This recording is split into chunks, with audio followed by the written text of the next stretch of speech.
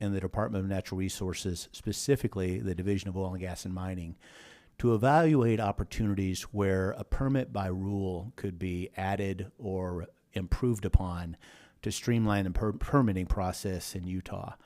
I would say, the executive order actually reflects this. The overwhelming majority of permits through DEQ especially are permit by rule, which a permit by rule approach essentially reduces a lot of the staff time and manpower in evaluating, let's say, a simple ask or a simple permit that doesn't require a complex evaluation.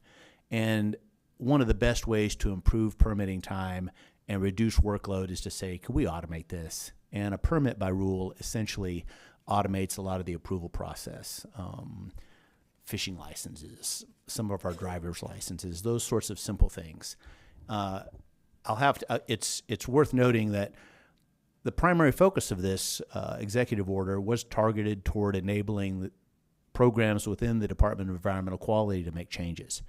But we did appreciate them inviting DOGM to also evaluate some of our processes. The preliminary report is due on July 1st, which is next Tuesday, I believe. We'll have it ready and submitted by then. Summary is this.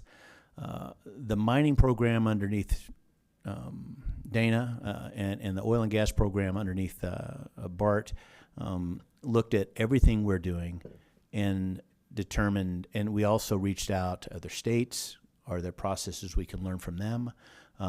Is there processes on the federal side that we can improve on? Strangely, didn't find a lot there. Sorry, Selma, that was just a little dig, but you get it. But essentially what our response back is going to be, not much can change moving into a permit by rule. Compared to other states, especially, Utah, as you know, is one of the top performers as far as getting permits approved, especially to some of our sister states. I am going to introduce the fact that additional perhaps funding could improve our general permitting process. I don't think that was the impetus of the letter, so I don't know how far that will go, but it is something we found that we're doing things very well here, especially on the oil and gas side. I know that the team did a lot of research into what they could do there and how they could make it better. So I would say this in a summary, not much of a change. There may be some opportunities for some small mining permitting in the future, like a small gravel pit, for example. But preliminarily, we don't see any large-scale changes. But before I move on to the next topic, I'm happy to answer any questions you have or invoke a discussion. Doesn't look like we have any questions if you want to proceed. Thank you, Chair. Third item on there is the oil and gas rulemaking. As you all are very much aware, the oil and gas bonding rules specifically have not been meaningfully addressed in over 20 years. And this is a broken record compared to some of the other presentations we've given to you this year. So the division initiated bonding rulemaking, I think in like 2019 or 2020, 21, something like that, and have been working diligently to modify these rules and update them. Candidly, because the blanket bonding that we set forth in 2002 is no longer adequate. We've worked, I would even say tirelessly, with stakeholders, including the oil and gas industry. Public comment period will happen eventually. I think once we move into formal rulemaking. We've also worked with the Environmental Defense Fund to get some technical input there.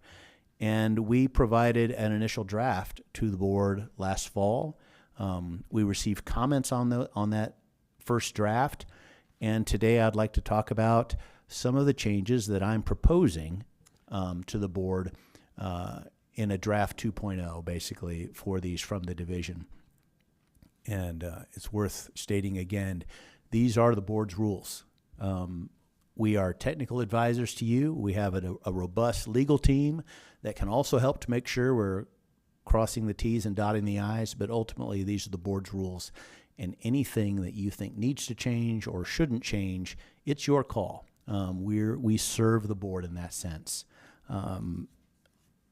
That said, there are some there's some key themes that I want to go over. First, this is Rule 649.13, and 1 through maybe 8, 10, 13 are the rules that we're going to be touching. Operators first must provide a performance bond before engaging in virtually any oil and gas activity in Utah. This includes drilling, completion, recompletion of wells, oil or gas production, re-entering abandoned wells, activities by transferees or existing wells, underground injection control disposal, enhanced oil recovery operations, operations of exploration and production, and product recycling facilities. A separate division bond may not be required if another government or tribal entity holds an acceptable bond with jurisdictional primacy. That's something that I think deserves some clarity. In some of our first drafts, in trying to determine the health of an operator, we're considering their entire Utah-wide operation, including federal and tribal wells. The decision was made after some very valid comments back that doesn't really paint an accurate picture reflecting what the state would be responsible for. And these rules are about ensuring that the state is covered. So in the second draft, we're proposing that we do not consider federal and tribal wells in determining the health of an operator. I think that gives a more accurate reflection of what the bonding should be, again, to protect the state. I think I know that was a big research point, but I'll propose that to the board. Made sure I printed this out correctly. Regarding the bond liability, a bond liability, for clarity, covers the entire duration of drilling, operating, plugging wells, and well site restoration and reclamation of other permitted activities. Bonds must be automatically renewed or replaced at least 30 days before the expiration to ensure continuous coverage. And failure to obtain proper bonding within 120 days' notice may result in the division requiring an immediate cessation of all oil and gas activities until compliance is achieved. We really need to consider in all of this, what is the biggest risk, what is the true risk to the state for the oil and gas industry as far as orphan wells goes? Because when the state or the board has to come in and say, okay, these wells are orphaned, no one owns them, the operator is long gone, the operator declared bankruptcy, which is most of the time what causes this. Where does that most likely to occur? And the reality is this: it is sometimes the smaller operators. We have seen and heard excellent testimony from small operators who keep their books in the black and do an exceptional job. We're not really worried about those folks. But some operators have come up and unfortunately had to make decisions that left the state exposed. Those conditions most often occur after a transaction or sale between operators. One operator will take some of its wells and say, okay, let's say if that operator has 1,000 wells and 100 of them don't fit into their business model, any well can fit into the appropriate business model for a certain operator. There are operators that can make a lot of money off of 3 wells, and there are operators who do really well off thousands. And so in that transaction, there was it was an exposure to the state, and that is probably I would say that's simply where we had our greatest risk in some of the oil and gas funding, closure funding that we've had to put out over the past 2 years, especially 18 months. A transaction happened and the new owner wasn't adequately bonded.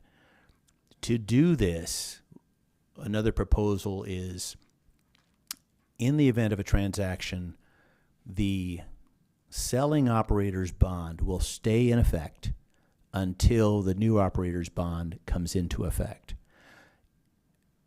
That's a business decision and a business arrangements between the two operators, by the way. The state isn't going to engage a lot there, but we are going to be tracking it. And when the new operator comes in, if this changes, for example, I'll get into the tiered approach, let's talk about that. A tiered approach where if you have a large operator with a high percentage of volume, a large production, a low percentage of at-risk wells, which wells are shut in or producing less than 1 barrel of equivalent a day. If they're a robust, strong operator, they're going to fit into the highest tier, which is tier 1, which will have the least impact on a per well basis for the bond amount we're recommending. If you are below that 1,000, but you still have a pretty good at-risk ratio of, let's say, 20%, then that will fall into tier 2. And I'll get into those in a little bit. But to come back, if you're a tier 1 selling to a tier 2 or a tier 2 selling to a tier 1, if that modifies the operator's rank holistically, we need to give a buffer there. And we're proposing a 12-month period for the new operator to bring those wells online according to their business model so that they're not hit with a fresh upper bond, because it takes a while to turn some wells on, right? That's another thing that we're proposing, again, to build in some buffer for operators to make transactional changes without significantly impacting their books. During a transaction, there's a lot of money fooling around. It's a very exposed time for operators especially, and if we can give a little bit of time there, as we know there are bonds in place, then I think it's prudent to do so.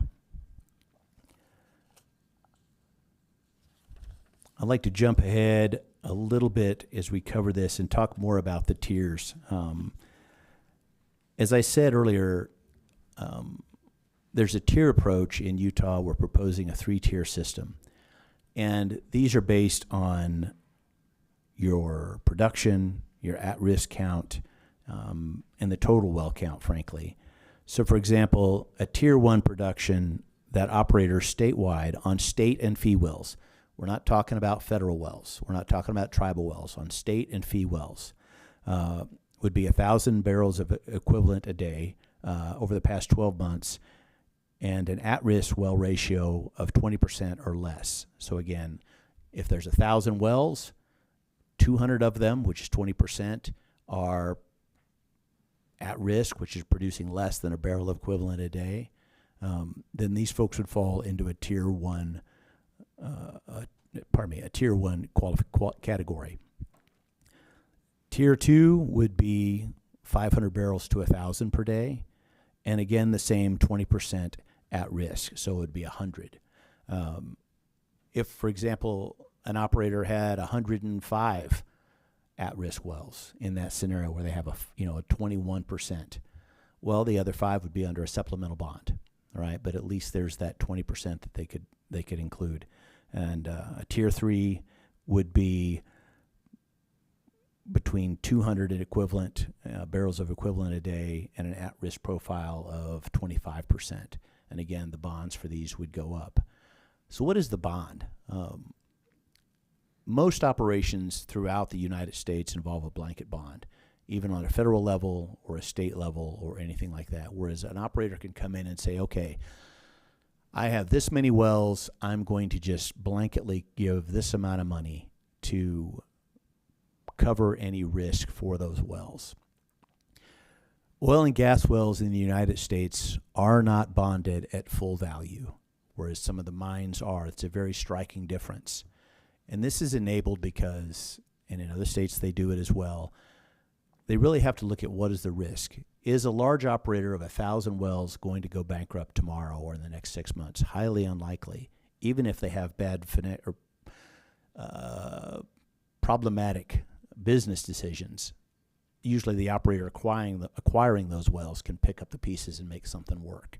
So very rarely are we going to have a holistic sort of a cataclysmic loss of oil and gas production and viability in the state. It hasn't happened so far, and it hasn't meaningfully happened in most states, although like Ohio and Pennsylvania have a large amount of orphan wells they're dealing with.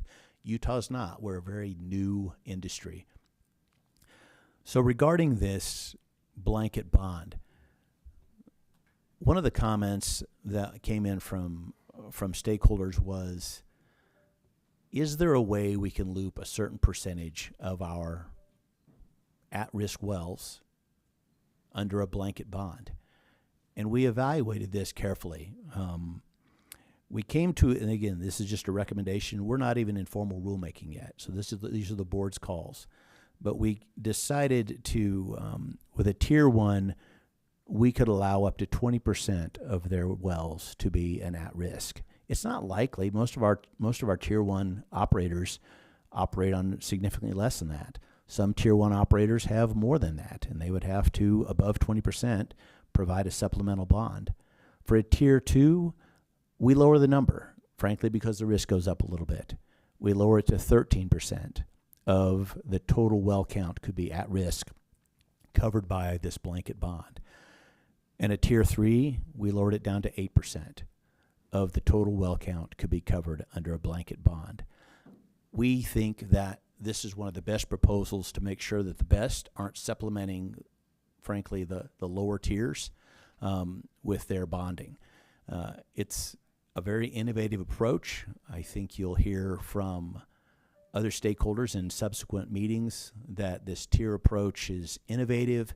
And by the way, not my idea. The staff came up with it a long time before I came on. But it's been called groundbreaking in some circles. So we're really trying to delineate the best way to protect the state while advocating for the industry, which, as you know, is the role of the board. Trying to move through as best I can. I do appreciate the time. I think I've covered most of the big topics here. I do have a summary document and a draft 2 that is pretty close to being finalized, but I would like to first get some feedback from you right now, board members, to see any direction you may have, and then we can hopefully tweak a draft 2 and have that ready as quickly as possible. So for that, Chairman and members of the board, I'm happy to answer any questions. I have a clarification question, I guess. Under exceptions, you exclude federal and tribal wells, basically. A division bond is generally not required if operator has a bond somewhere else. That's right. But when we get over to calculating what tier, do you take into account federal and tribal wells in the total wells? In the first draft, we did. In this new draft, I'm proposing that we do not. So when you're calculating total wells, you're talking state and fee. We're talking state and fee Okay. wells. I'll own it. My thought there is, well, if we're including an operator's well count and viability into federal and state, where does that stop? If we are already going beyond the wells that we would have to be bonding for, why don't we consider regional or national health? And it's a very slippery slope, frankly, and we're trying to put some sideboards on there to make sure that we're just evaluating what the state and the board would be liable for. Great, I appreciate that. Board, do you have any questions for Director? Yeah, so real quick. So I assume the blanket bond tables, the values that you put into those are based on reclamation costs. You're correct. A good question, Mr. Glecki. The reclamation cost in 2002, I think, I'm trying to remember just offhand, I think it was approximately $20,000 to $25,000 per well. Again, these in 2002, when these rules were last touched, these were all vertical wells. We didn't have laterals. We didn't have 2-mile laterals and what else, although bonding predominantly covers just the vertical portion. You understand that because we're trying to isolate the water table from the oil. So we get that. But the wells are more complex and a lot deeper. And inflation has also happened. We put a lot of research into that, and some of the recent pluggings we've had have been in the $70,000 to $80,000 per well cost. And with that increase, you need at least a 3- or 4-fold increase in bonding amounts just to keep up with inflation, and we built those into this table. Yeah, because I remember that last week. I mean, when we had a real good exercise a few months ago, I asked how much it was, and it was $75,000. But it looks like, if I'm reading it quickly, it's only $55,000 for a well up to 12,000 feet. Correct. So that's under bonded per well. On a per well basis, again, this is where we get into the full cost bonding versus kind of the larger picture. A $55,000 well, across a number of wells gives us enough money to plug the outlier wells that may become exposed and put the state at risk. Thank you, Mr. Glecki. Board, do you have any further questions? Let's talk about ongoing process then. Good. Since this will ultimately be the board's decision on what goes to formal rulemaking, I think I'd request that the board review what we've got and get any comments to you. There have been several drafts that have been circulated with the public, and if we can get the comments to Mr. Director Thomas within the next couple of weeks, we'd like to get a final draft out to the public soon enough that we could have comments back for the July meeting. And I don't know, time-wise, what do you think? Chairman Garrison, I appreciate that. We're definitely able to do that. Ideally, I would like to get our draft 2 to the board soon, maybe end of this week. Okay. And you all could chew on that internally and provide comments back. I think it's ambitious but realistic to have something meaningful in front of the public before the end of July, and as soon as possible even, but it's up to you. Yeah, and I guess we'll see as it goes along, but I'd like to shoot for July. And if the board could direct any questions or comments to Director Thomas and maybe just CC me so I know what's happening, so that we can be prepared for the July meeting, that would be great. Is everyone okay? It's an aggressive time schedule, but this has been going on for 5 years. We'd like to get it over. But as far as, so what date are you looking about from us within I'd say if you get the draft out by Friday or Monday, 2 weeks, is that going to give everybody enough time? That takes us, that's getting pretty close. Going to have to be faster than that in order to get the draft out to the public. Well, again, we're working together in real time here. Yeah. I can get a draft to you likely by the end of day tomorrow. Okay. Okay. And ambitiously, you guys set your calendar, but I think if you guys could dig into it maybe next week. Right. And have something Give back us by then. by the following Friday. So Yeah. give us a week to look at it. That would, and give you the okie dokie to release it for public right. so that they have time to look at it. And Companies. we're in a good place here. Remember, formal rulemaking hasn't even started yet. Right. And it's important to get this out for comments. I can feel my ears burning behind me and in the internet right now. So there's going to be a lot of opinions that are shared. The sooner we open that up, the better. Okay. And my goal is once it goes to formal rulemaking, we have no further comments other than good comments. That's amazing. That's why we need this perfect Unicorns. draft that you're going to put together. Wow, no pressure. That's great. Thank you. Thank you, Chair.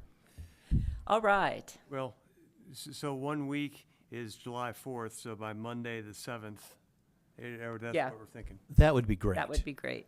And it's not a robust draft. There are meaningful changes. There's not that many differences between the draft you guys saw last fall and early winter. Right. So I don't want to say, put your heart into it because we need good stuff here. Yeah, Thank you. exactly. Is everyone okay with that schedule? It's aggressive, I know, and everybody has things to do, but appreciate everyone's cooperation. Thank you, Director Thomas. Thank you. The next, we're actually way ahead of schedule, and I'm glad about that. Our next presentation is from the IMA Financial Group. We said approximately 10 o'clock, and I don't know that they're here right now, so we could probably move forward with some of the other items and come back and finish Right. the surety discussion. Right. Okay. So moving down, it actually comes out pretty easily. I don't have any additional items to cover beyond what we're covering so far today, but if there's anything before the board you specifically want to ask for, you can. Let's check to see, this is our opportunity for public comment. Is there anyone in the audience who would like to address the board? Okay, seeing no hands. I guess can we move into the formal docket and just kind of interrupt it with IMAs? I don't. Do you want to wait?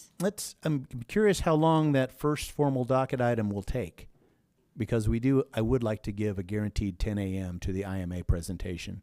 Do you think that formal docket could be resolved within 30 minutes? We're going to, whoever is here for Scout Energy, how long will your presentation be, do you think? It won't take very long, but it's just a matter of questions and all that kind of stuff. It would be pushing it right to your 10 o'clock. Thanks, Ricky. It might go a little bit longer than that. We're going to call an audible. I did find out that the presentation is ready Oh, to go okay. right now. So Oh, we can okay. move into the surety and address. Great. Thanks, Fred. I appreciate it, though. Good job. Thank you. So let's go ahead and move into that. Great. Thank you to Desiree for being so flexible. Good Now morning, everyone. Very good. Stand by, we'll get you pulled up.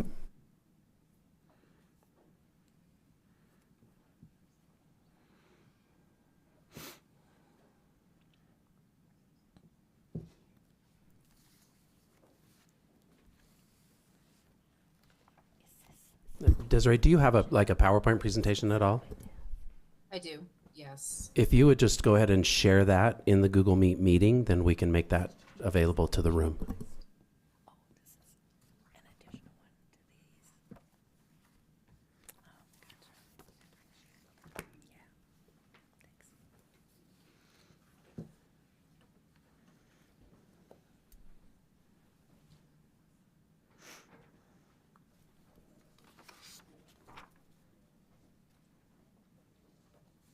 Can you see that? Yeah, okay, we should be good to go.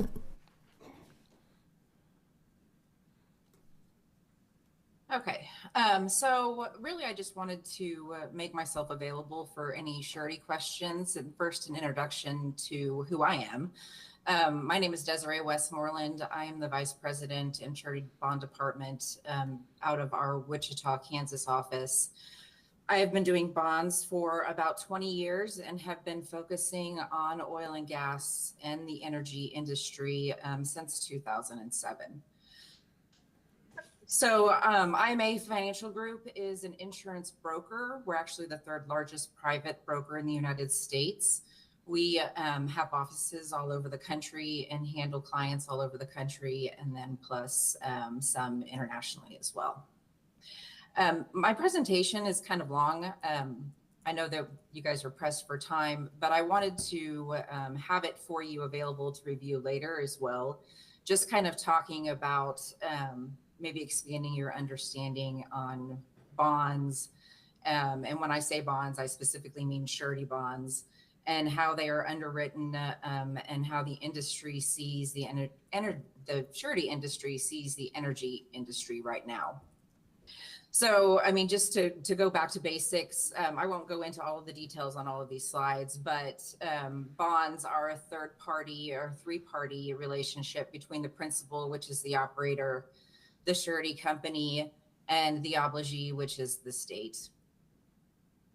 One very important thing to understand is that insurance and bonds are very different.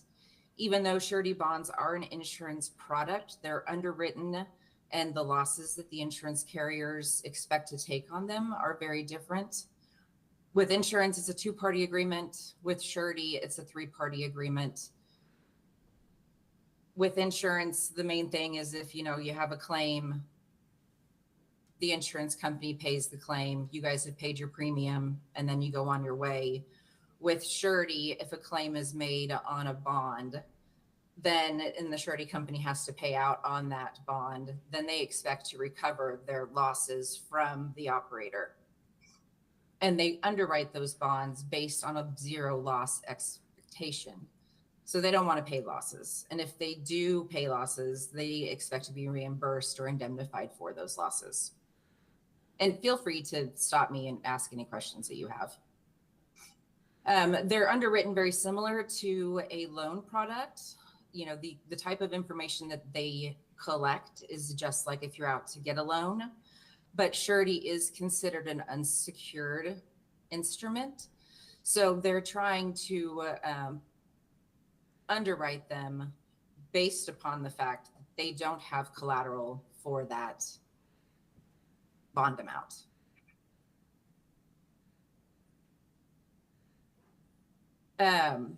This slide, it's funny, when I first did this presentation, it was back in 2020. And this talks about the surety companies that were interested in doing oil and gas bonds in 2020. So, there's 100+ surety companies out there. Really, back in 2020, there was really 9 that were truly active in this space. And then on the right-hand side, you can see that I have crossed out some of those markets that are no longer interested in providing bonds for the energy industry.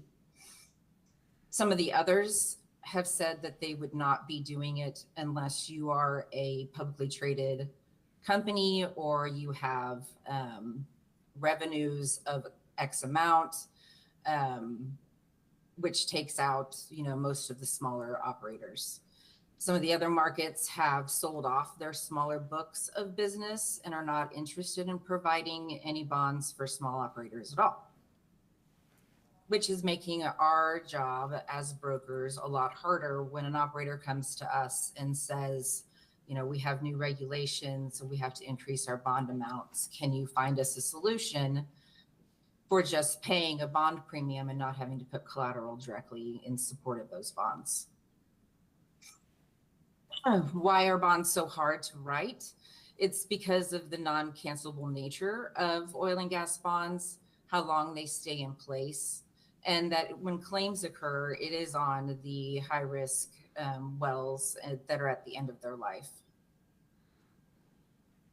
What they look at when they underwrite is the financial strength of the company, their capacity to operate the assets, and then what their character and their reputations, relationships, and references are in the industry. The things that they look at is the financial review. They also review the asset itself using reserve reports, where their capital is coming from, how leveraged the company is, and how they're protecting themselves through hedging.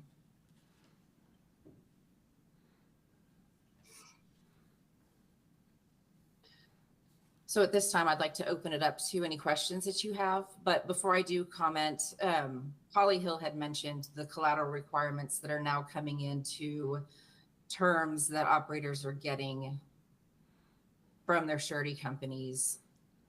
And when you look at rates, typically it is 1% to 6% of what the bond amount is on an annual basis.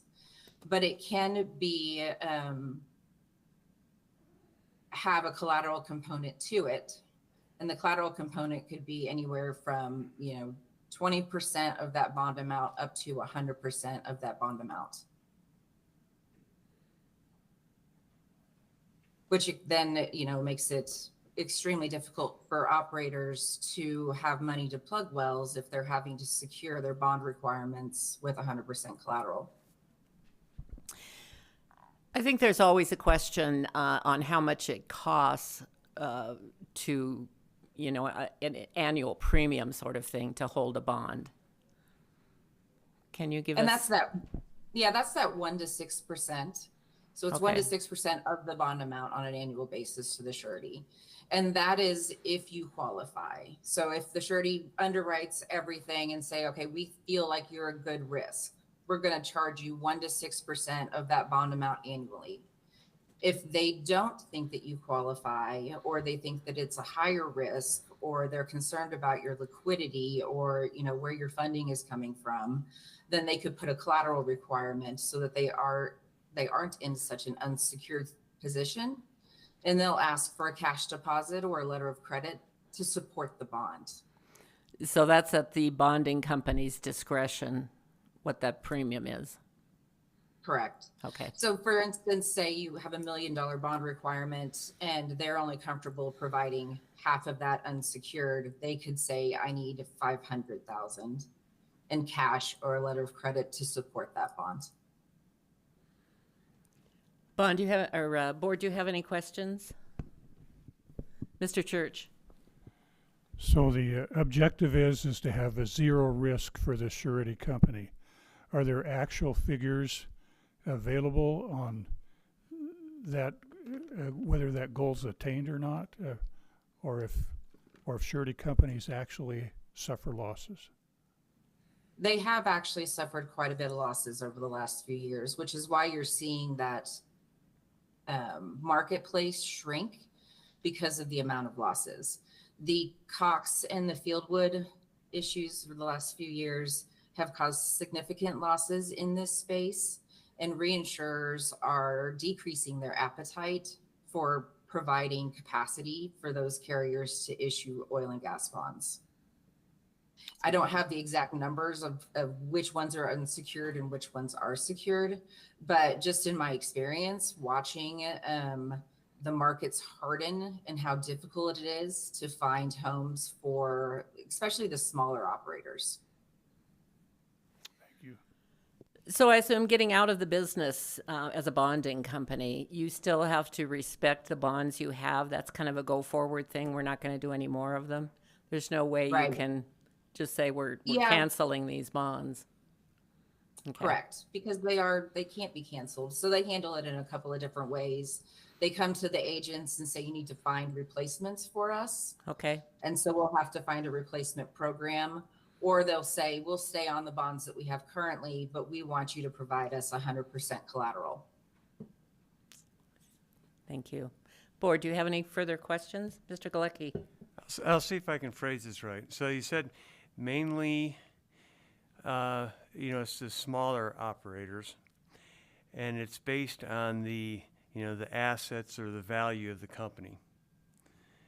Are there certain components of those assets that are generally more at risk when you look at a smaller company? I mean, is it the reservoir? I think you had a few slides ago is what components you use for determining those assets, but are there certain components that fail more often in a smaller operator? What they're doing is they're looking at the asset overall, what the production level is of that asset. So if you have, they're looking at the reserve reports and the value left in that field. And so, obviously, if you have an asset that's not producing, that's shut in, that has lower production, that's going to be considered more risky for a surety company.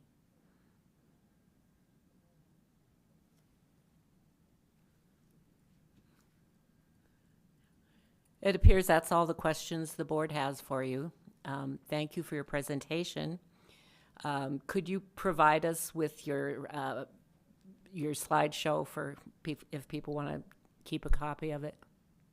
Yes, I'll get that over to you. Great. Thank you. Thank you. One more thing. Could you maybe discuss the September board meeting? Certainly, Chairman. Before I get into that, though, I'd like to offer a little bit of feedback on the presentation we just had, Okay. broadly involving the board. It is no secret nationwide that surety companies are carefully evaluating their backing of the extractive industries as a whole. All right? Oil and gas, you just saw some of the scenarios. Mining is in a similar boat and has been for some time. The limitation of vehicles or instruments that the federal government has, as well as many states, has made it difficult. Desiree did a very good job of saying what we all know. A surety company isn't in the business of losing money, and it's not a good business venture, so folks are getting out of it.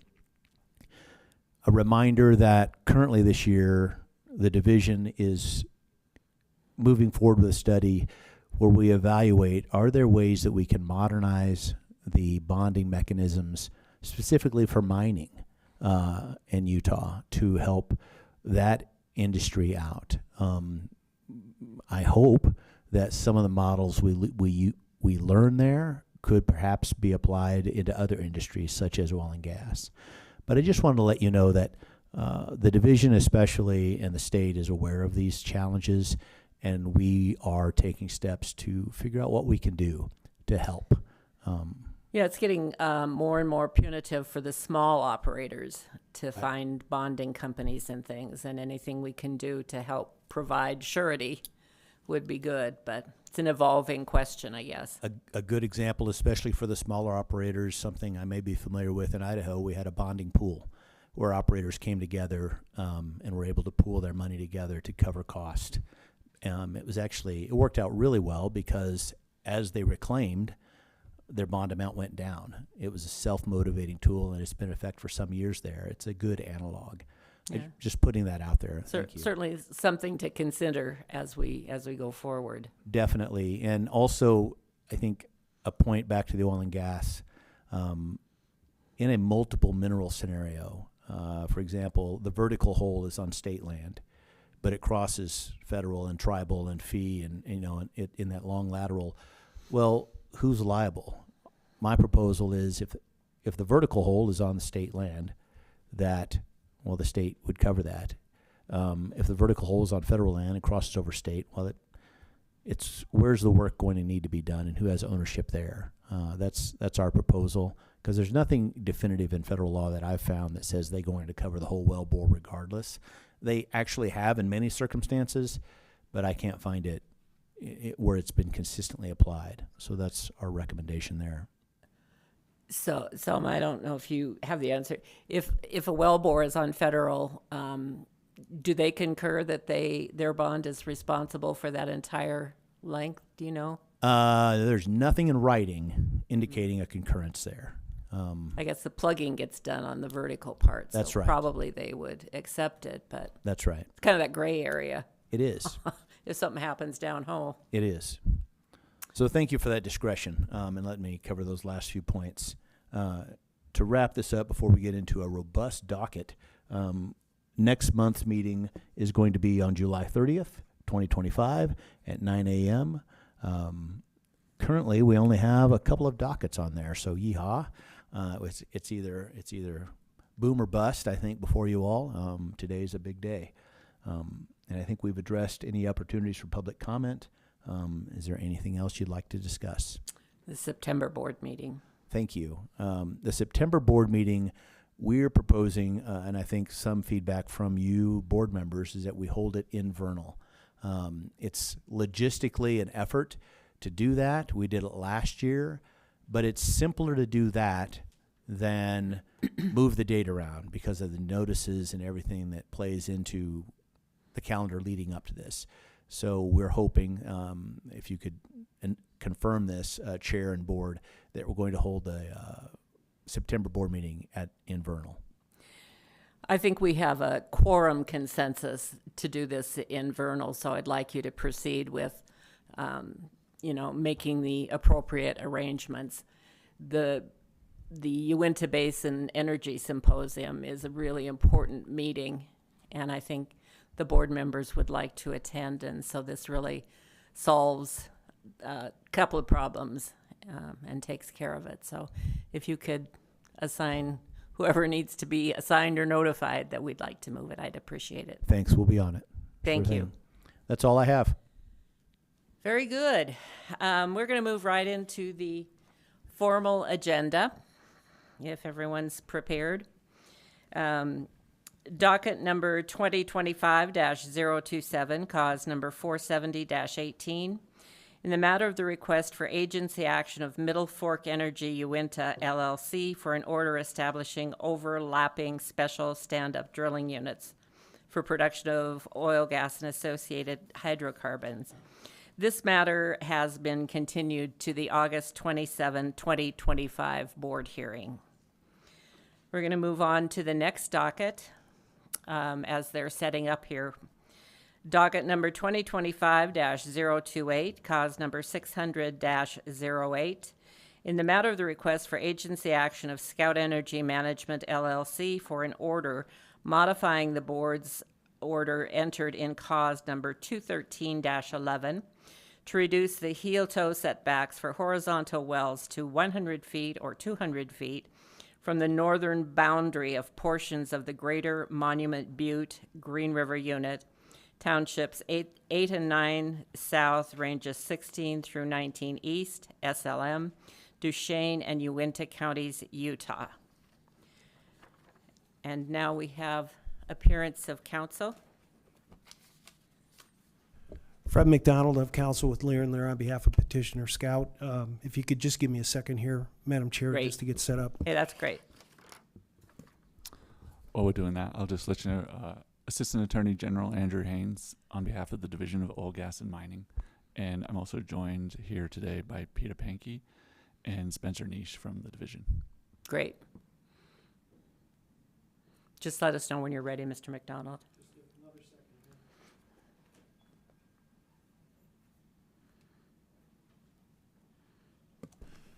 Okay, we're ready to begin. Okay.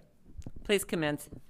Thank you, Madam Chair. With me today, testifying on behalf of the petitioner, are Mr. Matt Short, the senior landman, Mr. Dan Lancaster, the senior geologist, and Mr. Don Muth, who's the senior development planning engineer.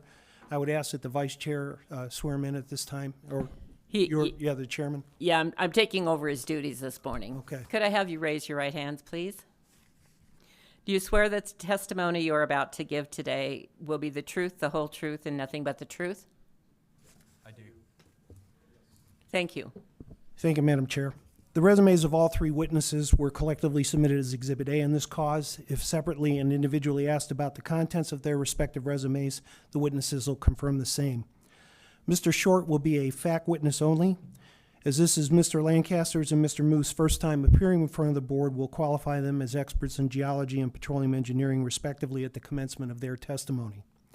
Also, just to confirm, as is our normal practice, we will be submitting the exhibits for admission at the end of our presentation in chief. Thank you. All right, thank you. Members of the board, as outlined in the request for agency action, Scout is the operator of the Greater Monument Butte Green River Unit, an enhanced recovery unit located in Duchesne and Uintah counties.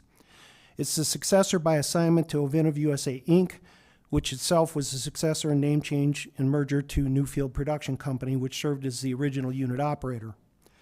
Newfield and Ovintiv originally proposed and developed the unit utilizing a 5-spot vertical well pattern. It sought and the board entered an order approving the suspension of the general well siting rules, provided no well could be located closer than 460 feet from a unit boundary. A true and correct copy of that order, entered in cause number 213-11, was submitted as part of Exhibit C in this cause. As you will hear today, Scout now intends future development of the unit through long lateral horizontal wells, but is limited in potential resource recovery by the 460-foot setback. Operators of the lands adjacent to the north boundary of the unit requested, and the board has entered orders establishing 1,280-acre or larger stand-up drilling units for long lateral horizontal wells with a 100 or a 200-foot, applicable only where the meridian boundary is at a steeper angle, heel-toe setbacks. Data presented to the board in those hearings established that the reduced setbacks recover additional resources without adversely affecting the correlative rights of the adjacent production interest owners, in this case Scout as the operator of the Greater Monument Butte unit. True and correct copies of those orders, entered in cause numbers 600-03, 470-05, and 600-05, were collectively submitted as the remaining portion of Exhibit C in this cause.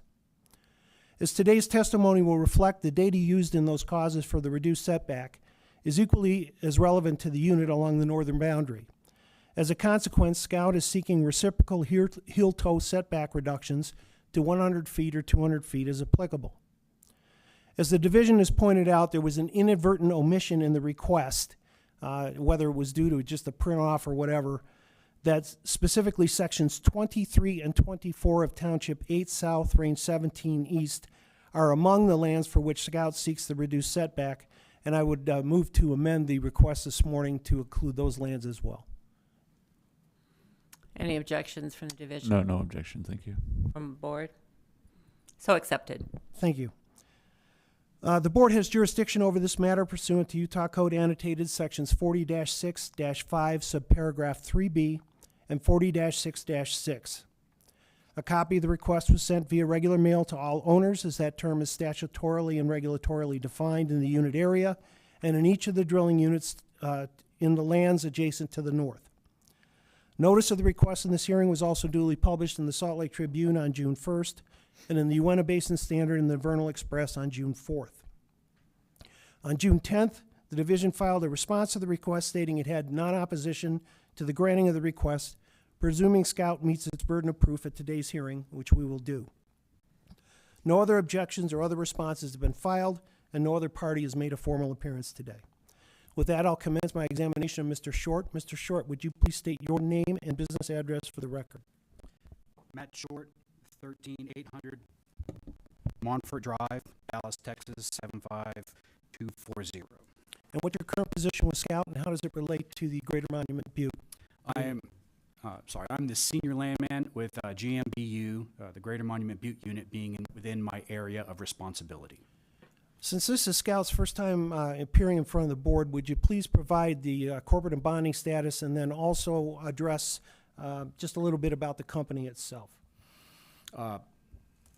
Scout is a Texas limited liability company in good standing with its principal place of business in Dallas, Texas.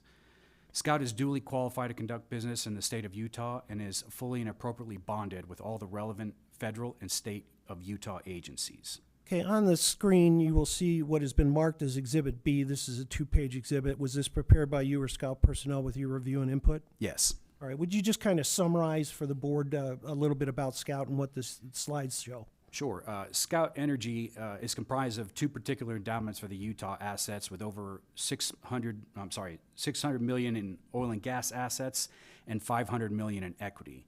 Scout Development Partners is founded in 2004 as the development portion of a subsidiary of Scout Energy Partners.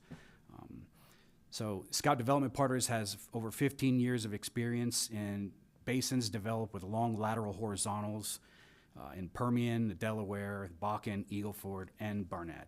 All right, turning to the second page of that slide. This slide represents, shows the GMBU location, which is outlined in black, in relation to the Uinta Basin wells, as well as the existing long lateral wells that are currently operated by Scout. All right, now turning to your attention to what have been marked as Exhibits D, E, and F, which is a 2-page exhibit. Do you recognize these exhibits? Yes, sir. Were they prepared by you or Scout personnel with your review and input? Yes. Okay, turning your attention to Exhibit D, would you please explain to the board what this shows and its significance to today's hearing? Sure. Newfield and Ovintiv developed the GMBU on a five-spot injection pattern utilizing vertical wells. In the order 213-11, the board suspended the general well sitting rules, but a 640-foot setback from the unit boundaries. 460 foot? I'm sorry. Yeah, 460 foot is correct. Okay. It is now Scout's desire to develop the unit through long lateral horizontal wells for the reasons outlined in the upper left corner, more details to which to be provided from Dan and Don. All right, now turning your attention to Exhibit E, please explain what this shows. With the reduced heel-toe setbacks of 100 or 200 feet, Scout anticipates the recovery of at least an additional 260 feet of resource that would otherwise be left in the ground. And again, the technical witnesses will provide more support to that effect. Okay, now turning your attention to Exhibit F, this is a 2-page exhibit. Would you please explain what this shows? Sure. As reflected in Exhibit C, under the 600-3, 470-05, and 600-05 orders, Ovintiv, now 4 Point, Finley, and also Scout, have been able to drill long lateral horizontals within 100 or 200 feet of the GMBU boundary. The board expressly found no adverse impact upon the correlative rights of the offsetting acreage, being the GMBU. Scout's asking for reciprocal setbacks, which may result in an additional 16,600 feet of perforated lateral length. Right, on the second page here. So that basically defines all the drilling and spacing units that Ovintiv had in the 213-11 order. And we're not seeking a reduction along all of the northern boundary, just those lands described in the RRA as amended this morning. Right, so again, even though the dash line shows the whole northern border, Scout is only interested in the lands that were specifically described in the request and as amended this morning with those 2 additional sections. Okay, now turning your attention to Exhibit G, would you please explain what this shows? Yes. The green areas are the drilling units with offsetting 100 or 200 feet setbacks. Otherwise, 460-foot setbacks are under the general well sitting rules. And the lighter green section there is the areas that you're talking about, what Scout is asking for today. That's correct. All right. I'm now going to show you what his, the certificate of service that was filed in this matter. If you give me a second here. This is a pleading that was prepared by my office. Do you recognize the names and addresses that are shown on that? I do. And who are those parties, and how were those names and addresses derived? Those were derived by compiled with Scout's internal land records, including title opinions and a search of BLM, BIA, SITLA, Duchesne, and Uintah County records prior to the filing of the RRA itself by Lone Wolf Energy, Inc., Scout's contracted land service company. All right, and again, those parties are the working interest owners in the Greater Monument Butte and the offsetting drilling units. That's correct. All right. For the board's information, these were mailed out regular mail, not certified mail, and that's why there's no Exhibit Z showing return receipts. Madam Chair, with that, that concludes my examination of Mr. Short. Division, do you have questions for this witness? Yeah, I just have a couple questions for Mr. Short. First of all, the original order in clause number 213-11 was done by another operator. At what point did Scout become operator of the GMBU? So Scout purchased GMBU from Ovintiv in 2022. I believe around July was the... All right, thank you. I'd just like some clarification. We can stay here on Exhibit G right here. The dark green is, what does that represent? I guess the darker shade of green, I guess, in there. Those are the working interest owners we noticed outside, in drilling units outside of the GMBU to the northern border. Okay. The lands requested go further west than what is shown on there. They go to section 21, which is a couple, about 3 sections longer. Were those parties notified? And if not, why? So as far as the western portion of it, we had already drilled horizontal wells on that side with the 460-foot setback in mind. In fact, Okay. in some cases, I believe it was even longer with a 500 to maybe 600-foot setback. So we couldn't put any more horizontal wells in that area. It's for the horizontal wells going forward, in which we supplied notice to the working interest owners. So your requested setback then for 100 or 200 feet, those sections will not be affected then? Correct. Okay. That works then, because the other question I had involved section 22, which is also not included in there, but it doesn't sound like that's going to be affected. All right. Thank you for those clarifications. With that, the division has no further questions. Board, do you have questions for this witness? Seeing none, I think we can proceed. Thank you, Madam Chair. With that, I'll commence my examination of Mr. Lancaster.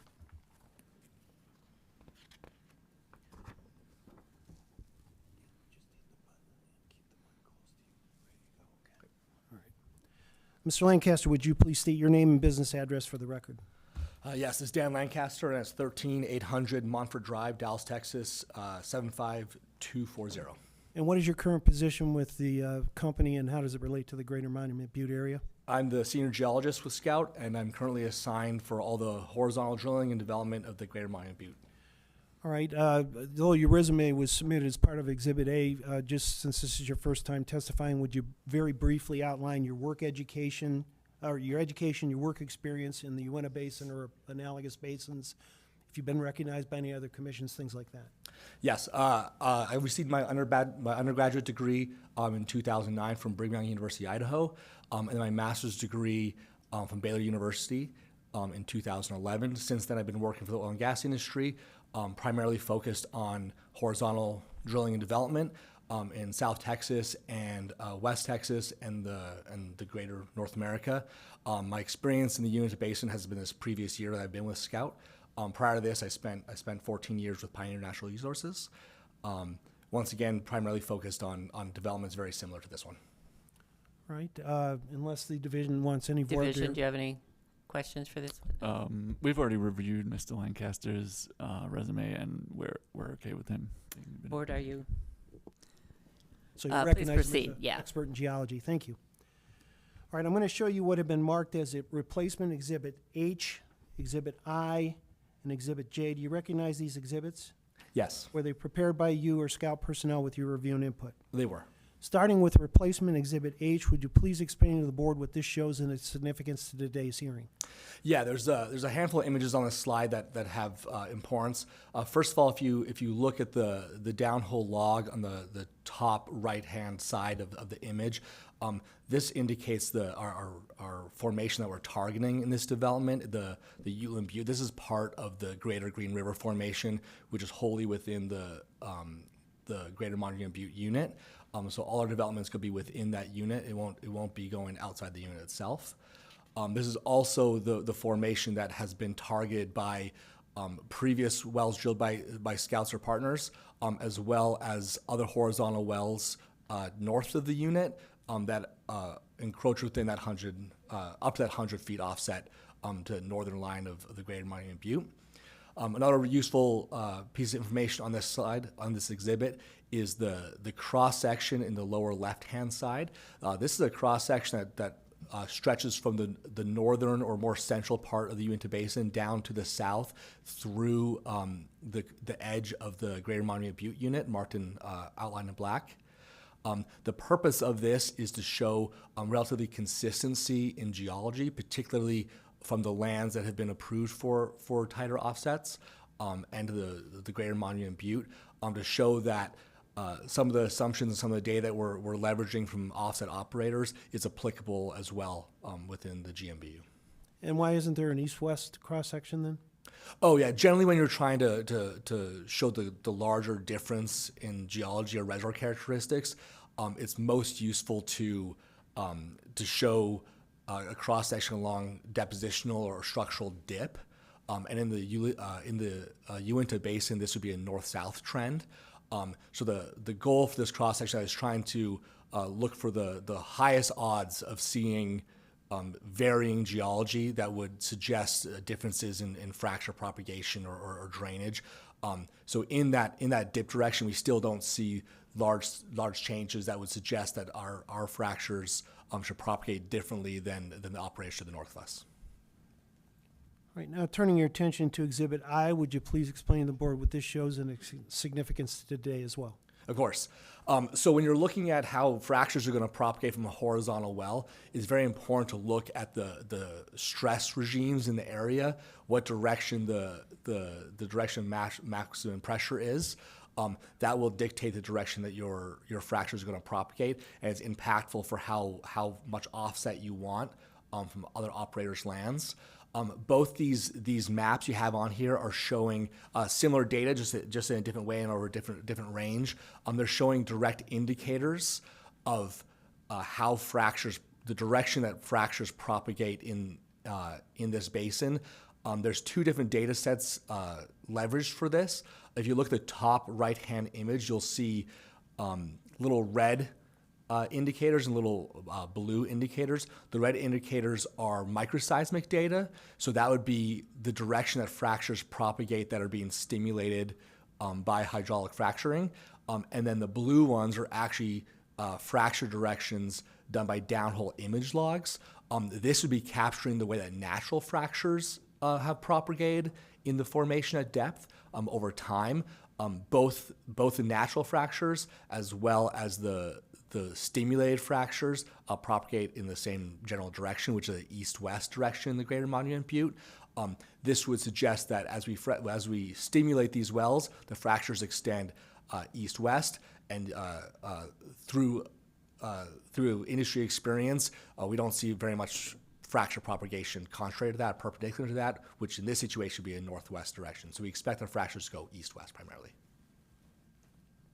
All right, and turning your attention to Exhibit J, again, would you please explain what this shows and its significance to today's hearing? Yes, sir. So this is actually just a zoom in, essentially, of the previous exhibit to show you some proprietary microseismic data that we have within Scout. Those two diagrams, the blue and the orange that you have there on the left-hand side of the slide, These are Rose diagrams showing the direction of fracture propagation from microseismic data, so from stimulated fractures, once again showing a consistent primary east-west direction. On the bottom right-hand side, you just see kind of a conceptual idea to give you an idea of what that propagation would look like with the orientation of our wells. Our wells are drilled essentially north-south, so the toe of the well or the heel of the well will be approaching that northern boundary. So east-west propagation would be perpendicular to that. And that's fairly much consistent with what your understanding is of the operators to the north as well. Is that correct? Yes. All right. Is it your expert opinion then that the uniformity and thickness make the unitized formations an attractive target for longer lateral horizontal drilling? Yes. And is it also your expert opinion that the fracture orientation supports a north-south well orientation? Yes. Madam Chair, that concludes my examination. Mr. Lancaster. Thank you. Division, do you have questions? Division has no questions for this witness. Thank you. Board, do you have questions? No questions. Let's move Thank you. on. Thank you. With that, I'll commence my examination. Mr. Muth.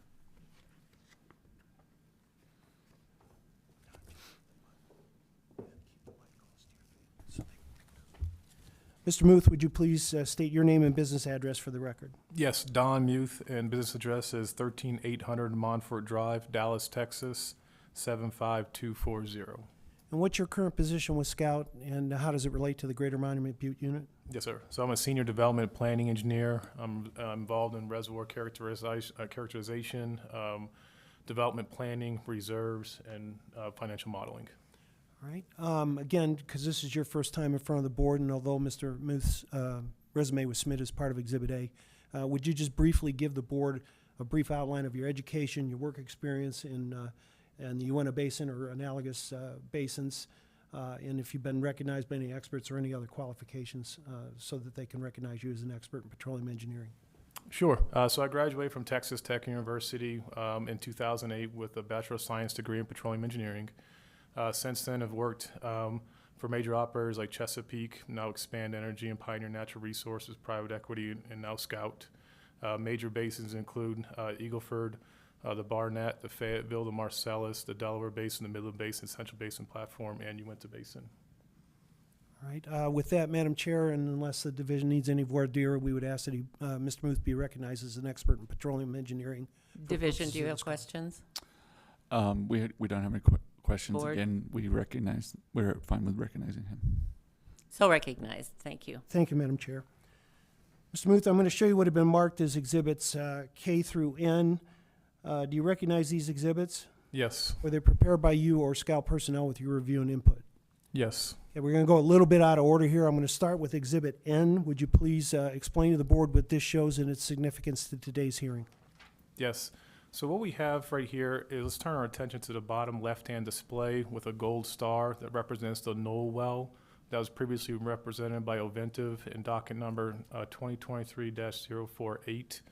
It's relevant because this well is a direct offset to the GMBU. The inputs and the reservoir characteristics are very similar for porosity, permeability, viscosity. Frac designs, well location spacing, pretty much is a direct analog to our development program. And so this example is modified from Hales and Evers from 1981 frac design geometries. To the top left-hand display, you will see your outputs from a map view. And this is not a gun barrel, this is a map view where the wellbore will be placed north-south and the maximum stress orientation is east-west, and that's where your fractures propagate. In addition, you'll see that your largest frac half lengths are an A, that's in the west to east, and your minimum is B, which is your north to south. And a 5-year drainage is very limited in retrospect at 76 feet. And so in conclusion, your fractures go sideways, east and west. You do have a lot of height growth up and down in a 3-dimensional space, but limited apertures going parallel to the wellbore, which in this point would be a north and south due to the maximum stress of the area. Right now, turning your attention to Exhibit M, would you please explain how this relates to today's hearing? Yes, sir. So the azimuth of the current development program is set about 15 degrees north. So since the fractures propagate mainly to the east-west side, you have to look at your primary stress A and see that distance away from its angular distance away from the unit line. At a 100-foot setback, you're looking at around 61 estimated feet with 200 to 161. So we see minimum risk for outside lands, given the rock characterization, the frac designs, and the research done on Knoll. All right, now turning your attention to Exhibit K, would you please explain what this shows? Yes. So a 100-foot setback is actually an industry standard for multiple basins where horizontal drilling is the main development method. Also, not just major basins, but major operators. So in the top left-hand display, we'll have a Midland Basin example operated by ExxonMobil, where you have 100-foot hard lines for all the targets. That's why you see the stick count is so densely populated, going across multiple units. So the right-hand display is a Delaware Basin of Texas and southeast New Mexico by major operator Chevron, once again showing 100-foot hard lines. And the examples continue with the Bakken and ConocoPhillips, and also in the DJ Basin, which is in the Rockies with Occidental Petroleum. And again, this is also the way that the operators to the north of the Greater Monument Butte are operating as well. Is that so? It's Yes, sir. That's consistent correct. also in the Uinta Basin as far as this area. That's correct. All right, thank you. Now turning your attention to Exhibit L, just this is kind of a summary, but would you please outline again what it shows? Yes, sir. So we'd like to update the field rules based upon development techniques. 100-foot setbacks are industry standards for across the unit line by our offset operators and also across different basins in the United States. And the main point is to capture all the resources in place and to prevent waste is the main reason. All right, so then is it your expert opinion that the reduction of the heel-toe northern south boundary setbacks to 100 or 200 feet is necessary to recover additional resource that would otherwise be left in the ground? Yes. Is it also your expert opinion that the requested reduced setback should not result in adverse drainage or waste and will be protective of the correlative rights of the adjacent owners? Yes. Madam Chair, that concludes my examination. Mr. Muth? Thank you. Division, do you have questions? Yes. Could we pull up Exhibit N, please? Mr. Muth, the data used, you indicated it was from the Knoll well, from an inventive well, is that correct? Yes. Do you currently have horizontals that are being drilled in the GMBU? Yes. Are your fracture half lengths in the wells you have drilled, are they the same as what we would see in this exhibit? Yes. All right, thank you. I don't know if you're the one to answer this, but I would like a clarification though. The exhibit where you have 100 and 200 feet, that was M. The RAA indicates that 200-foot setback would only be needed in sections 21 and 15 of 8 South 16 East. But I believe those are the lands that were not noticed. Do we still need a 200-foot setback in this request? That's the reciprocal, that's the oventive setback. And so all Scout is asking for is the same reciprocal setback from the line. And that one was because of the angle of the... So do we need those lands, though? I think that's my question, because Mr. Short indicated that those wells have already been drilled. There's no intent to have that setback in those lands. I'll have to clarify with the... Okay. If it's the case that they've already drilled and they don't intend to drill any well, we'll remove those from the order. And the reason that's important is because, as was testified, that those parties were not noticed. So if those are not removed, that is an issue. So that's something we need to figure out. We'll make sure we clarify that. If they weren't noticed, then we will not include them in here. All right, thank you. All right. Thank you, that's all. Board, do you have questions? Mr. Galecki? Just one comment is that I appreciated the exhibits and comparing them to the other, the other areas that have been drilled, and that was good. I appreciate that.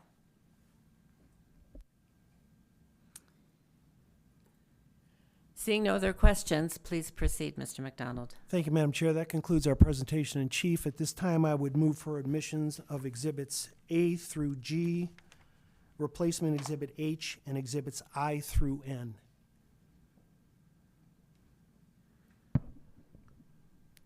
Great. So admitted. Any objections? Any? No objections. All right, thank you. So admitted.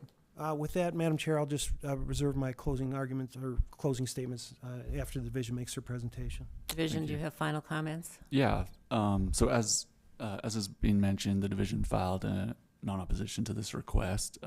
We reviewed the request and the exhibits, and we didn't have any issues with what was being presented. After hearing the testimony today, we're in support of this request, with the caveat that sections 21 and 15 of 8 South, 16 East are removed from the request, and those sections 23 and 24 of 8 South, 15 East are added to the request. But other than that, the division is in support of this request. Board, do you have any final comments? Mr. McDonald? Thank you, Madam Chair. Again, we believe that the statutory and regulatory requirements have been made with the changes that Counsel for the Division has stated, and we will clarify that in the order as well. Again, the whole idea here is to allow additional recovery by reducing the setbacks. That's the same equivalent relief that the offset operators to the north have received. I think the testimony shows that there shouldn't be any adverse impact upon those adjacent owners, and we would ask that the board approve the request as amended today. Board, do we need deliberation time? Are we ready to move? Make a motion? Can I get a motion from someone, please? I move that we approve the request for agency action as amended. Do I have a second? I'll second. It's been moved and seconded. All in favor, please say aye. Aye. Any opposed? Please note it passes unanimously. We are without board member Moon and Walker. It's unanimous among the 5 attending. With that, Mr. McDonald, if you would write the order as amended. I will, and I'll make sure the council for the board and the division both have an opportunity to review it ahead of time. Thank you. And I think that concludes that matter. Thank you. Thank you.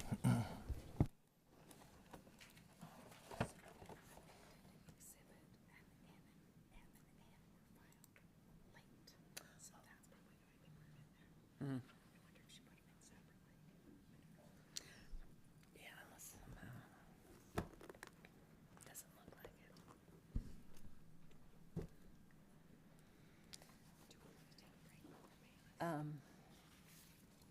Let's see what's next here. Oh, yeah. The next matter, before we begin, I think I'd like to take a short 10-minute break. We'll try to come back at 10:35, and with that, we're going to go off record.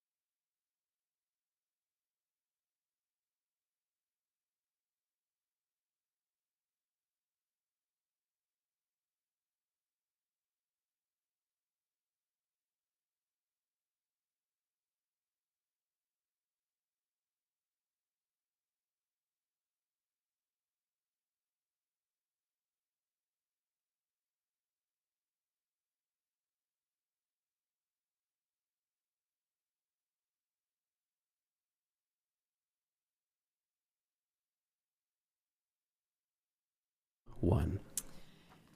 Good morning, ladies and gentlemen. We're going back on the record and commencing with item number 2 on the docket. This is docket number 2025-035, cause number 470-19. In the matter of the request for agency action of Robert L. Bayless, producer, LLC, for an order 1, authorizing the drilling and production of the proposed Harding State 11-32D-6-20 well.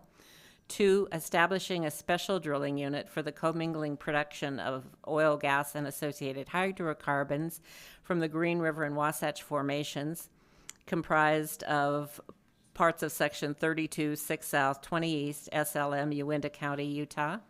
And 3, compulsory pooling of interests of Stephen D. Harding and Jane Iden in the special drilling unit and declaring them as non-consenting owners in said well. With that, Mr. McDonald. Yes, Fred McDonald of Counsel with Lear and Lear on behalf of petitioner Robert L. Bayless, producer, LLC. Division. Assistant Attorney General Andrew Haynes on behalf of the Division of Oil, Gas, and Mining. And I just want to point out that I'm also joined today by Colton Goodridge and Spencer Niche from the division. Anthony Hunter for respondents Stephen Harding and Jane Iden. Thank you. Mr. McDonald. With me today testifying on behalf of Bayless are Mr. Cranford Newell, the land manager, and Mr. John Thomas, who's the chief operating officer. And I would ask that you, Madam Chairman, swear them in as witnesses. Could you please stand? You're fine. Do you swear that the testimony that you're about to give today will be the truth, the whole truth, and nothing but the truth? I do. Thank you. The resumes of both witnesses were collectively submitted as Exhibit A in this cause. If separately asked, each would verify the contents of their respective resumes are true and correct. As indicated by the resumes, the witnesses have been previously recognized by this board as experts in petroleum land management and petroleum engineering, respectively. We would ask that the board again recognize them for purposes of this cause, subject to the respondents and division's request for voir dire, in which case we will instead allow the questioning of the witnesses on their qualifications at the commencement of their testimony. Thank you. So accepted. Well, Oh, I'm sorry. Respondents have no objection. Division, Yeah, no objection from the division. board. So accepted. all right, just to clarify again for the record that Mr. Newell will be recognized as an expert in petroleum land management and Mr. Thomas as an expert in petroleum engineering. Thank you. Also, again, as standard practice, I will be moving for admission of our exhibits all together at the end of our presentation in chief. Thank you. Members of the board, Bayless today is seeking the board's approval of 3 things. First of all is an exception location for the proposed Harding 11-32D-6-20 well with a bottom hole location within the southeast quarter, northwest quarter of Section 32, Township 6 South, Range 20 East, pursuant to its state lease, but which is outside the allowed window under R-649-3-2, the general well siting rule. True and correct copies of R-649-3-2 and R-649-3-3, which is the exception location rule, were collectively submitted as Exhibits B in this cause. Because of that location and the resulting estimated drainage, establishing a special drilling unit, we're also asking the board to establish the special drilling unit comprised of the southernmost 30 acres of the southeast quarter, northwest quarter, and the northernmost 10 acres of the northeast quarter, southwest quarter of Section 32, and allowing for the commingling production from the Green River and a portion of the from the Green River and the Wasatch formations. The interval will be testified to later. Due to their failure, the third element is due to the failure of the timely response of the notices of opportunity to participate relating to the proposed well, Bayless is also seeking the compulsory pooling of the interests of the respondents, Stephen Harding and Jane Iden, who are owners of unleased oil and gas in the 10 acres within the northeast southwest, and declaring them as non-consenting owners in the proposed well. As to the exception location, as spelled out in the request for agency action, which will be addressed in more detail through the testimony today, there are surface and technical drilling obstacles which prevent Bayless from drilling the well in the allowed window of the southeast quarter, northwest quarter, as required under R-649-3-2. Although requested by Bayless, the respondents have not provided their written consent for the proposed location of the well and the exception location, and thus Bayless has to come to the board.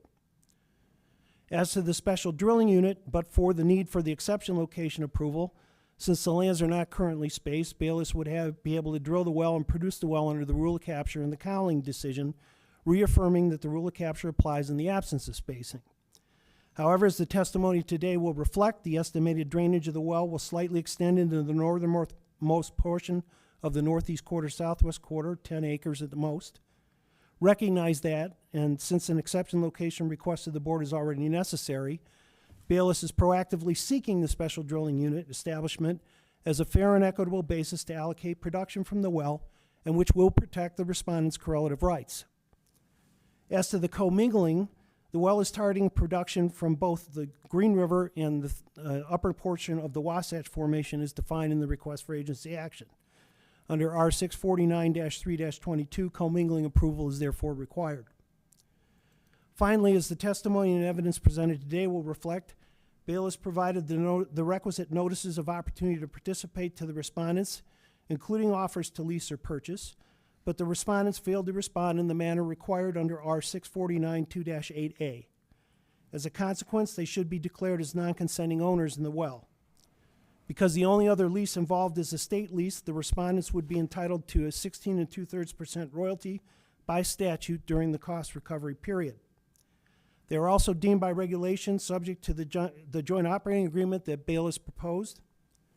Bayless has requested a 300% risk assessment award based on the risk that will be assumed in drilling the well, particularly given the need for directional drilling, as well as the percentage being the standard throughout the Uinta Basin. The board has jurisdiction over this matter pursuant to Utah Code Sections 40-6-5, subparagraph 3B, and A and B, 40-6-6, and 40-6-6.5, as well as Utah Administrative Code Rules R649-2-8A, R649-2-9B, R649-3-3, and R649-3-22. A copy of the request was sent via certified mail and received by the respondents. A copy was also sent to the Utah School and Institutional Trust Lands, being Bayless's lessor. Exhibit Z, prepared by my office, reflects the receipt by all of these parties. In addition, notice of the filing of the request and the hearing was published in the Salt Lake Tribune on June 1st and in the Uinta Basin Standard and Vernal Express on June 4th.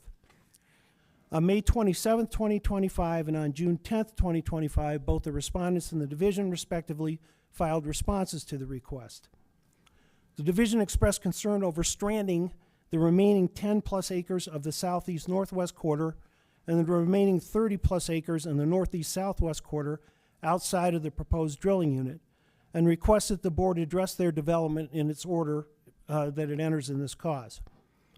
With leave granted by the board, Bayless filed a replied memorandum addressing those issues, which we will reiterate today. The respondents object on 3 grounds. First, that the special drilling unit fails to prevent waste by leaving resources undeveloped. Second, that their correlative rights are not being adequately protected. And third, that the non-consent penalty is inappropriate under the circumstances. Respondents instead suggest that an 80-acre drilling unit comprised of the entirety of the southeast quarter, northwest quarter, and the northeast quarter, southwest quarter, instead be established with production equally allocated to the state lands and the respondents' lands. Bayless obviously disagrees and will show the respondents' objections have no merit. No other objections or responses to the request were timely filed. With that, I'll commence my examination. Mr. Newell. Mr. Newell, would you please state your name and business address for the record? Yes, my name is Cranford D. Newell Jr. Business address is 707 17th Street, Suite 2975, Denver, Colorado 80202. And what's your current position? My current position is land manager with Robert L. Bayless Producer, LLC. All right, would you please state the corporate and bonding status for the record of Bayless? Bayless is a Colorado limited liability company in good standing with its principal place of business in Denver, Colorado. Bayless is duly qualified to conduct business in the state of Utah and is fully and appropriately bonded with all relevant state of Utah agencies. I'm going to show you what have been marked as exhibits C, D, E, and F for purposes of this cause. Do you recognize these exhibits? I do. Were they prepared by you or Bayless personnel with your review and input? Yes. All right, starting with exhibit C, would you please explain what this exhibit shows?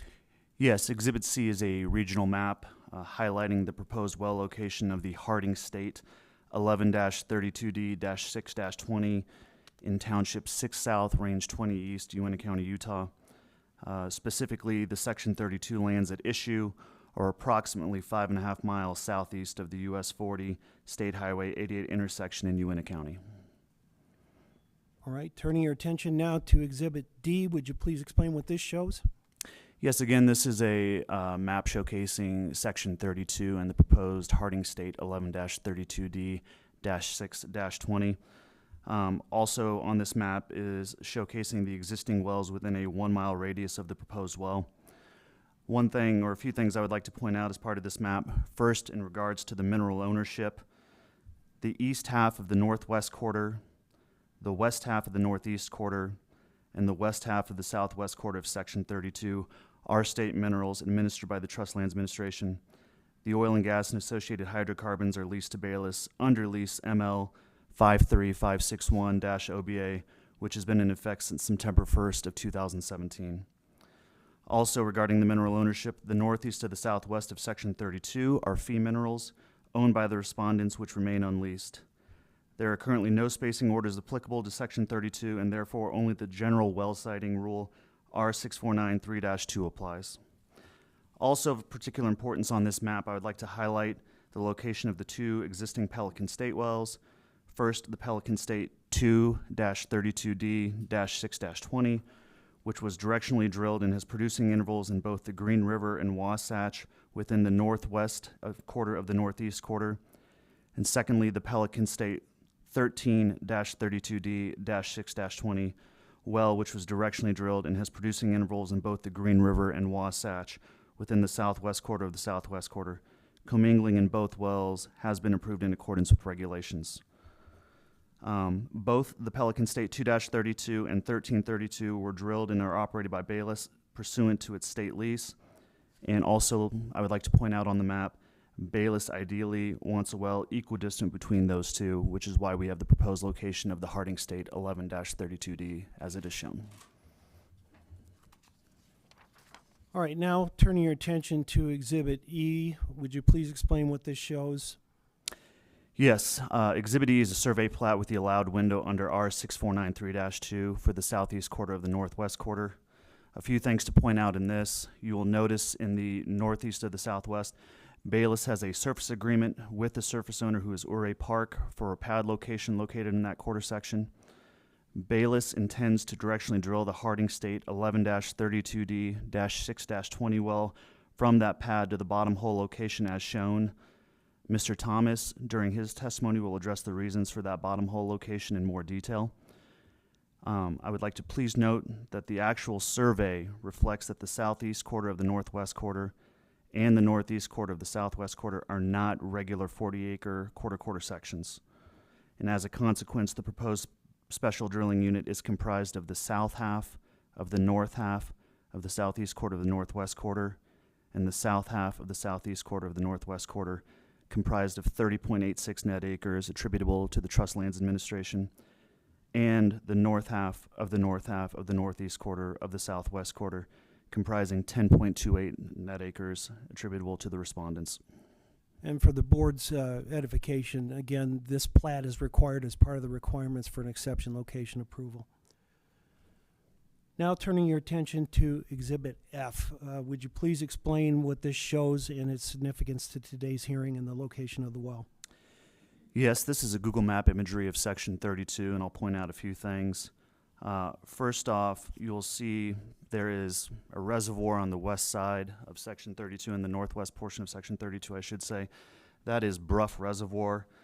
That, along with a concrete dam, irrigation drainage, topography issues in the northern portion of that quarter section, make it impossible to locate a surface or to have a surface location located in the southeast or the northwest. As a consequence, the chosen well pad is the closest feasible surface location to drill the Harding State 11-32D-6-20. And also of note, drilling the location from the 232 pad would create concerns over pressure depletion, which Mr. Thomas will address further in his testimony. All right, now I'm going to show you what have been marked as Exhibits O and P for purposes of this hearing. These are very large documents, so there's no PowerPoint on those. Do you recognize these documents? I do. Were they prepared by you? Yes. And what are they, starting with Exhibit O and P, I guess, just explain what these are. Sure. These are correspondence sent to Mr. Harding and Ms. Iden with proof of receipt by them on March 22nd and March 31st of 2025, respectively. As reflected in the exhibits, Bayless first requested the respondents' written consent to an exception location for the Harding State 11-32D-6-20 to be drilled as proposed within 30 days, and that failure to do so would be deemed a refusal. Additionally, in this correspondence, offers to lease or purchase the respondents' minerals were included. Finally, the offer to participate as unleased owners outlining their specific share of the AFED costs and including a proposed JOA were included in this packet, all in accordance with the regulatory requirements. Bayless, of note, never received any response or had any communication from either of the respondents, thus leading to the filing for the request for agency action on May 9th, 2025. One final point I would like to make note of. Recently, through council, Bayless upped its leasing and purchase offers to the respondents, but again received no response. Objection. That negotiation was covered by Rule 408, settlement negotiations.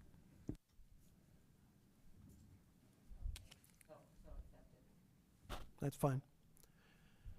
All right, now I'm going to direct your attention to the part of those exhibits. This is the joint operating agreement in front of you. You recognize this document? I do. All right. This was also attached as Exhibit 1 to the request for agency action. Please explain what this is and the provisions that are relevant, and you know, is this considered a regular or utilized form? Yes. The form utilized is a standard industry form supplied by the American Association of Professional Landmen, specifically Form 610. This is the 1989 version. The terms and conditions contained therein, including the modifications made, are consistent with those commonly found for conventional well development within the Uinta Basin. Bayless has prepared identical terms for other drilling units it has operated, and also has agreed to such terms in other drilling units in which it has a non-operator working interest. Exhibit C to the JOA is the industry standard COPUS accounting procedures. Exhibit E to the JOA is a gas balancing agreement that has been utilized in the nearby East Bluebell field to the south. Mr. Thomas, again, will discuss the risks with our operations, justifying the 300% risk assessment that we have requested. That is all. All right, is it your expert opinion as a recognized expert in petroleum land management that the terms and conditions of the proposed JOA are fair and reasonable and consistent with those commonly accepted by industry and in particular the Uinta Basin with respect to conventional well operations? Yes. All right. Madam Chair, that concludes my examination. Mr. Newell? If the division has questions immediately, they can go. It's fine. Let's start with the respondent. Very well. Thank you, Madam Chair. Mr. Newell, to your knowledge, Bayless isn't looking for a free ride down its own well, is it? No. All right. Let's turn to Exhibit D real quick, if we could. All right. On your Exhibit D, Pelican State 1332D 620.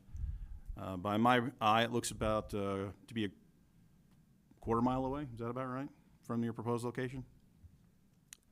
Potentially, yes. And the 232D 620, that also looks to be about a quarter mile away. Is that about right? Yes. Yeah, just as an estimate. As an estimate, yes. All right. And as you testified on direct, the D indicator means that both of those wells were directionally drilled. Is that right? Correct. All right.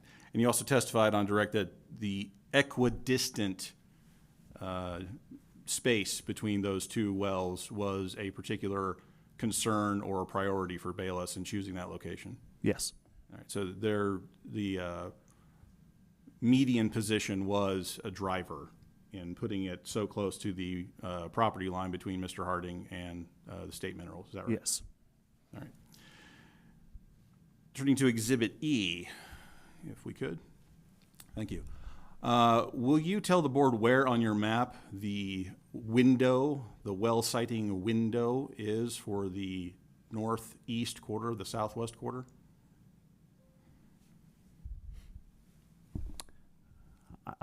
where the legal window is for locating a bottom hole location. Is that what you're asking? Yes, for on the northeast quarter, southwest quarter, the Harding acreage. Where, Yes, the where is Harding that acreage. depicted? We do not depict a legal window in that quarter section. I see. Would you argue with me then if I told you that your surface location is in the southwest corner of where that window is? I would not. All right.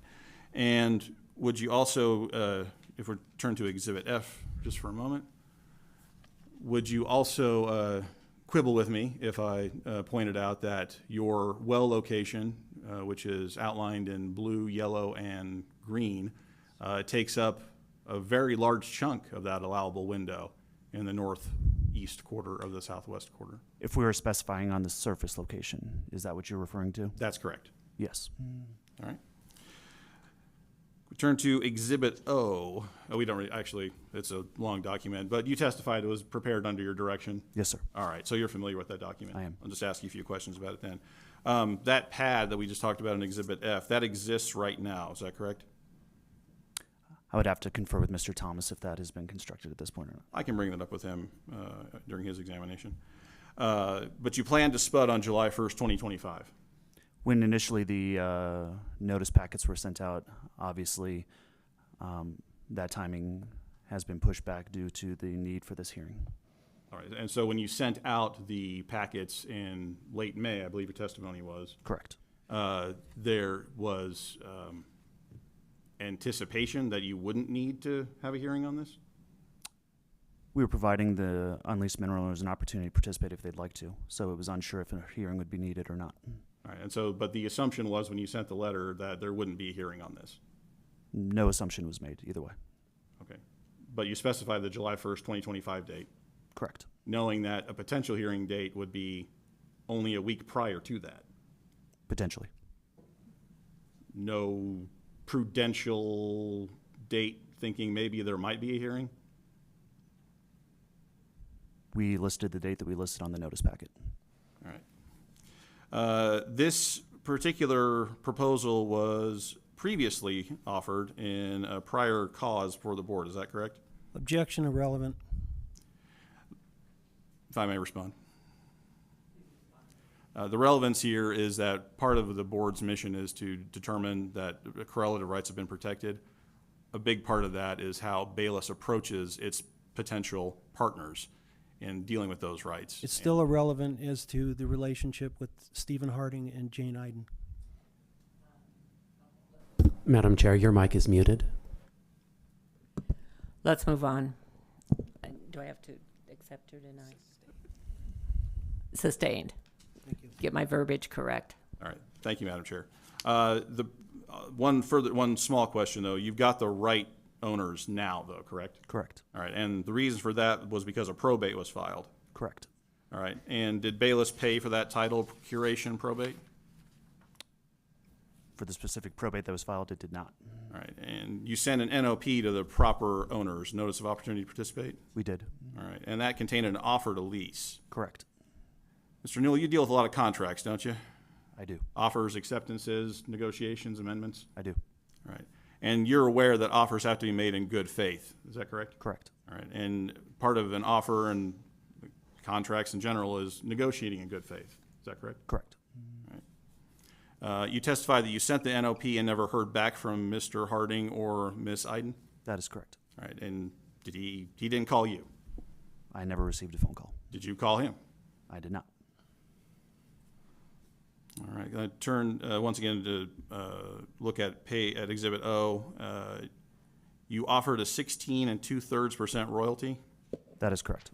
And that was based on the weighted average of all the other owners in the proposed spacing unit, which was only the trust lands? Several factors, not just that. But then that was the minimum you had to offer, isn't it? Not necessarily, no. Well, in this instance, we understood that if there was a compulsory pooling hearing, that a statutory royalty rate would be awarded to the respondents in 16 2/3%. The market rate in this area does not necessitate or point Bayless in the direction that a higher royalty rate was required in this instance. But if you wanted to negotiate, a higher royalty may have been required. We never received a counteroffer to respond to.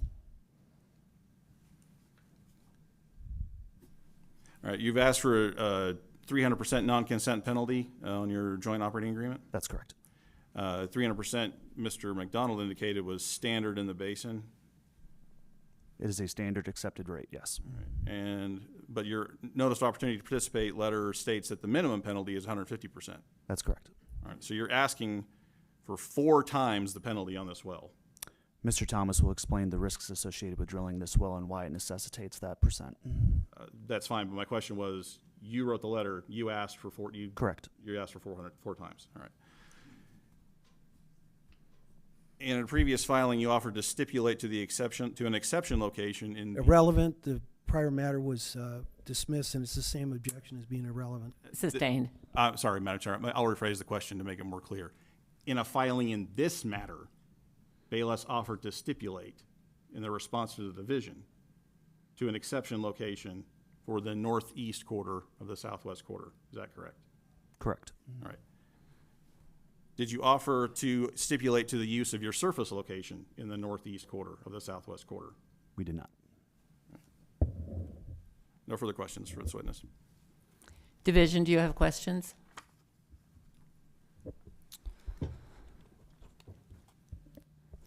Yes.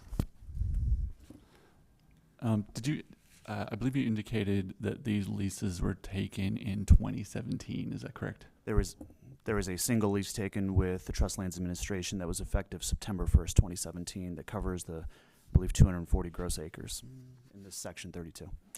When you obtained these leases, were you aware of the well siting rule, the statewide well siting rules that were in effect? I would rely on Mr. Thomas to confirm that or deny that. When you took these leases, were you aware of limitations in developing this quarter-quarter section under the statewide spacing rules? I would not be able to say that we were aware. We needed to test the concept in the 2 locations that we drilled in the first and second spot. I don't know if this was touched on by the respondent, but under R649 3-3, an operator is allowed to ask for a location exception with the division if they are able to obtain written consent from the affected owners. Have you tried to obtain written consent from the affected owners before bringing this request before the board? Yes. Thank you. No further questions. Board, do you have questions? Going back to Exhibit D. Point of order, Madam Chair. Could I have an opportunity to redirect? Sure. All right. Yeah, if you give me a second here.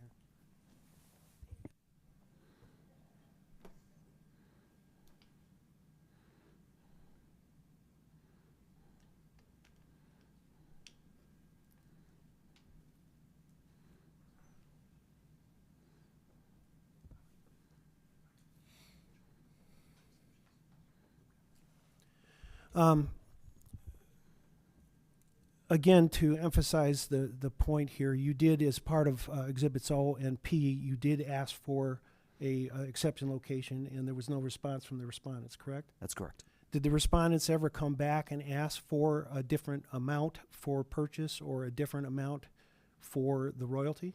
No. All right. Have they ever asked you about the possibility of using the pad for development of their own lands? They have not asked me, no. All right, thank you. That concludes my redirect. Thank you, Board. I'm sorry, Division. Do you have any further questions? No further questions. Could I just ask, on Exhibit D that shows the other wells in this area, are all these other wells drilled at legal locations? Are there any other exception locations? Not to my knowledge. They're all drilled on legal locations. Correct. Thank you. Mr. Church. I'd just like to make a comment. With all these fractional descriptions of the land, Yes, sir. it would have been extremely helpful if you'd have provided an exhibit outlining the special drilling unit you're asking for. Apologies, that exhibit. wasn't included. Yes. And I think the ownership would have been valuable. Apologies for not including that for your review. Thanks. Okay, I think we're moving on, Mr. McDonald. Thank you, Madam Chair. With that, I'll commence my examination. Mr. Thomas.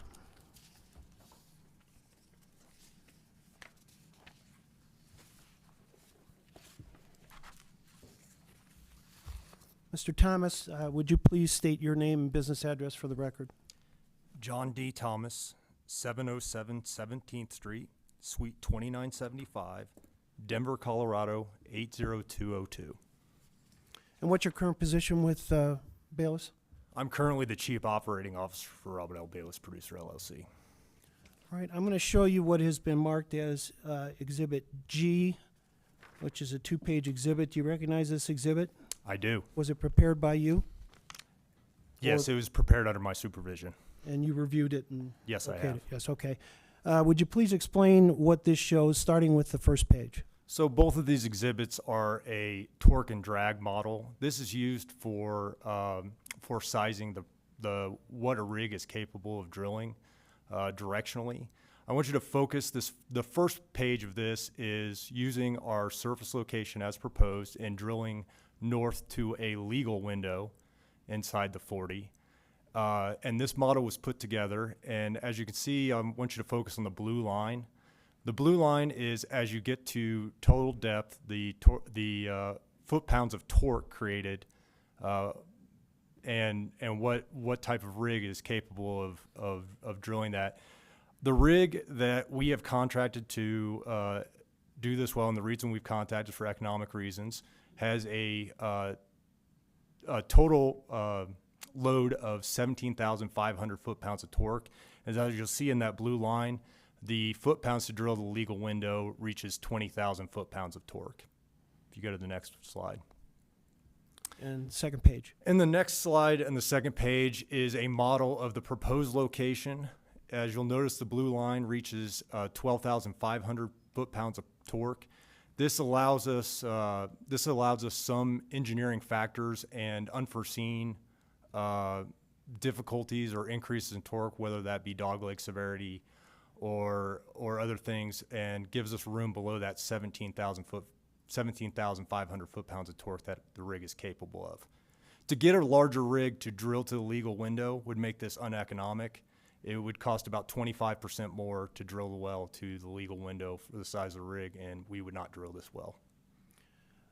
If the conditions, as you're drilling, allowed you to go further than where your bottom hole is to drill more onto the state acreage, would you do that? Yes, what we typically do is, as we're drilling the well to account for unforeseen directional problems, is we stay what we call above the line, which means we'll be staying north of the line and above, trying to get farther to the north. If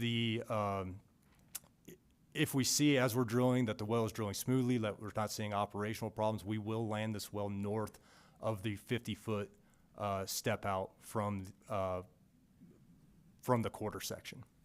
But the current location is based on what you feel confident you can drill to with the rig that makes it economic. From our experience in the field and the drilling that we've done, I'm very confident that we can reach this point and beyond, and maybe slightly beyond it, but I'm very confident that this point we'll be able to reach.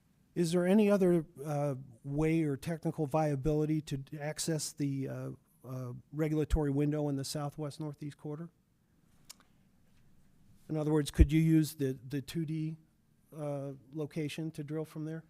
No, our plans would not be to use the 2D location. The step out would not be ideal for the full development of the field coming from the 2D location. I'll show you later how the development of the 10 acres on the north and the 40 acres to the north on Sitla lands will be developed using that 2D location.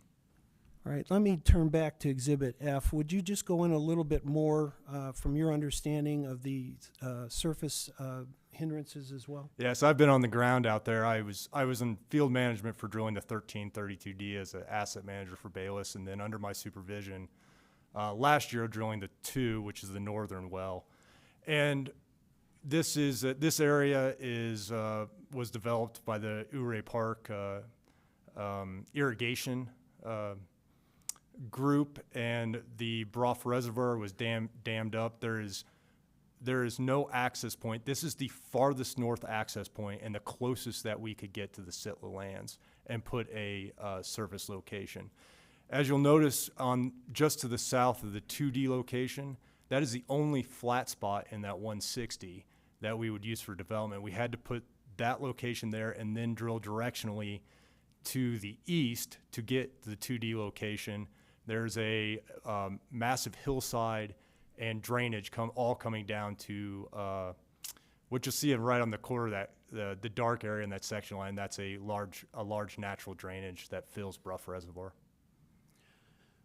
Okay, now I'm going to turn your attention to Exhibit H. Would you please explain what this shows? Or first of all, was H and I, let's get the foundation. Exhibits H and I, were these prepared by you or Bayless personnel with your review and input? Yes. All right, turning now to Exhibit H, please explain what this shows. This is a type log from the Pelican 13-32 well. It reflects the target of the Green River and Wasatch Formation. The Wasatch and Green River are drilled together. We typically drill through the Green River. As you'll notice here, the Wasatch accounts for less than 20% of the productive interval. It's not economic to drill a Wasatch well without completing the Green River interval with it. That's why we're asking for spacing of both formations. Bayless will typically drill through the Green River and then 300 feet on the Wasatch. We sometimes complete the Wasatch, usually a single upper sand that will be commingled with the Green River. And that's what makes the well economic. That's correct. All right. One of the things that keeps being kicked around here is an 80-acre drilling unit or even larger, and that there's horizontal well drilling out in the basin. Why not drill a horizontal well here? I'll have you focus on Section 20 of 7 South 20 East, and that's where Pelican Lake. That's where Pelican Lake is to the south. The horizontal concept was tested in this field. There's overlap spacing unit that was approved by the board that I'll show some exhibits for, with reduced north-south setbacks for those wells. But those are uneconomic wells, and drilling horizontal, because of the thickness of the section here, you'll notice that the section's 1,800 to 2,000 foot thick that we'll be completing. Drilling a horizontal well in a single one of those sections is not economic to drain this interval. All right, now turning your attention to Exhibit I, would you please explain what this shows? Exhibit I is a cross section. It's just showing the continuity of the Green River and Wasatch across Section 32. All right, and one of the things that Bayless is requesting here is commingling approval. Can you kind of address that? Why? Again, commingling approval, it does not.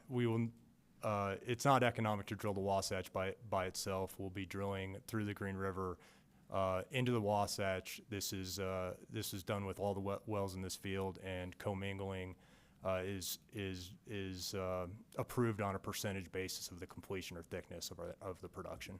And again, I believe Mr. Newell testified, but can you also confirm that you did receive commingling approval for the 2 Pelican State wells in this section? Yes, yes, we did. All right.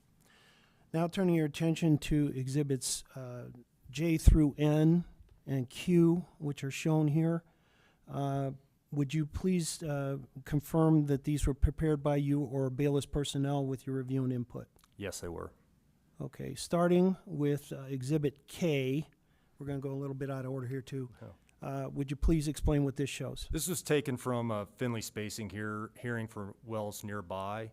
It was used for overlap spacing and a request for agency action in Township 7 South, 20 East, where north-south setbacks were reduced also because of the orientation of the fracture.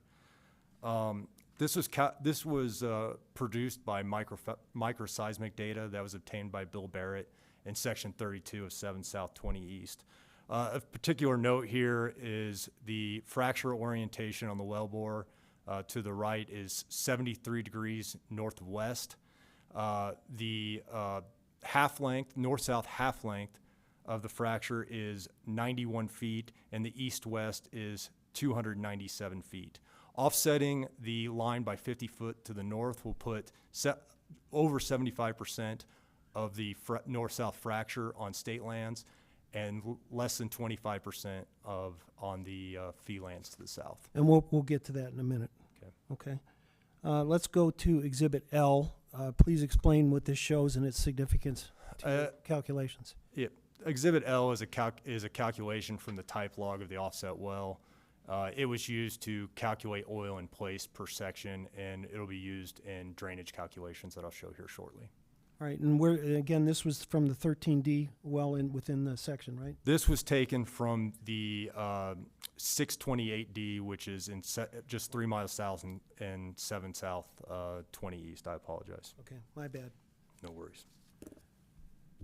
Okay, turning to Exhibit M, please explain what this shows and why and how it relates to your drainage calculations. Exhibit M is the decline curve for the 1332D, which is the offset well to the southwest. It's used to calculate the ultimate recovery of a vertical Green River Wasatch well in the section. All right, and now to Exhibit N. Using all these, using the data that I provided above, we've calculated a drainage area. This is the drainage calculation, and we'll give a drainage area of a north-south of 310 feet and east-west of 930 feet. All right, and this is a standard recognized drainage calculation? This is a standard recognized drainage calculation. All right. And has been used in other exhibits. All right, now turning back to Exhibit J, and I believe, Mr. Church, this helps show what you're looking for. Yeah, please explain what this shows. This shows the a sketch of the drainage ellipse on the proposed drilling area. As you can see here, the landing, the ellipse shown in Exhibit N will show the half length and the orientation. As you can see, there is no more than 10 acres of drainage to the south, and the majority of the drainage is on state lands. And if you drilled further north, then there would be less drainage on the respondent's land, but they would still benefit from the special drilling order. That is correct. Okay. All right, let's turn now to Exhibit Q. And would you please explain what this shows and particularly how these risks relate to the well as you've got it proposed? This is a compilation of general drilling and geologic risks and production risks, as well as specific to this project. I want to point out in the operational risks, this is a complex well. We're having a big step out to the north. Directional control, directional drilling makes this extremely complex and extremely risky. And we have no other choice to access this but to drill an S-curve and to get directional to the north. This can cause, what directionally drilling does is it lifts all the other operational risks of drilling, whether it's hole instability at an angle, whether it's loss of circulation, and then it also increases geologic risks. And what we may be seeing uphole, and as we're drilling, we're stepping out farther and farther from the vertical well, and we may be seeing those things. Do you want to address any of the other risks that you see? I'm happy to address it. General risks, there's always risks of equipment failure. With directional drilling, I again, focusing on lost circulation, focusing on stuck pipe, there's a larger chance of sticking and having issues when we're directional drilling. There's much larger risks of hole instability. There is environmental risks, though Bayless does everything in their power to avoid any kind of environmental risks to the well. This area, the Green River and Wasatch are not necessarily contiguous sand zones. They're lenses that pinch out and come and go. And you might see some in one well and not see them in the other. So we're a geologic risk for drilling these wells, even between two offset wells, is pinch outs. Because this is a lake bottom, we could see mineralogy changes. We could see fluid changes. We could see gas where we're looking for oil. Production is a major risk with directional wells. The farther we try to step out, the larger chance of late life production failures with sucker rod pumps and drag on those and losing life reserves. So trying to push this farther north, we might lose life reserves for the well itself too. All right, is it your expert opinion that in addition to the surface constraints, the technical constraints justify the proposed well location, both surface and bottom hole? Yes. Is it your expert opinion that no more than 10.28 acres of the respondent's land will be drained with that bottom hole location? Yes. Is it your expert opinion that based on the drainage, the proposed drilling unit represents a fair and just allocation of production? Yes. And is it your expert opinion that the risks that will be incurred in drilling justify a 300% risk assessment award? Yes. All right.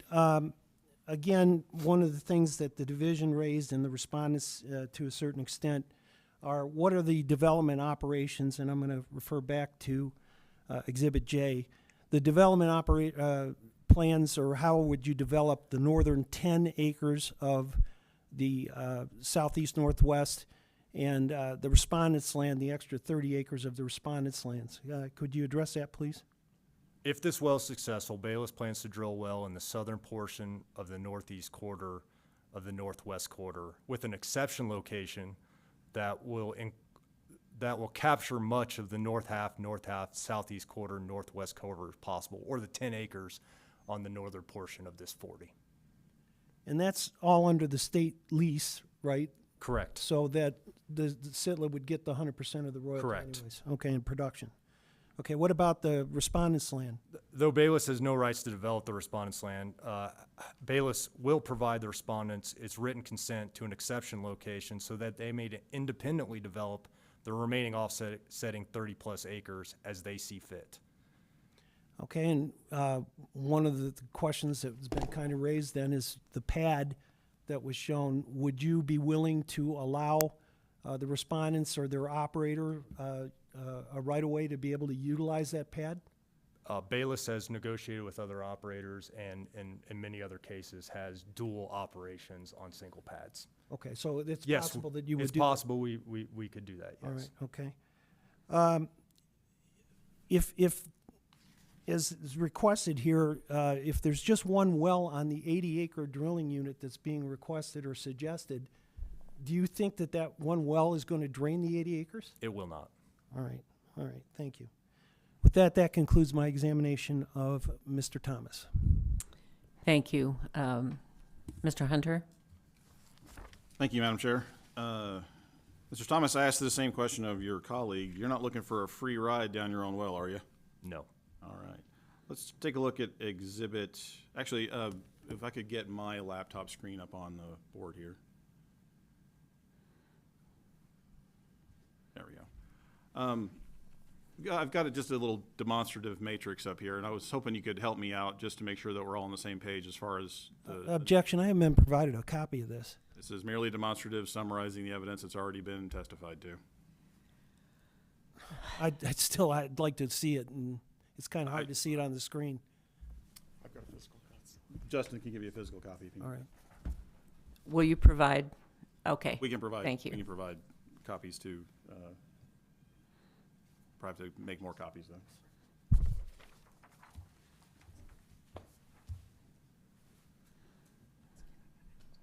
I can zoom in a little too. Yeah. That makes it easier to read. Okay, we'll see. Let's look at it first.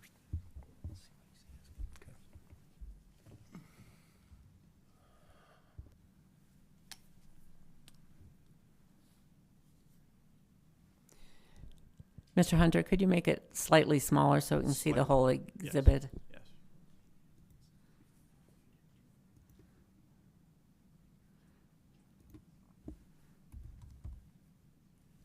A little smaller even.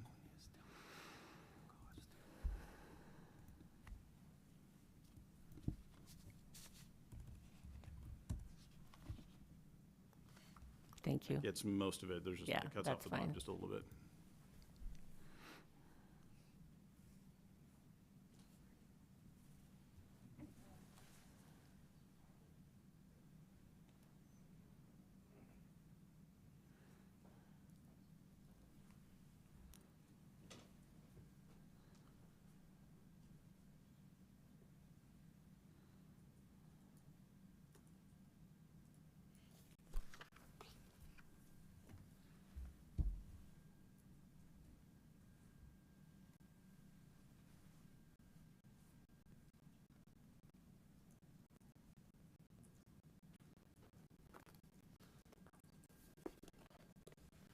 going to object to the use of the term acreage stranded. I can make that adjustment on the screen. Potentially undeveloped? Is that acceptable, Mr. McDonald? I think all you have to say is the respondent's acreage not included in the special drilling unit or requested drilling unit. That would be a difference of opinion and a difference of characterization, but Let's change it. two. Something similar to what Mr. McDonald, just so that we know stranded might be prejudicial.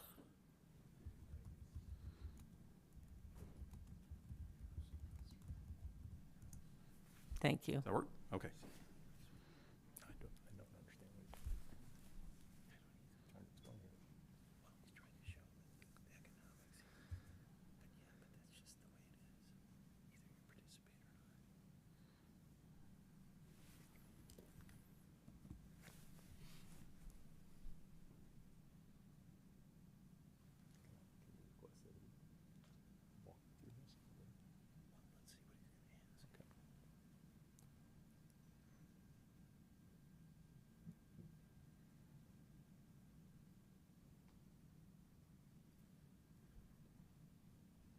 Mr. McDonald, are you ready to proceed?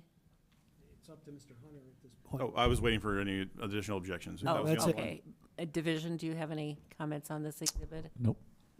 Please proceed. Thank you, Madam Chair. Just starting off at the top and just working our way down.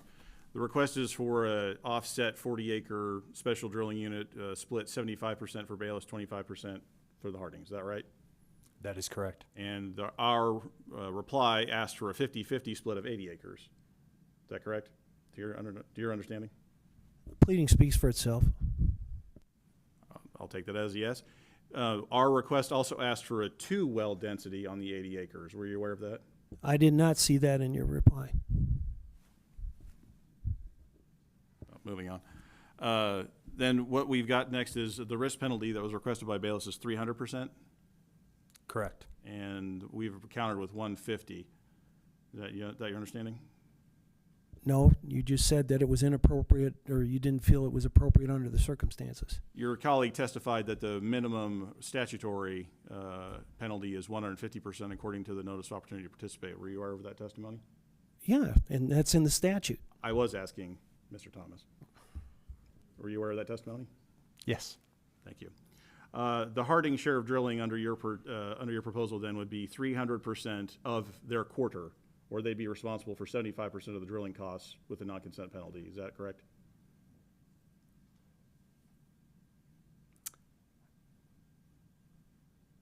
I'm not sure I quite follow that logic. Well, I'll rephrase the question. The non-consent penalty, 300%, means that Bayless will recover 3 times the amount of the non-tangible drilling operations from the Harding's interest. Is that right? Of the money we spent, yes. Okay. And they own 25% of your proposed spacing unit. That is correct. Right. And so 3 times the 25% that they own would be 75% of the drilling expenses by the time it's all said and done. That is correct. All right. Our counter proposal, or the statutory minimum, would be 150% of 50% of the spacing unit, which would result. Are you testifying that is what your clients have asked for? I'm testifying that's a statutory minimum. I'm not testifying to anything. All right, then don't say that. Then say that if it was the statutory minimum, then this is what it would be. I think that's, yeah, all right. That's correct. But the profits after payout, after Bayless recovers its drilling expenses under your proposal, the after payout profits would go 75% to Bayless, 25% to Harding. That's correct. And under our proposal would be split 50-50. If it was the 150%, if that's what the board decides. Is that an objection, or? It is, from the standpoint that it hasn't been requested. You simply said that it wasn't appropriate based under the circumstances. That's all. You didn't say that you were asking for 150%, and your witnesses haven't testified to that yet. Under this proposal, you would have the right to drill 100% well, so therefore you have 100% well of yourself too, to the south. not in the spacing hearing, not in the spacing area. It would be to the south. In the 30 acres to the south, correct. But we're talking just about the spacing unit today. In this context, we're talking just about the spacing unit. I believe when you're putting the 80 acres in there, you're including the acres to the south, though. Right, but they would not have, if the 80-acre proposal were to go through, Bayless would still be the operator of the spacing unit, isn't that right?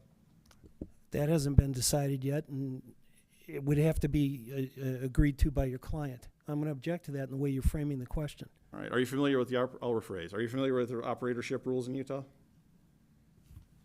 I'd have to review that. All right, well, would you have a reason to argue with me if I told you that under R649-2-4, as long as under 1.2, an owner owns 50% or less of the working interest and has the written authorization and designation by additional owners who operate on their behalf? Have your clients designated that? That's the point. It's not been decided yet. Is it possible that the Hardings could authorize you to be the You're asking us? We don't know. That's your witness. Ask them. Could I ask the board to remind Mr. McDonald that I'm asking his client the questions and not him? But okay, it's a formal objection to the form of the question. Could you rephrase? I'll rephrase. If you engaged in negotiations with the Hardings, is it possible that you could come to an agreement for you to be named operator under the 80 acres? I do not know that. Thank you. All right. There's been testimony there could be potential surface access problems on the Harding acreage. That's why that Bayless offered to stipulate. Is that correct? Could you re-ask that question? Sure. If the spacing hearing goes through as you requested, there are potential surface access problems on the northeast southwest, which is why you had to offer to stipulate to an exception location for the Hardings. Let me break that up. That was a lot of questions. Yeah, there's a lot. Yeah, please. Bayless stipulated or offered to stipulate to an exception location to the south of the proposed spacing unit. Correct. And that was because there are potential surface access locations if your spacing unit goes through. No, that's incorrect. So there are no potential surface access issues on the South 30. The potential surface access issues would have to be negotiated with the surface owner, as we've done, or with, or become party to our agreement. So that would be a business arrangement that the owner would have to figure out, as Bayless has. So the Hardings or any potential lessee of the Hardings would have to negotiate not only with the surface access owner, the surface owner, as you have, but they'd also have to negotiate with Bayless also. Not necessarily. They could negotiate with either. But your colleague testified that a good chunk of that standard window has been occupied by your current pad. There is, the pad is near the standard window, yes, on the northern portion of it. I'm not a surveyor, the owner would need to get a surveyor, but I have looked at the ground out there. There is potential for surface locations to the south of that pad or extension of the pad. There is potential to use the existing pad through negotiations with Bayless that we've done with many other operators, reputable operators, that brings no risk to us from an environmental or operation standpoint, or any kind of risk to the to what we're doing there. Sure. So operationally. So, but I guess, and thank you for that answer, because Bayless would need to approve of any access to its surface location. We do not own the surface. Let me repeat the question. It would have to approve any access to its surface location. Yes. All right. And if the surface owner granted separate authorization, then Bayless would have nothing to do with it. Correct. Okay. So there is at least one potential negotiation that the Hardings or their lessees would have to go through. Correct. And as many as two, if they had to negotiate both with the surface owner and you for an extension of the pad to extend the boundaries of that pad outward, for example. Potentially. Okay. There's further exception location problems due to the proximity of your well to the property line, isn't there? Are you aware, let me rephrase that question. Are you aware that no well can be drilled within 920 feet of an existing well under the current Utah regulations?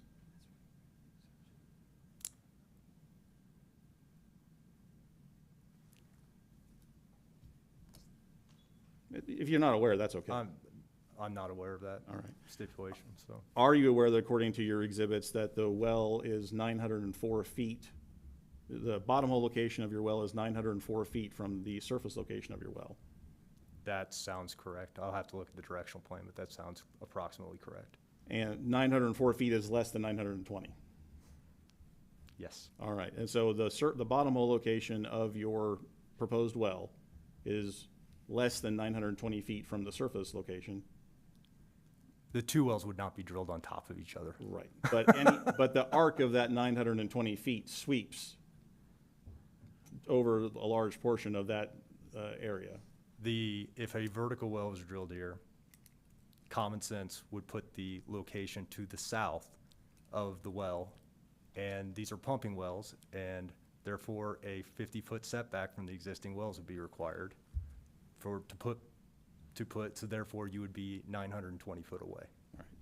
But a good chunk of the northeast quarter, southwest quarter has been eliminated from the standard drilling siting location due to the fact that the proximity of your bottom hole location. No. All right. Are there infill drilling problems later on down the road if Bayless tries to downspace? I do not believe so. And that's because Bayless would be willing to stipulate to adding a second well to that 30 acres down to the bottom? I'd have to evaluate the data at that time. I don't know until we drill this well. Right. But that would be, again, it would be the decision that would be in Bayless's hands or subject to Bayless's approval and analysis. I think it'd be subject to the board's analysis. You would be testifying at any hearing that the board does for that. I would review the data at that time and come up with an answer on what we believe is in our best interest and best interests of the resource and the state lands.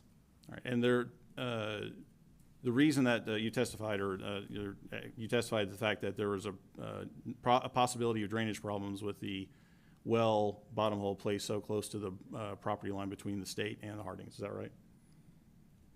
Rephrase that question one more time. Your bottom hole location causes potential drainage problems over the property line. And that's why no more than 10 acres. Right. And so your testimony is that no more than 10 acres would be affected. Correct. All right. I want to run through your exhibits real quickly, if we could. We can switch back to Mr. McDonald if you're still willing to drive on the PowerPoint. Well, I will be happy to do that. The question is what was the purpose of the demonstrative exhibit? Did you already go through it? To the extent that I needed to, I think, yes. Okay, all right. Then what exhibit do you need up? If we could go to, I think, G.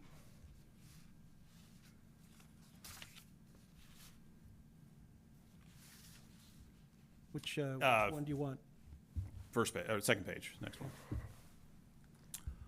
All right, just to help me out here, the vertical axis is depth and the horizontal axis is torque, is that right? That's correct. And we don't have a horizontal distance on this, a horizontal distance from the vertical on this depiction. We do not. This is based on the directional drilling design. Okay. That was put together by our directional drilling contractor. All right. So, but this does tell us that the more you deviate from the vertical, the harder it is to turn the bit. That basically this.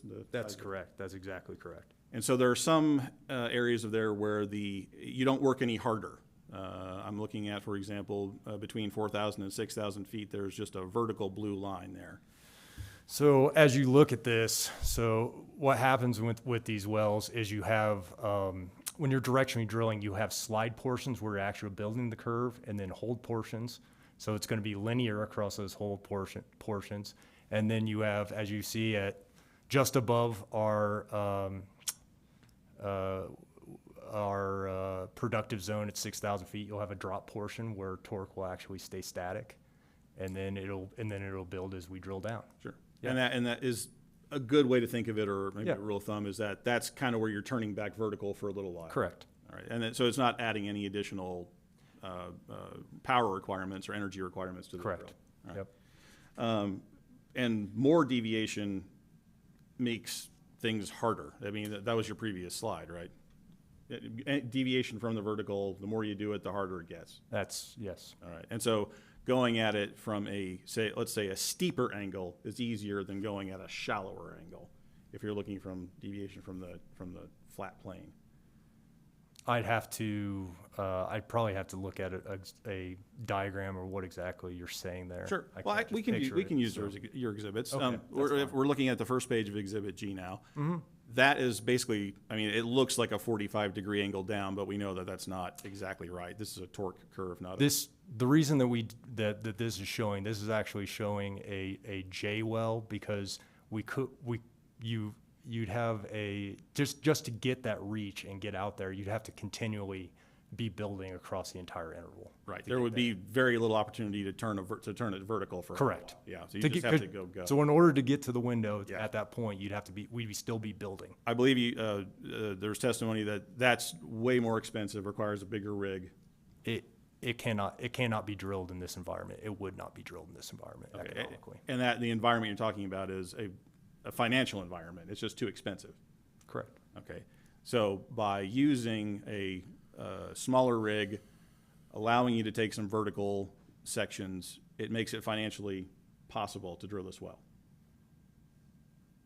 It makes it technically possible to drill this well with the rig that we have, that was contracted to do this. Yes. And the reason you have the rig you have is because it made financial sense.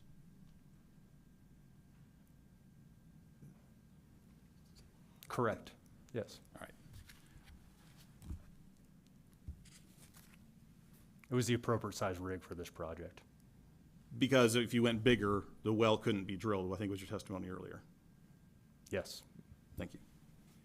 You also testified that the bottom hole location gives you a margin of error of sorts. It is the position that I am confident that we could reach from a step out, given the technical constraints. Right. But you also testified that you could go a little farther north. We will try to go farther north from this line. We will try to stay above the line, and we'll make those evaluations while we're drilling. And we will, if we can, land this north, but we will not know that until we start getting into the drop into the upper sections. You'll see the majority of the steepness of this line is taking place in the upper 4,000 feet. We'll be able to make that decision at that time, that whether we have enough remaining torque and runway to land above the line and farther north. And your colleague testified that the equidistant position between the two existing wells was important. It was important for us to be in the southern portion of the southern legal drilling window of the 40, and not to try to drill to the northern legal window of the 40. So how much farther north do you think you can go? Typically, we'll stay 50 foot above the line.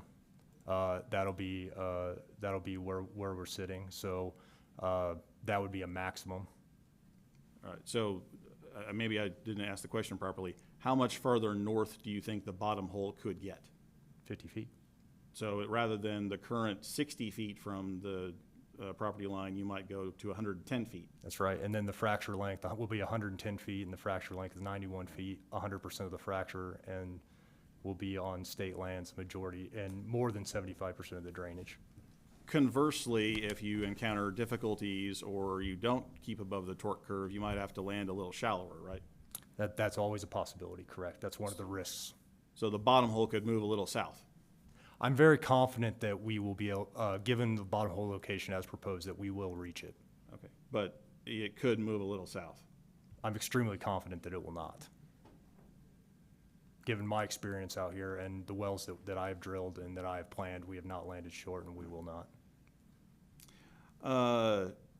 So we talked about there's no horizontal numbers on your exhibits. Can you tell me where the drill bit is going to cross into the spacing unit, at what depth? I'll have to get back to you on that with the directional plan. And we also, I mean, if you have to change on the fly due to your torque concerns, that number might change also.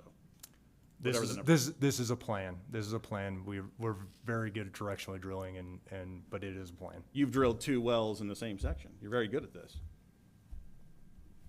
Yeah, yes. Okay, all right. That's good. We want people to be good at drilling directional wells. Can we go to Exhibit H, please? Exhibit H, the bright blue lines are those potential pay zones? Those are lime mineralogy as limestones. The yellow lines in there are sandstones. So this is a mapping of the mineralogy of the formations. All right. And correct me if I'm wrong on this, but there seems to be kind of shallow and deep potential pay zones on this. I think you testified. The entire section is prospective. But you're concentrating on a deep Wasatch and a shallow Green River? The Green River is above the Wasatch, correct? Yeah, and I'm looking at TGR3. Is that? That's a member of the Green River Formation. It's a marker that we use to identify depth as we're drilling. Right. And so anywhere from 6,800 down to, where would you say the bottom marker of the Green River would be, approximately? It's the Uteland Butte section, which is 8,400 feet. So anywhere between there's potential pay zones that could come in? Correct. Okay, and then there's some deep Wasatch stuff down at the bottom of your correct spacing request. What typically happens when we're drilling this is drilling is very difficult in the Uteland Butte, and things slow down, and so we hope to get in the upper section of the Wasatch Formation, and we typically do, but sometimes there's sands and sometimes they pinch out here. And the Wasatch sands down deep tend to be tighter, a little difficult, more difficult? Well, the risk, when you're at that depth and you have that much open hole, the risk increases significantly as you get down there, and the possibilities of sticking, the possibility of losses. Right. Those sands, when they are there, are very permeable. And the entire upper section, when you're drilling these wells, there's a lot of fracturing going on. So, and we can't understand where those fractures are. So what we've had here, one of the major concerns that when you're drilling these wells is when you start hitting upper hole fractures, it becomes very expensive and becomes very difficult to drill farther ahead. So it's a major risk. Understand. But the sands up top make the well economical. The sands at the bottom are high risk. Every interval here adds to the economics of the well. That's why we have to drill it vertically. All right. Directionally, you mean? We're vertical at this point in the well. You're not doing horizontal wells. We are not doing horizontal wells. Thank you. This is a directional well. All right, let's do Exhibit I, please. All right, and we're looking at your comparison wells here. That's the same sort of idea. You're going to try to do shallower wells where there's a little less risk, but the deeper wells may show if you can get down there. It adds to the economics of the wells, correct. All right, let's go to Exhibit J for me, please. Oops. Did we miss J? That's J. Sorry, there's J. It's up in the corner.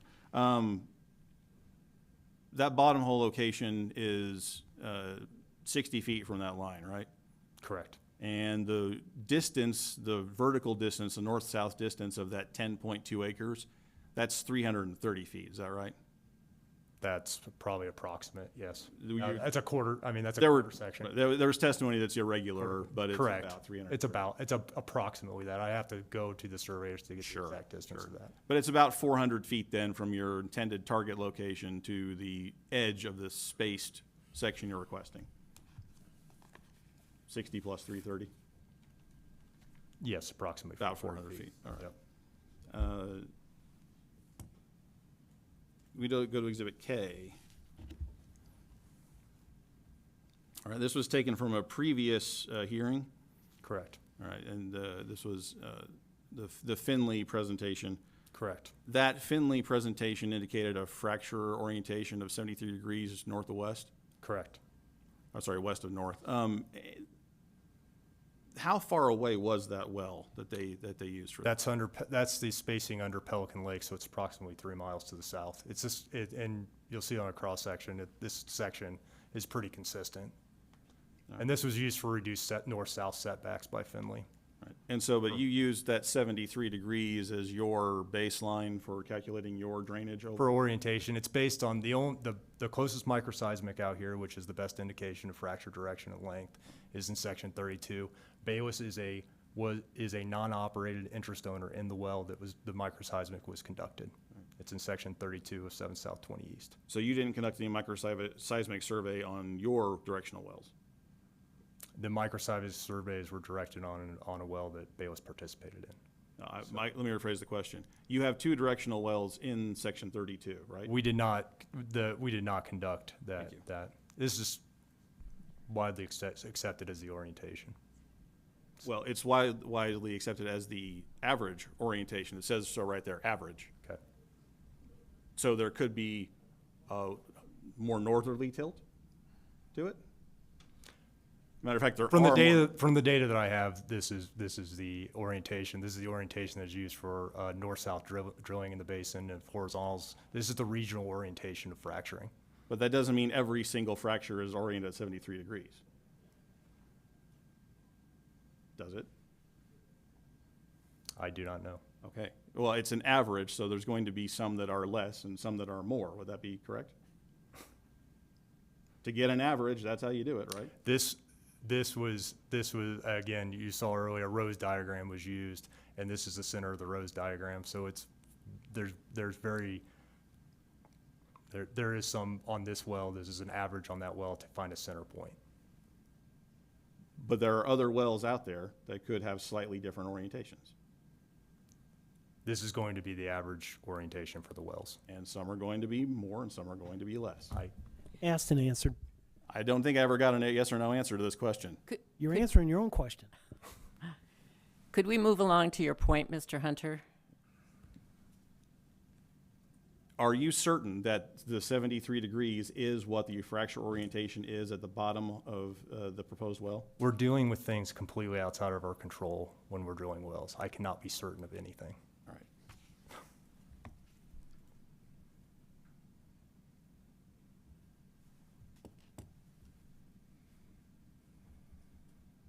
I would ask the board to take administrative notice pursuant to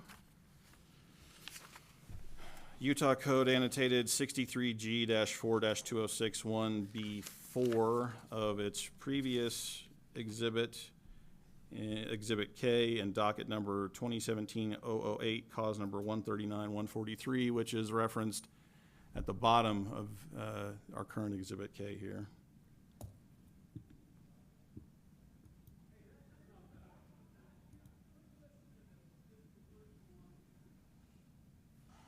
If there's any objections to that.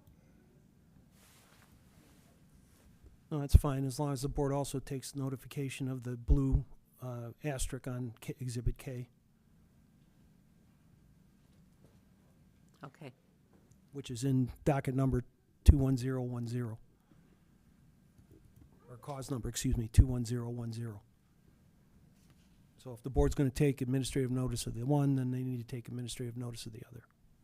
Okay, so noticed. All right, and one minor correction, it's actually Exhibit L in 2018-05-015-210-10, which is what Mr. McDonald was referring to. Okay. If I could get my screen up here. Mr. Thomas, I think this might be the rose diagram you were thinking about or referring to. This is from Pelican Lake to the south. That looks correct. Okay, and we're looking at over here on the right-hand side, the main thrust of the fracture goes at 73 degrees north. Yes. But you do have minor stresses or lower stresses in a wider range, isn't that correct? I can't read but yes, there is. I don't know what the difference is from here, but yes, there is a slight range there. Okay, correct. there's a range there. Yes. And that well, if you look on that, that's the green circle. The location of the well is this green circle down at the bottom underneath the proposed spacing. In section 32 of 7 South 20 East. Right. Correct. So that's actually 6 miles away, isn't it? 6 miles away from our current proposal. Okay, 6, yes. All right. All right. So what happens if you encounter those shallower zones on a directional well? does that make the productive, I want to use the phrase bottom hole or the perforation, farther south? No, it does not, And why doesn't that happen? because we'll be back vertically above it, above the target Green River Formation. It's an S curve. So all the directional portion will be in the section above the Green River, above the productive interval. So And- we'll be vertically above that target and drilling vertically down through the formation at that point. So let's move to exhibit, and then if we could, on Mr. McDonald's. Yeah, switch over to Mr. McDonald. Yeah, if you could switch over back to my screen, IT people.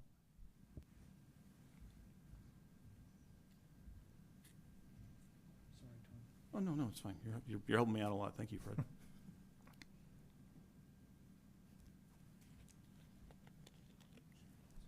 Matt, could we switch back over to my computer on the PowerPoints? Thank you.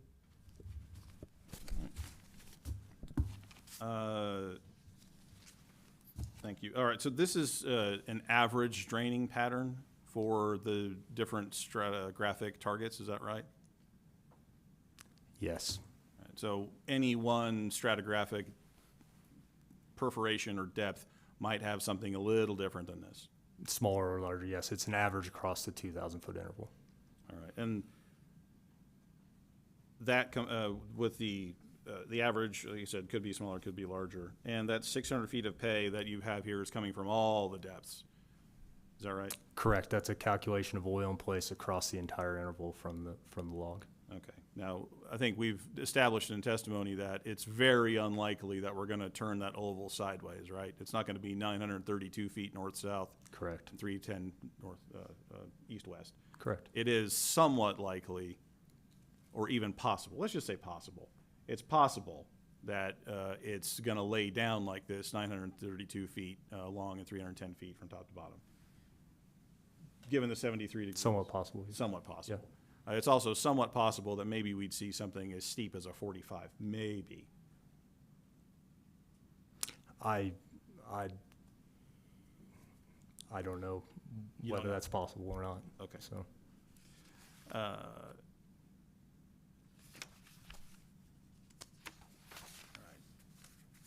We look at exhibit, no, that's good. All right, one final question here. What's the cost for plugging a vertical well in the basin? it's variable. I would estimate. So what I use in our plugging costs when I do evaluations here are anywhere from $75,000 to $100,000. Okay. I use an average of 85 to 90,000, and that's running the economics for abandonment of the well when we're looking at the economics of the well. So you're not intending for the Hardings to pay for the whole plugging costs, are you?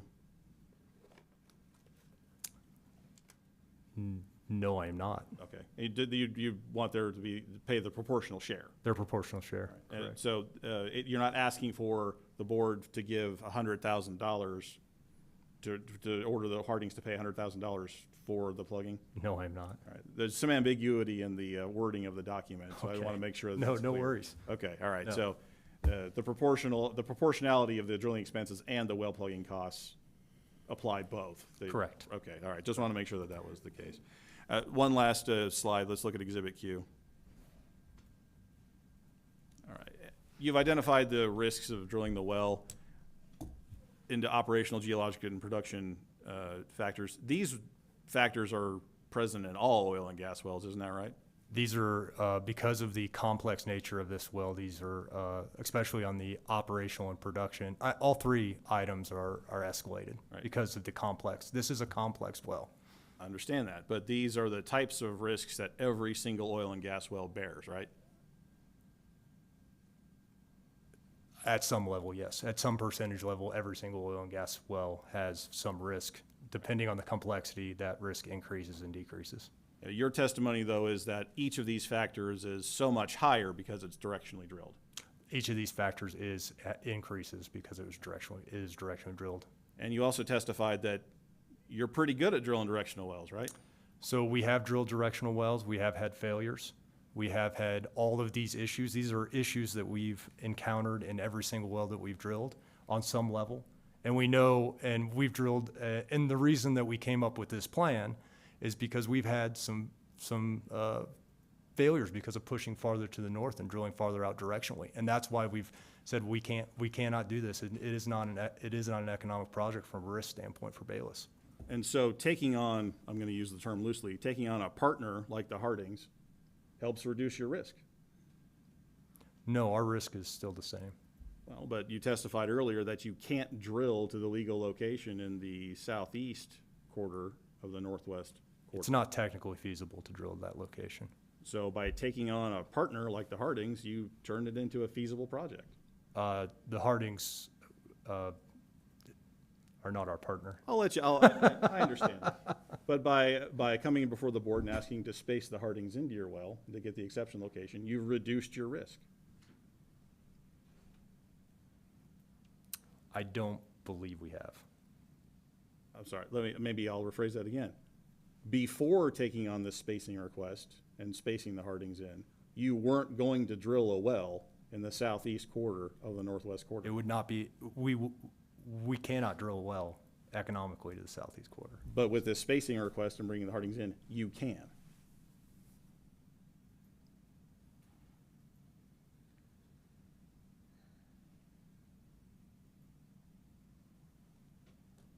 We are trying to drill a well that is in the best interest of the state and the best interest of Bayless. And part of that is by reducing the risk of drilling the well. Rather than stretching and pushing. We are willing to take on 100% of the risk to drill this well. But you're going to penalize the Hardings for not consenting to taking on any risk in this well. We would be happy for them to consent to being part of this well. Okay. So. But again, by doing the spacing order this way, you turn a unrecoverable resource into a recoverable resource. We think that this is in the best interest for development of this to recover the resource, correct? I'll move on. You also testified that you can maybe stretch a little farther, maybe go a little shallower if the rock says so. Given real world analysis as we're drilling, correct? And those risks are under your control. You'll be able to make the decision as you're drilling. Those risks are outside of our control. That's why they're risks. But you can respond to them as you see We will fit. be able to respond to them as we're drilling, correct? And so if you make a decision to take on additional risk, that's up to you. That is what an operator does. And if you make the decision to reduce a little risk, that's up to you. We will manage the risk appropriately. And, so, yes. And management of risk is risk and return, and how big of a risk you should take for the return and the value that you're creating, correct? And part of that management is deciding whether the bottom hole location goes a little north or maybe it goes a little south. We will be drilling farther north than the 50 feet. So you say that with certainty. I say that with certainty. Even though you testified earlier I that can't be certain of, I understand what you're saying, that I can't be certain of things, but I feel very comfortable that we will be drilling north, at least 50 feet north of the line. But it would be legal for you to drill closer. Under the spacing request. I would be fine to legal. agreeing to drill legally north of the line, and if we drilled south of the line, we need to come back to talk about that at that time. South of the line or south of the proposed bottom hole location. South of the proposed bottom hole location. Yeah. If we thought we were draining more of the position. Okay. No further questions. Okay.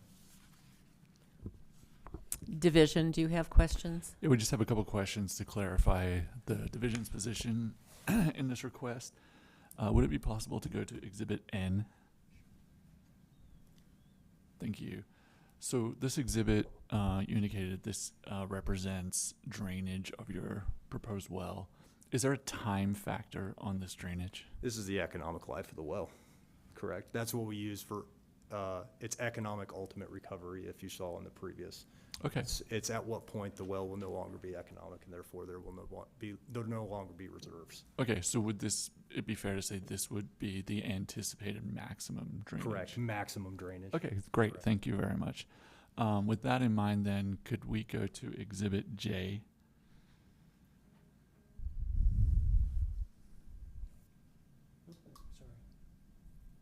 Yeah. So just a clarification here too. Maybe it's our eyes.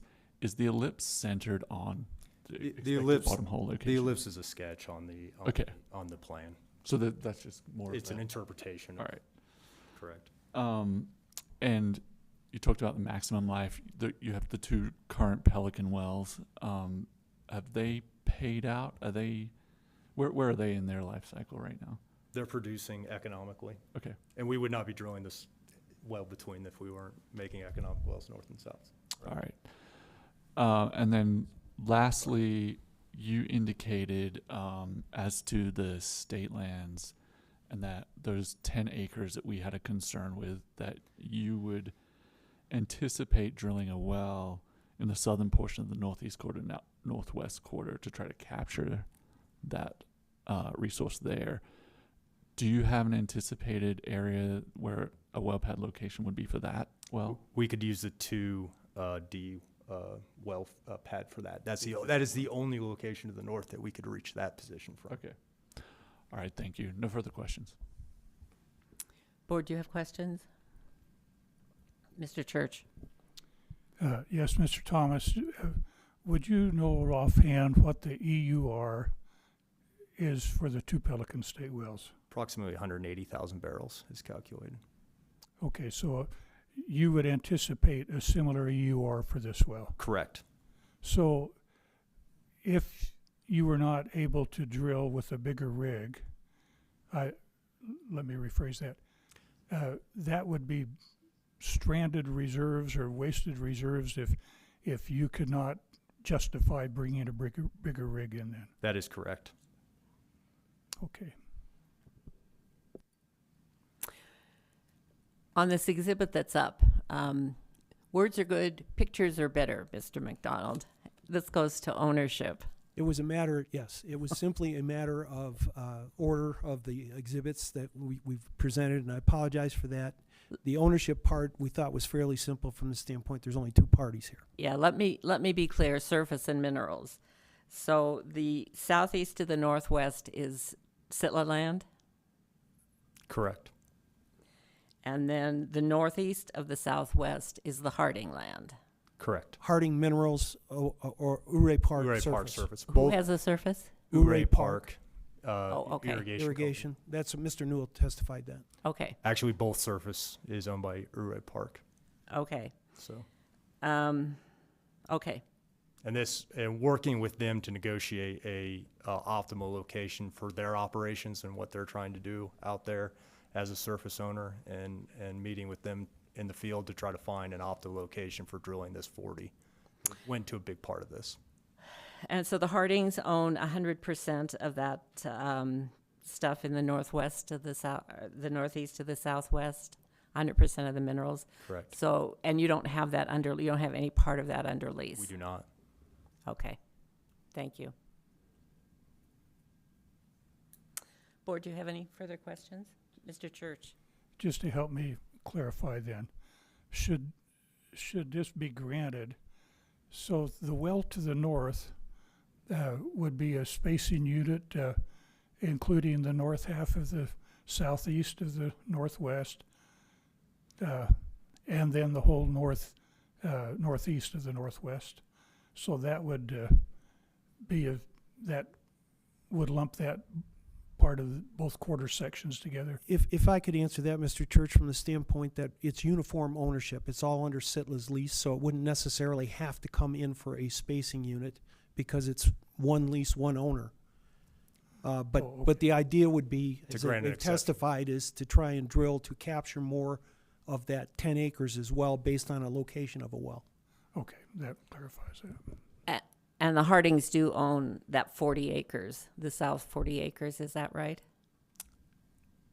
I don't believe it's uniform ownership, but I'd have so to talk to once you Frank. leave the 10 acres on the north part, the stuff in the northeast of the southwest, you've got the part that's included in the spacing unit. Yes, which is Harding land. The remaining portion The of the 30 southeast northwest, the 30 acres, is owned by the respondents, the minerals. The minerals. Mm-hmm. All right.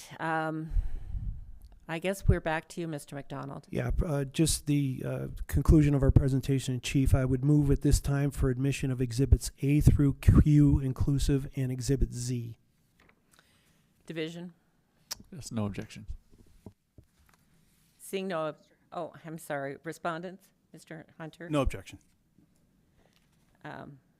The exhibits are admitted. Thank you, and I'll reserve commentary after the division and the respondents' presentations. Okay, respondent. At this time, I'd like to call Mr. Stephen Harding up on the screen, if we could have him dial in. Oh, yeah. We're going to need to swear these people in if they're testifying. Do you want to do it one by one, or you have more than one? We have two. Do you want to swear them in together? Are they together? They or? are right together, right there. Yeah, let's do it together then. If she could appear. Lyle, if you can just break the one rule I gave you and join your father on screen. Okay. All right, they're all yours, Madam Chair. Could I have you hold up your right hands, please? Do you swear that the testimony you're about to give today will be the truth, the whole truth, and nothing but the truth? Please say aye. Aye. Aye. Thank you. Thank you. Now, Lyle, if you'll step out of frame. Thank you. Mr. Harding, would you state your name and address for the record, please? Stephen Dale Harding, 16 Wishram Trail, Gray Eagle, California, 96103. All right, Mr. Harding, thank you. Now, it's your understanding you owned half of the minerals under the spacing area with your sister Jane, is that right? That is correct. How'd you find out about that? Lyle, through an attorney, had the mineral rights shifted from my father, Stephen T. Harding, to his heirs, which is myself and my sister. All right, and this land's been in your family even farther back than that, right? It's been in the family for 115 years, since around 1910. All right, and was there more than just this parcel? Was there more of a family ranch? Yes. Land holding? All right, but this is... Yes, there's more. This is one of the few parcels that haven't been sold off or lost over time, right? Correct. Right. Has Lyle, have you and Lyle had conversations about the land prior to this hearing? You guys talked about the land before? Yes, we have. Okay. Did he keep you informed of everything that was going on with it over the last few months? Objection. Yes. The relevance is the witness can testify as to his ownership. Sustained. What do you do for a living, Mr. Harding? I own a grocery store in Gray Eagle. All right. So you're a businessman, huh? I have been for 54 years. You do a lot of negotiating? A lot of it. All right. Well, what's a negotiation look like to you? To get the best deal I can. All right. Tell me more. How does negotiation typically go with you? Well, if a beer or a soft drink or a grocery shelf company wants to sell me something, I make the decision as to if I'm going to carry it. All right. Do they? I'm limited. I'm also limited by space. It's not a giant store. So they try to pack your shelves full of your stuff, and you try to say, well, not so much. Correct, according to what my clientele would like to buy. All right. So there's some haggling, let's say, over exactly the numbers that you're going to take from them. Yes. All right. Now, you got a letter from Bayless in this matter, didn't you? I got a big, scary package. Oh, big, scary package. What'd you do with the big, scary package? Well, I looked at it and said, my son is in better position to take care of this than I am. And why was your son in a better position to take care of this? He's only 54, I'm 82. Oh, that's one reason. Are there any other reasons? He's probably smarter than I am. Has he had to deal with this land before? Objection. Say that again. Objection. There's an again. objection. testimony on his lands, as long as it's limited to his lands. Sustained. Well, these are your lands, Mr. Harding, is that correct? Can Yes. we move along to your point, Mr. Hunter? Yeah. After you got the package, did you ever receive a phone call from Bayless? No, Did you ever get a follow-up letter? I don't think so. Are you aware of anybody from Bayless contacting anybody in your family? I'm aware of the Bayless contracts, or contact through mail only, All right. and which I sent to Lyle. All right. And are you aware of Bayless contacting anybody else in your family prior to you? Objection. I'm not Again, Okay. it should be limited to the respondents. All right. No further Sustained. questions. No further questions.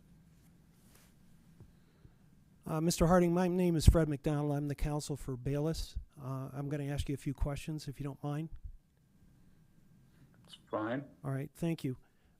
You acknowledge that you received the letter from Bayless that is labeled a notice of opportunity to participate or about this well on your lands, is that correct? Yes, All right. Did you ever make any attempt to contact Bayless about that proposal No. to discuss any of the terms? So in a negotiation, as you state, you never made any contact for a counter proposal on lease terms or purchase amounts? no, I did not. All right. Did you ever make an offer to change how much land of yours would be included for this well? No, All right. Did you ever indicate that you would want to participate in the drilling of the well? no, All right.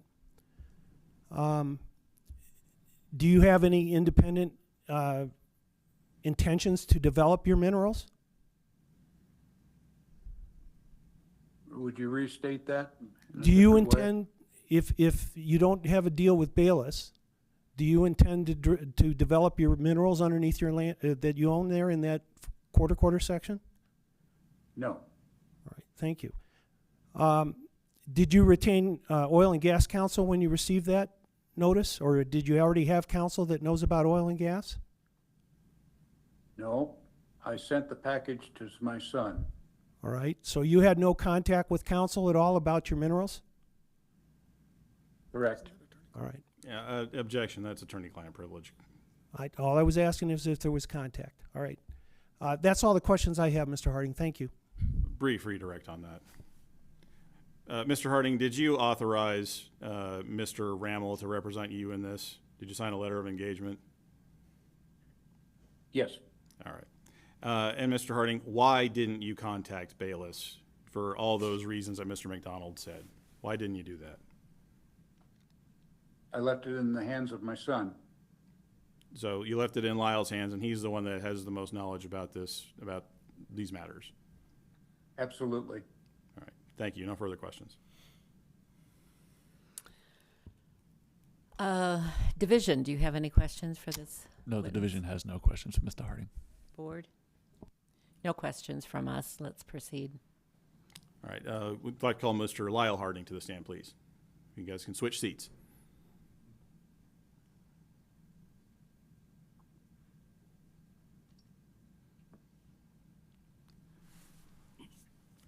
All right, Lyle, a few questions for you to follow up on my discussion with your father.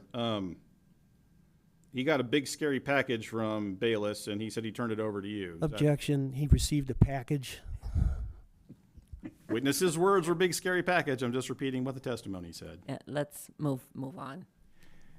What did your father do when he received the package from Bayless? He informed me and sent the package to me. Okay. And what did you do when you got the package? I called an attorney that I knew. All right. And was that attorney Mr. Rammel? Yes. And how do you know Mr. Rammel? Well, I forget exactly when, but I think it was between 7 and 8 years ago.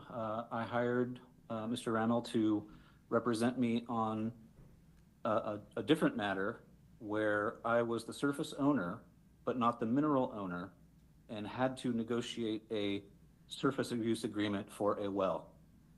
And who are you negotiating that service agreement with? Well, it was between me and the attorney and Bayless.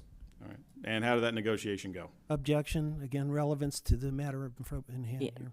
Let's move on to the matters at hand, please. The matter at hand is the protection of their correlative rights, and part of that is how they treat their correlative rights holders. Objection, it's irrelevant. It's the situation between Bayless and the respondents. Sustained. All right. When your father handed you that package, did you contact Mr. Rammel to deal with this matter? Yes. All right. Were you aware of any negotiations between Mr. Rammel and Bayless? No. Well, are you saying Mr. Rammel never talked to Bayless? Well, I'm aware that there may have been conversations and contact. I'm not aware of the details that were discussed. All right. Did Exactly. Mr. Rammel ever communicate to you that Bayless had offered more than a 1/6 royalty at any point? Yeah, I believe that there was some sort of recent effort to I don't know. Mr. Harding, change. very specific change- question. What was that? Very specific question. Are you aware of any time that Bayless offered you more than a 16 2/3% royalty? Objection, offered to his father and to Jane Iden. And Mr. Harding, Stephen Harding, has already testified that he handed this off to Lyle to handle. Yeah. Yeah, but as long as his answer is relating to the offers made to Stephen and Jane, yes, then that's no problem with it. Oh, sustained. We're only talking about the father, not any involvement of the son. I'll rephrase that. Are you aware that your father, are you aware if your Bayless ever offered your father more than 16 2/3% royalty in this matter? No. Thank you. No further questions.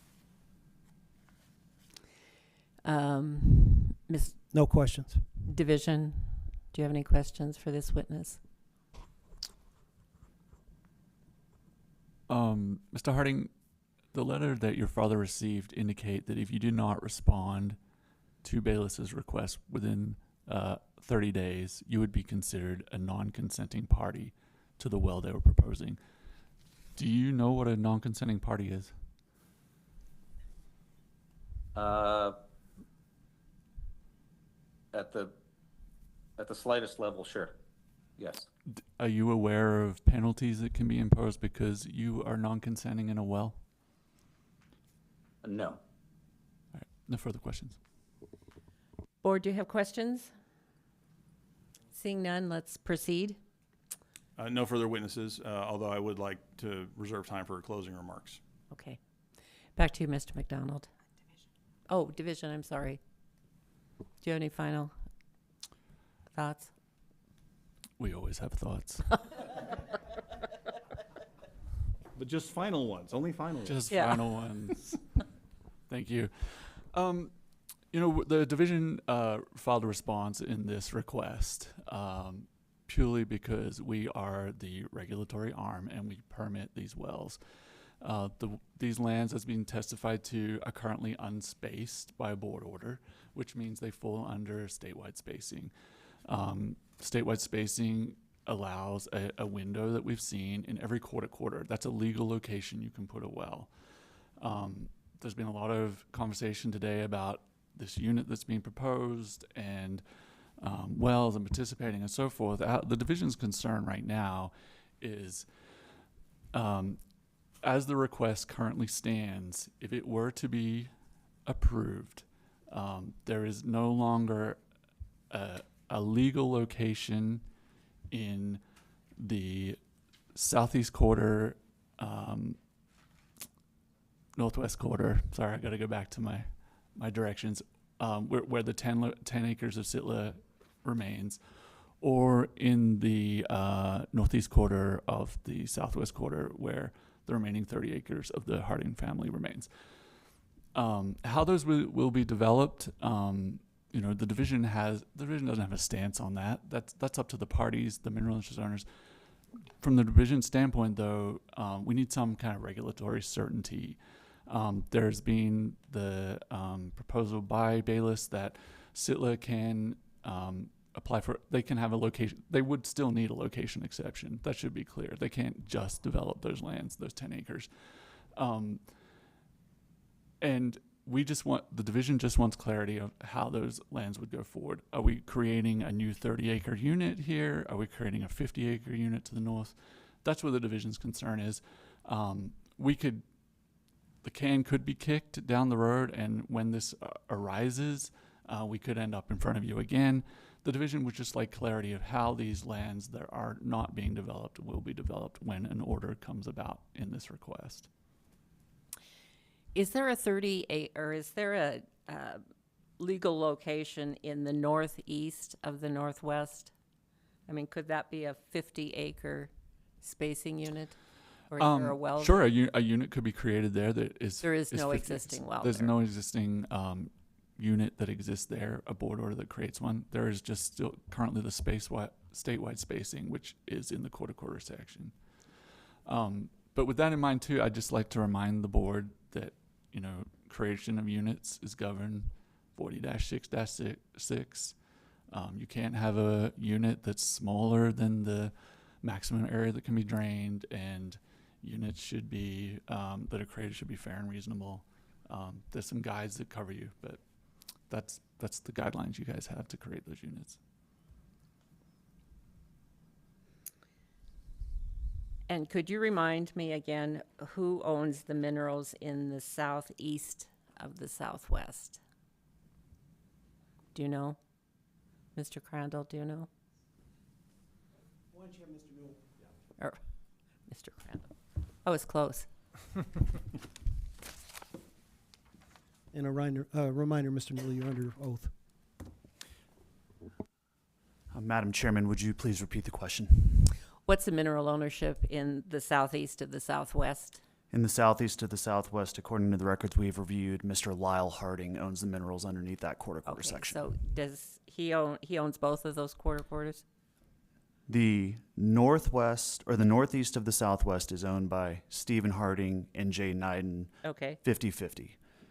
The 40-acre tract immediately to the south is owned 100% by Lyle Harding, according to the Lyle records we've Harding. reviewed. Okay.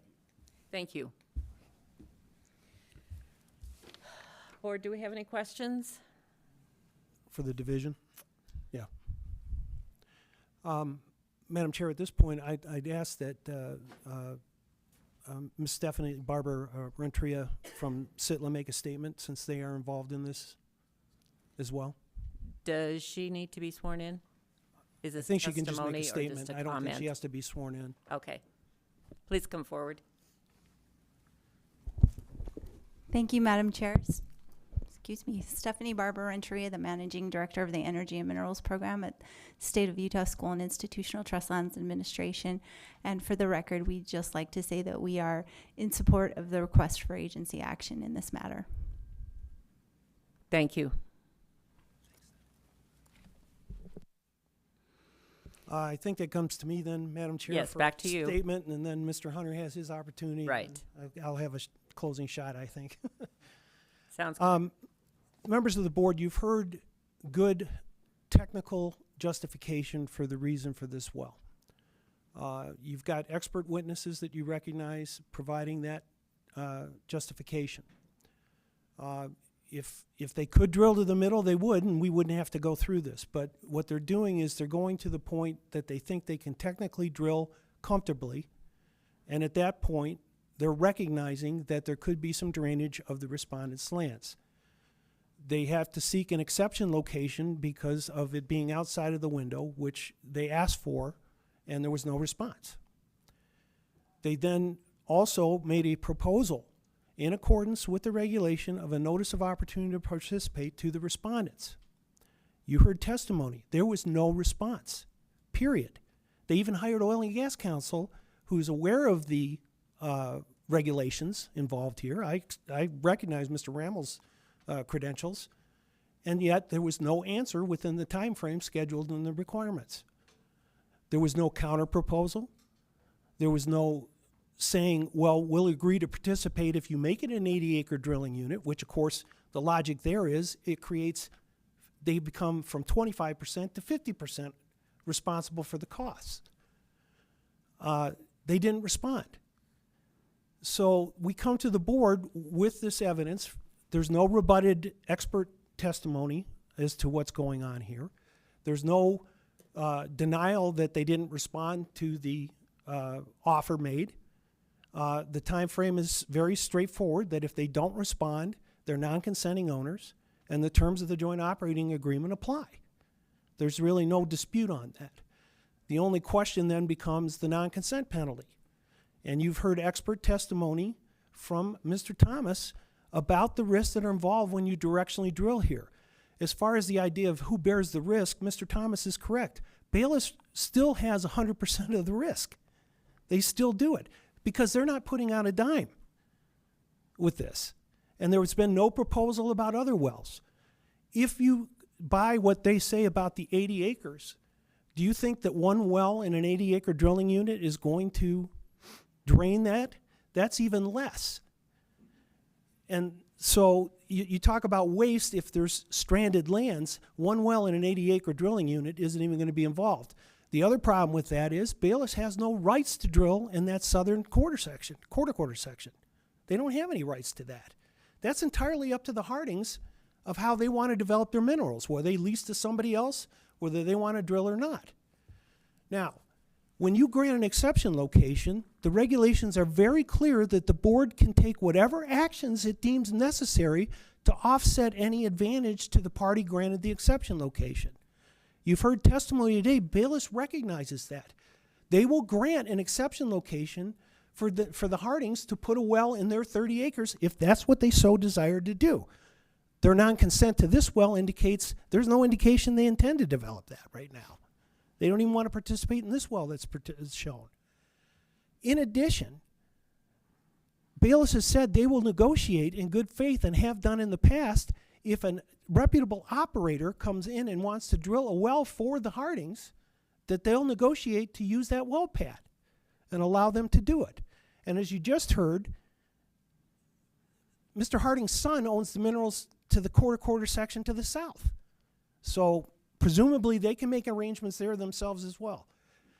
Bottom line is that the regulatory requirements to grant the request as submitted are there.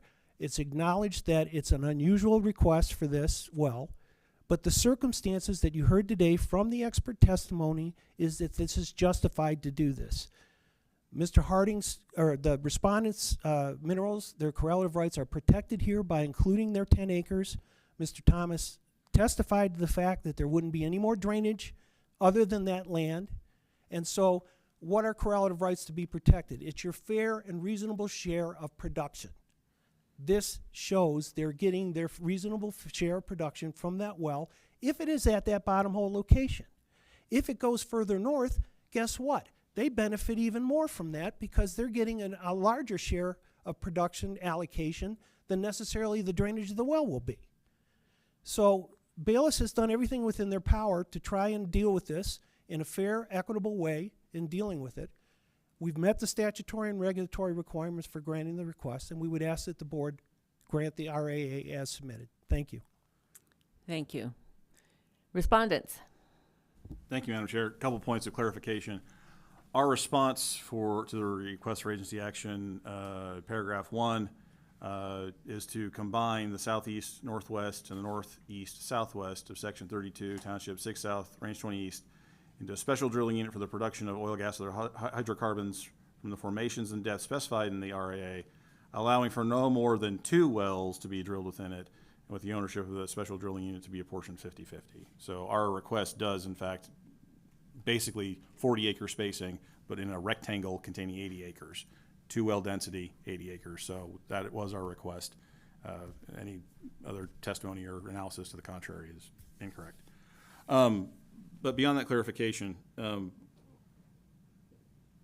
they could drill farther to the north, but they don't want to because the well that they've got proposed now is equidistant.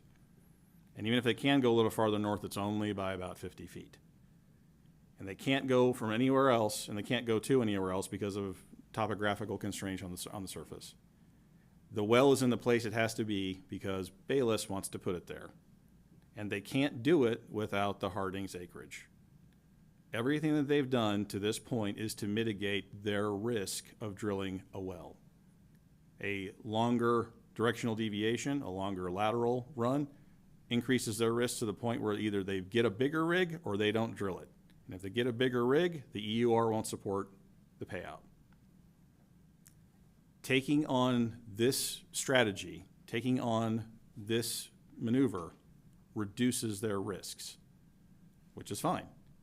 What the question, though, is that does it do it in a fair manner? Does it do it in a way that protects the correlative rights of all the parties involved? The Exhibit J, the one that actually kind of is helpful with the ellipse on it, that was oriented at 73 degrees and just, you know, the drains all nice and neat right into the southern, right up to that line, right up to the southern line of the spacing acreage. If that's off, that oval could creep outside the spacing unit as requested. If it's not 73 degrees, kind of flat, it starts to get steeper. If it bumps up against what is also what's out there, if it's a little more of an outlier to a more 45 degree angle, that oval could start coloring outside the lines, which means that the spacing unit as proposed would not be smaller. It would be smaller than what is required to drain the well. So unless they sound very confident about that fracture orientation, but they can't know. Their exhibit wasn't average. It said so right on it. So there are some that go a little flatter, some that go a little steeper. They don't know what they're going to find once they get into that one. And so that's just a guess. Same thing with the ellipse. That ellipse could be a little bigger, could be a little smaller. Right now, the major axis of the ellipse, 900 feet. The half length is 460, which is longer. Again, if we go extreme, and that's not going to do that. But if we go extreme, that's already over the spacing limit because there's only 400 feet between the well and the line. It's not going to go that far. But what if it went 45 degrees? Where does that leave us? So it's a nice map. It's a good guess, but prudentially, the board should err on the side of caution because we don't want an exception location potentially down the road to come in here where there's objections because of extra drainage. Oh, now we've drilled this well and now it turns out that, well, these things actually drain a much bigger ellipse than we thought it did. And so now we just can't let you have that exception location in the 30 acres. I'm sorry. The division and the board would be prevented from approving that exception location because there's communication. There would be communication. And it would reduce the ultimate recovery because you're poking your straw into the same milkshake. So prudentially, an 80-acre spacing with a 2-well density prevents any of those concerns from ever materializing. And plus, we don't have to come back to you ever again. That, as the division was saying, let's not kick the can down the road. Deal with it today.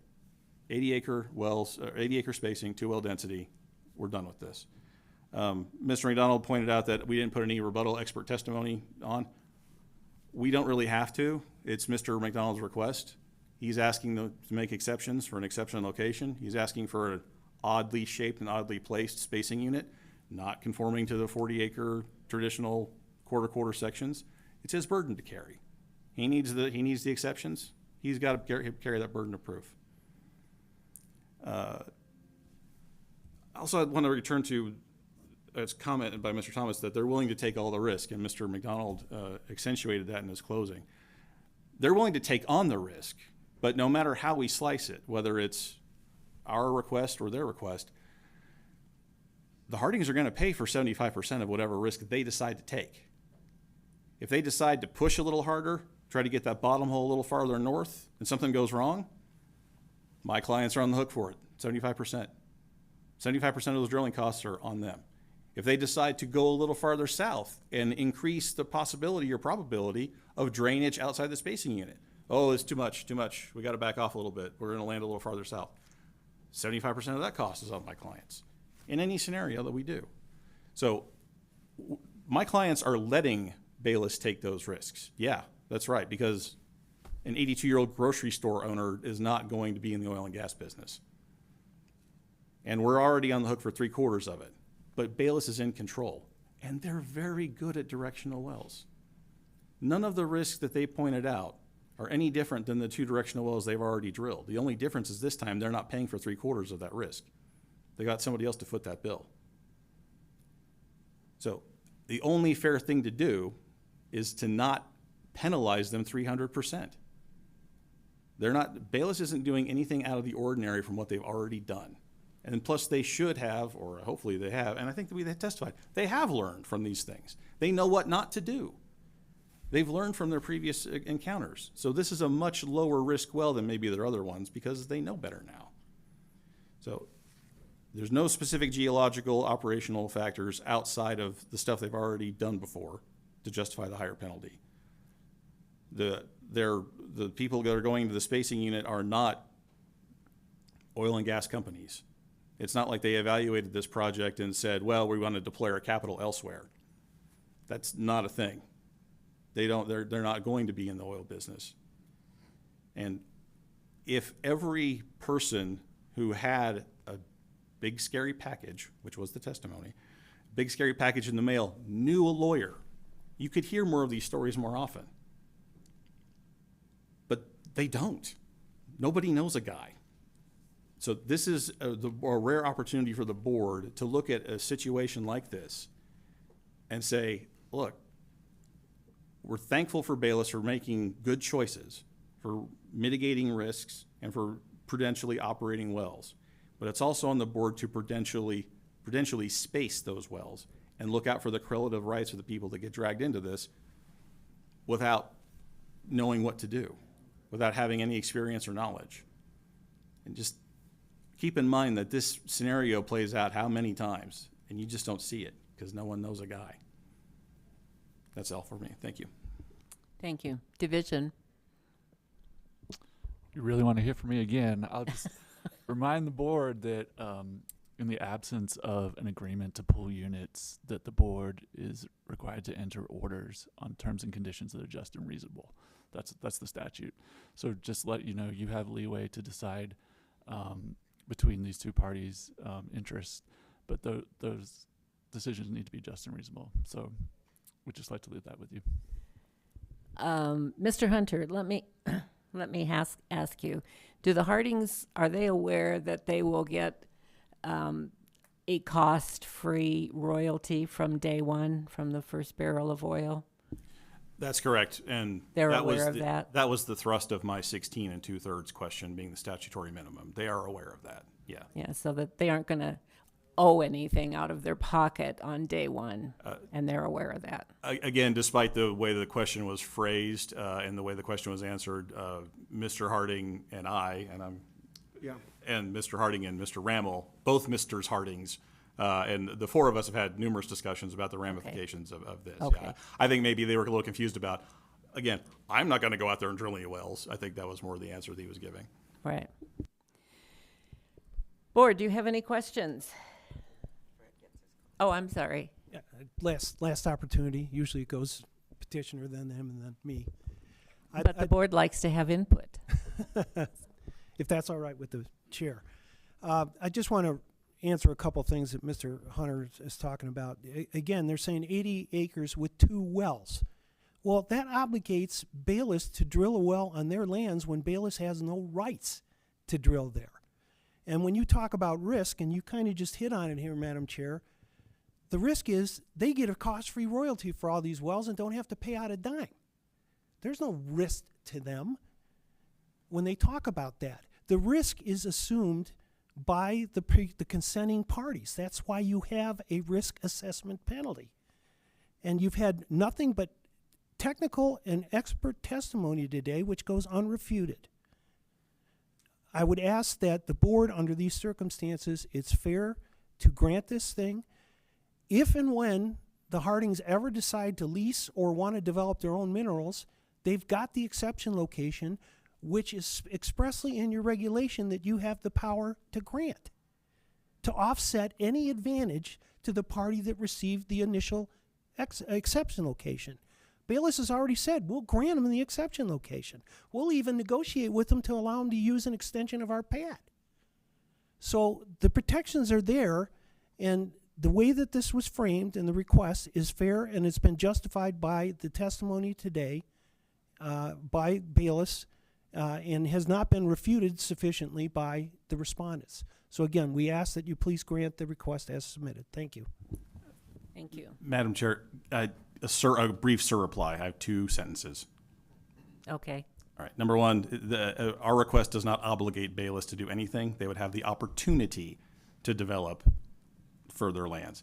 And secondly, on the subject of obligation, the exception location and the surface thing doesn't obligate Bayless to do anything. They're not obligated. They're going to possibly negotiate or allow an exception location based on the board's ruling, based on the board and division rules, which is already the requirement anyway. Thank you. Duly noted. Does that conclude your testimony? And we've talked about exhibits, is that correct? Okay.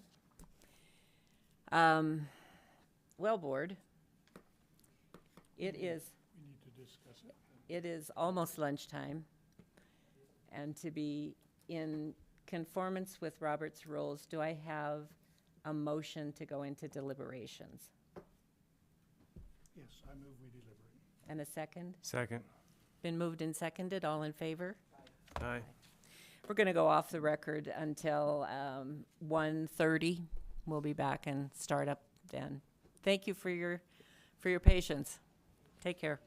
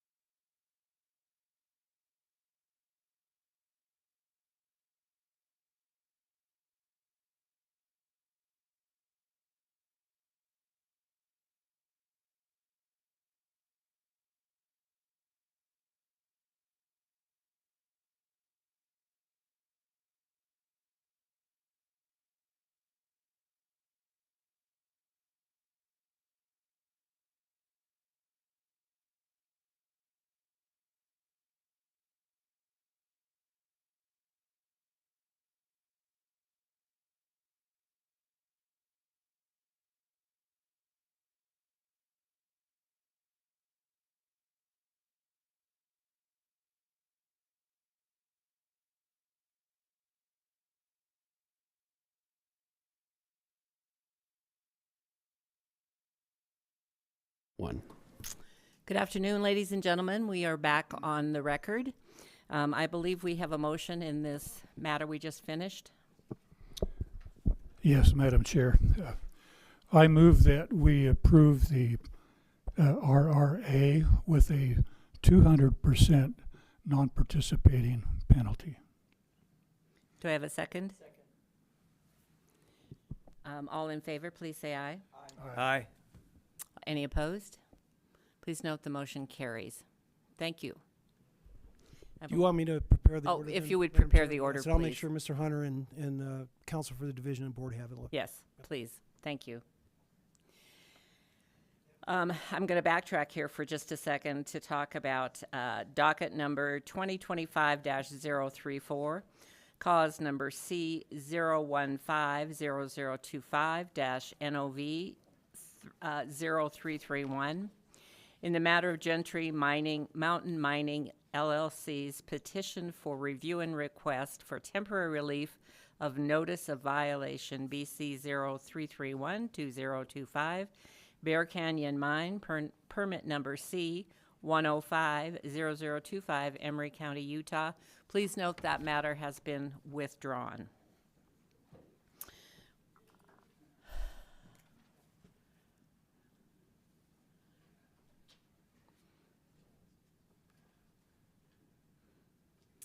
Okay, we're moving on to docket item number 3. Docket number 2025-036, cause number 997-05, in the matter of formal rulemaking to adopt R 647-1 definitions, R 647-2 exploration mines, R 647-3 small mines, and R 647-4 large mines. Division, are you ready? Yes, we are, Madam Chair. If I can make the magic happen with this slide deck. Hold on just a second. Oh, look at that. It's working. Okay. Very good. Thank you, Madam Chair. Assistant Attorney General Gary White here on behalf of the Division of Oil, Gas, and Mining. To my left, we have Wayne Western, the Minerals Manager. To my right, we have Dana Dean, Deputy Director for Minerals, Coal, and Abandoned Mines. And then to my far right, we have Natasha Balliff, who is the Legislative and Planning Coordinator for the Division. I think I got everything right. So we're doing well so far. The reason we're here today, Madam Chair, is because we have been working on an overhaul of the minerals rules. This process began in early 2024. We came before the board with a portion of this last year, but we didn't quite get to the finish line. The board wanted some more time and more involvement in a portion of these rules. So after we came last year, the board actually appointed a subcommittee comprised of Rich Borden, who just recently left the board, and Mr. Galecki. And we worked closely with that subcommittee on substantive changes to the minerals rules. So what I'm going to present to you today are the substantive changes to the minerals rules that we would like to go into formal rulemaking. There are other changes, but most of those are just typographical in nature. The rules were incongruent at times between small mines and large mines, even though they were expressing the same thing. So we lined up the language. So we're not going to bother the board with that today. This presentation will be about the substance in those changes. So we'll start right into the first substantive change that the division would propose. And this has to do with permit boundary markers. And I've asked Mr. Western to explain to the board why it is that the division would like this addition to the rules and what this will accomplish. Thank you, Madam Chairman and fellow board members. The reason that the division would like to see these rules implemented is that the number one cause of violations for, particularly for small mines and exploration, is people going outside of their permit boundaries. A lot of times you'll have very well-intended operators and they just kind of get carried away on where they're mining, or it's a situation of the stuff, it's good here, it's better here, and it's really good over here, but over here is outside of the permit boundaries. Then we have to take enforcement action, and nobody wants to do that. And so if we have those areas staked, we feel that it will help the division and the operator avoid having to issue violations and streamline the process for getting expansions and modifications to the permit area. Thank you. So there's a summary of this rule here on the slide before you. For the actual language of the rule, we've submitted that as an exhibit with the filing. So I have those documents if at any time during the presentation you'd like to see the actual rule language. But in summary, in order to solve this permit boundary issue, the new rule will talk about the areas. It will cause markings around the areas covered by reclamation. There can be steel or wood posts. There can be prominent features such as large rocks or trees that are flagged for visibility. The original version of this rule did not have a limit on size, but after consultation with the board subcommittee, it was determined that this shouldn't apply to all mines, and that's where you see that 160-acre limit. So very large mining operations will not need to mark their permit boundary. It's also important to note that the division can provide exceptions under the rule. So this won't necessarily apply to every mine that's under 160 acres, but we anticipate it'll apply to most of them. So before I move on to the next substantive change, are there any questions about the permit boundary marker rule? About how many properties do you think are involved? For the small mines, we're probably looking around 500 small mines and explorations. This, for most of them, they're, 4 or 5 acres. So you could probably do this with maybe 10, 15 stakes. Should be a fairly simple operation. Thank you. Okay. Any other questions? All right. Moving on. We have added some definitions to the rules with regard to primary versus secondary processing. The issue arises because in the Utah Code, specifically section 40-8-4, there's a definition for mining operation. And that definition of mining operation includes the phrase primary processing. So primary processing isn't included in a mining operation. But there has been in the past some ambiguity as to what constitutes primary processing. So the purpose of this rule, and again we worked on this with the subcommittee, is to make it clear what's included in primary processing versus secondary processing. And I'll again ask Mr. Western to summarize what some of these differences are. Okay. Primary processing is usually those things, the crushing, the grinding, things on site to prepare material, particularly things like sand and gravel operations, where you can separate out the different elements to the sand, gravel, different rock sizes. Also get a concentrate that can be shipped off to a market. We also have things leaching, which is a typical thing that we would regulate. And then the secondary is those things that go on to concentrate the metal content. Right now we've only got about 17 metal mines in the state of Utah. And these secondary processes usually involve items with heating, such as smelting, refining, other things like that you would have a large smelter or refining operation that in the past we have not regulated. Thank you. So the purpose of this change would be to help both the division and the operators have more clarity as to what is a primary processing that will be regulated by the division, and then what is secondary processing that will go outside that regulation. Any questions about this change? And this is the exact language from the updated rule. Okay. Next change in the minerals rules would be to add a definition for the bonded area.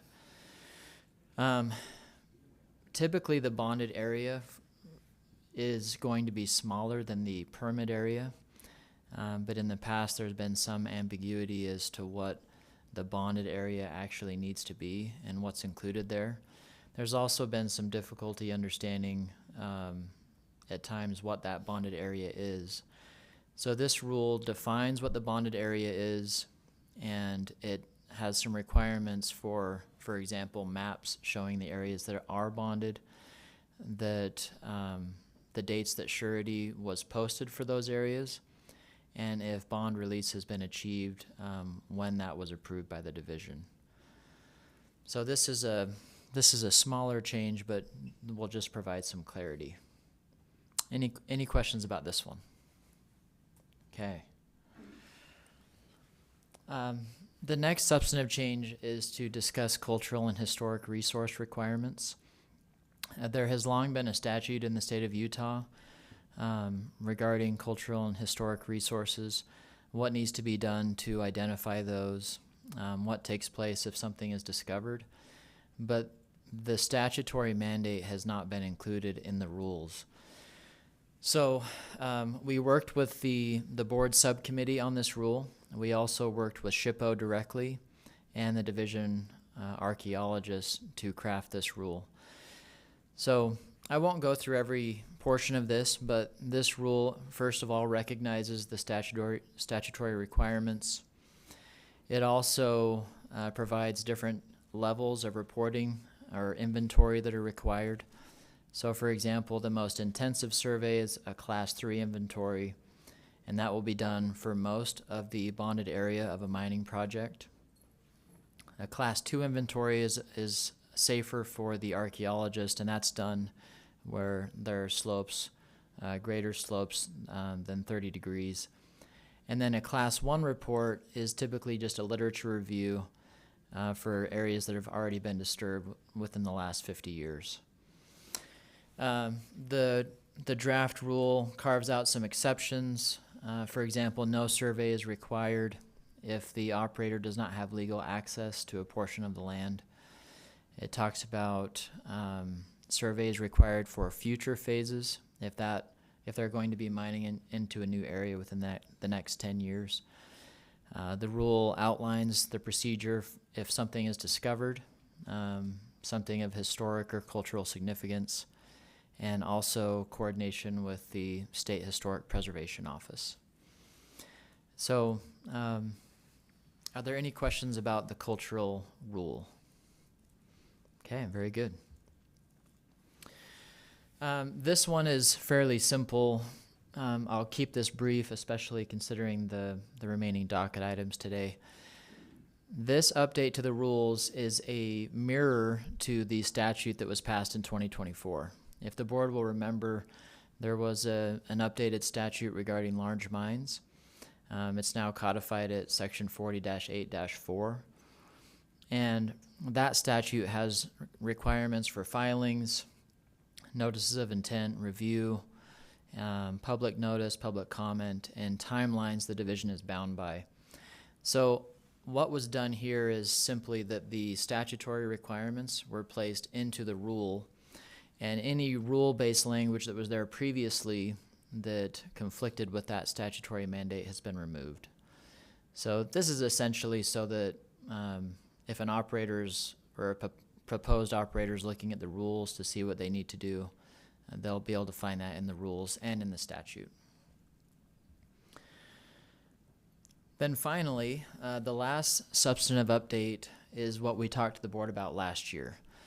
That same 2024 statutory update provided definitions for what an amendment means for a large mine and what a revision means.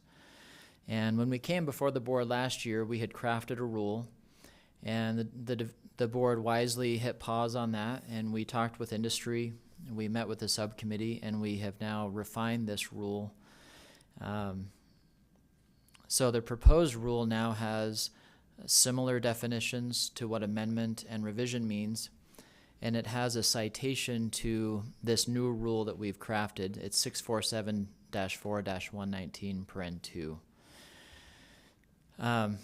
Essentially, the way this works is that the rule defines what an amendment is as opposed to a revision for a large mine.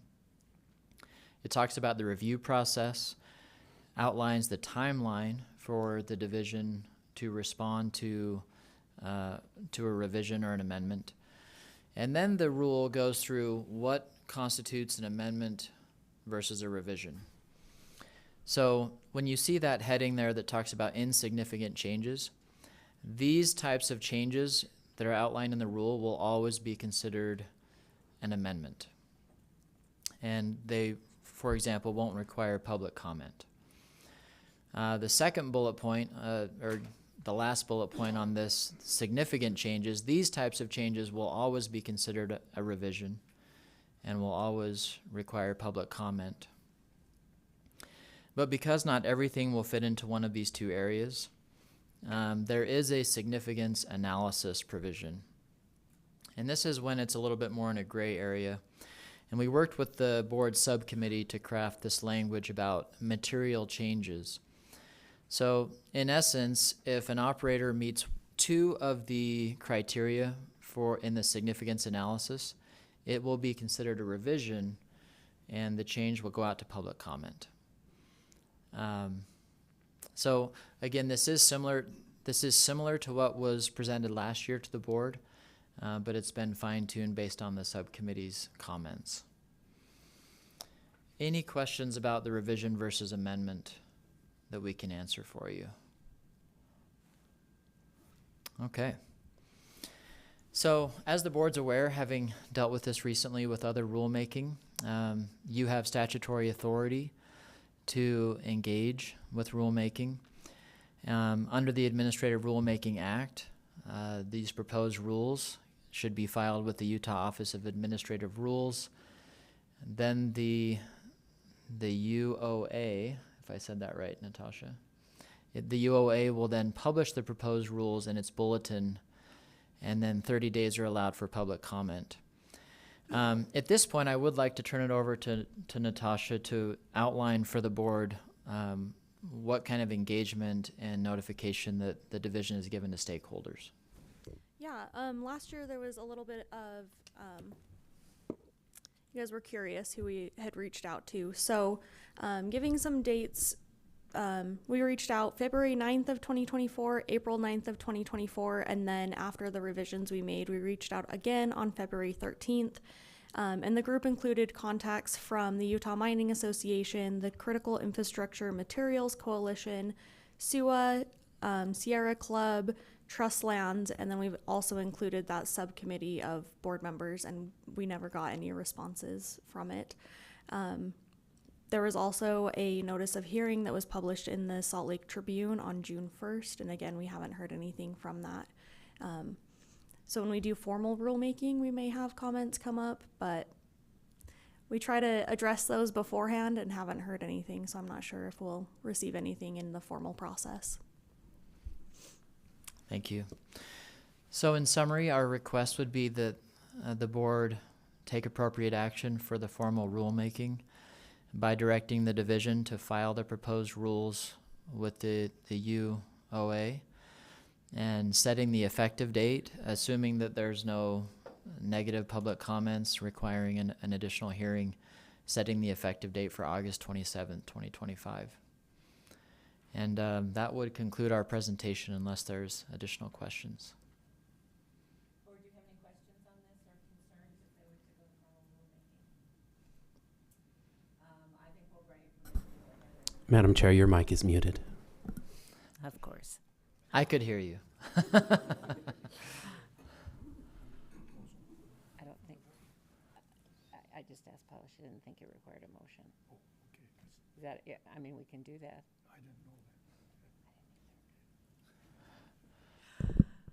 We're just discussing formalities here. Oh. I believe we can go ahead and just have you commence formal rulemaking on this rule.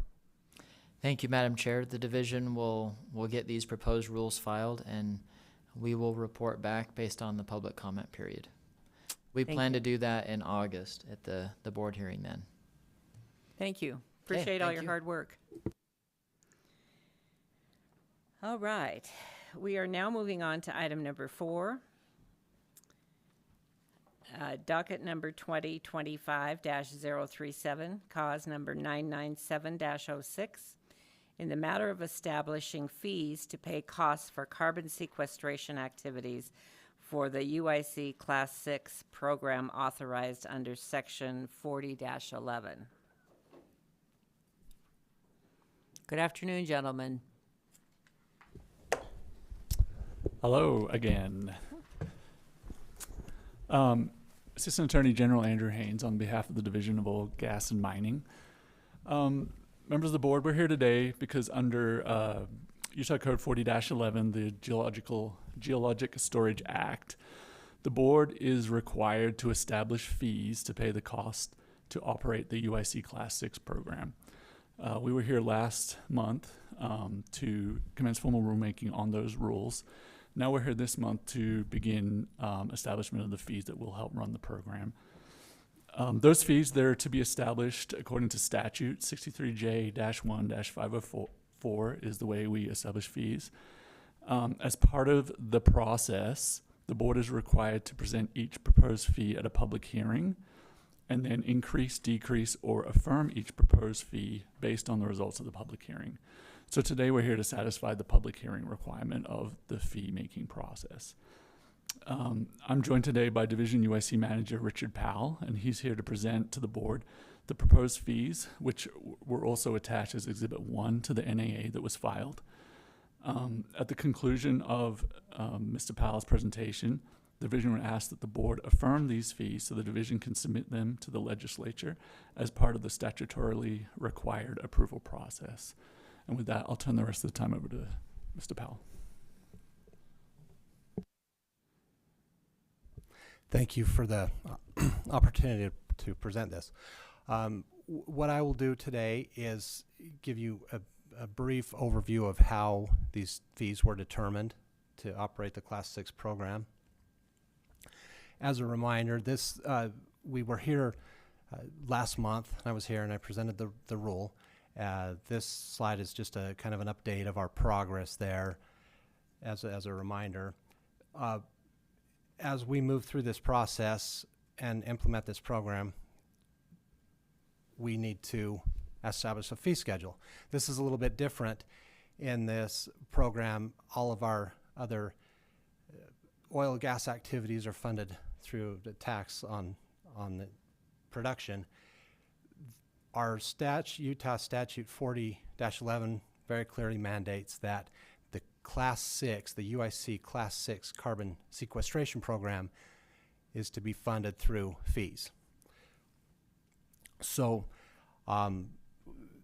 that's mandated through 4011 in accordance with 60J-1504, which kind of gives us the outline of how we go through this fee process. The objectives that I had when I developed this fee schedule were to be out of the 63J-1504 to be reasonable and fair and reflect the division's actual costs. The fee schedule again, this slide illustrates language directly from the statute 40-11, which mandates the different fees and what has to be covered.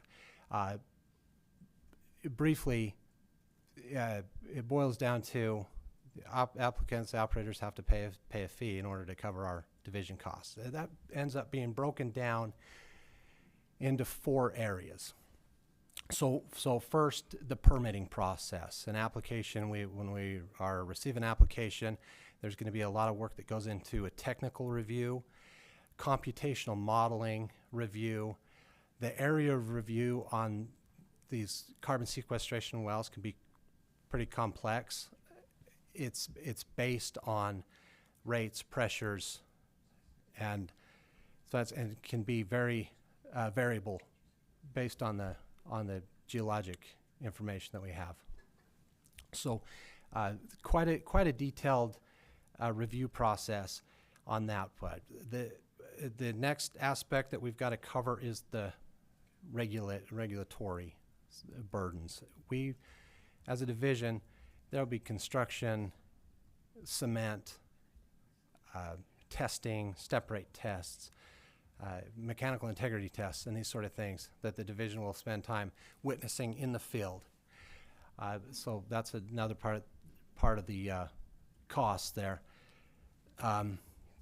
The other area is monitoring management of closed facilities. After these facilities are closed, we discussed last month, there's a long-term commitment where they could be require ongoing regulatory analysis for up to 50 years beyond. So we have to have the fees will end up covering that and unanticipated costs that might derive or things that could change during that time period.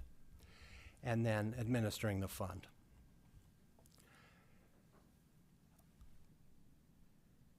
There are some other various fees. These are those are the big types of fees, but this again is just a continuation of all the language out of the statute that indicates the requirements that we were up against when we were proposing this fee schedule and what we were trying to accomplish. So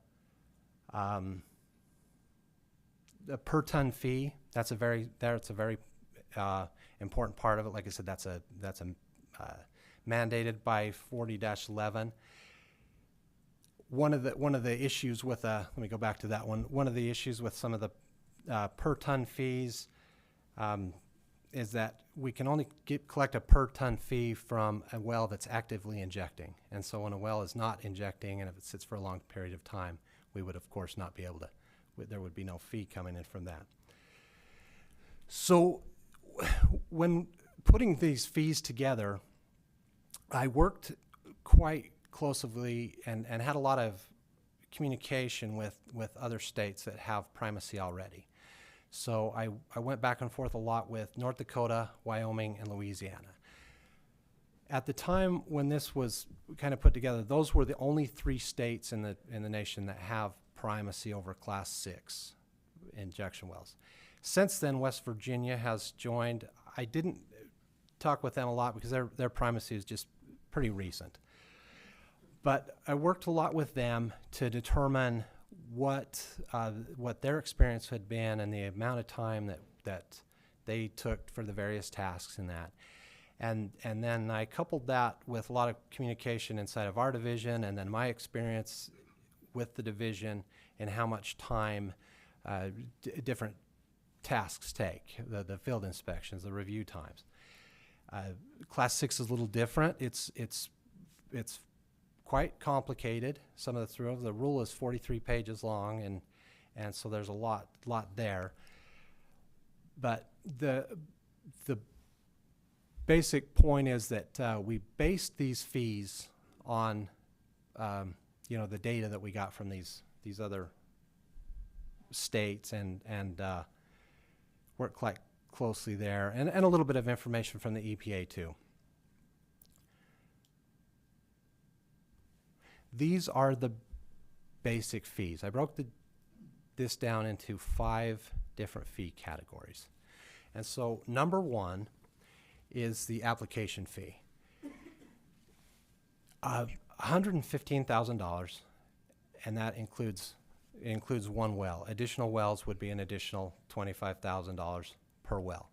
Now, this aligns pretty closely with our other states, and again, it's based on the time frames and what we estimate this is actually going to take. It's compared to actually some of the numbers I got from other states, this is as far as times, it's fairly conservative. Number two would be this annual fee. Again, I mentioned this fee, the division has ongoing costs. Experience shows us that sometimes we'll have many wells that can sit idle or shut in, injection wells for periods of time. But that doesn't end the work that the division has to do. We've got to maintain our field inspection work and do those things. And so the annual fee is a base fee to cover the minimum work that's going to be required by the division just to oversee that facility. The facilities, as we discussed last month with the rule presentation, the facilities can be fairly large and complex. Number three is a per ton injection fee. We anticipate that to be about 8 cents per ton injected. And that number is based on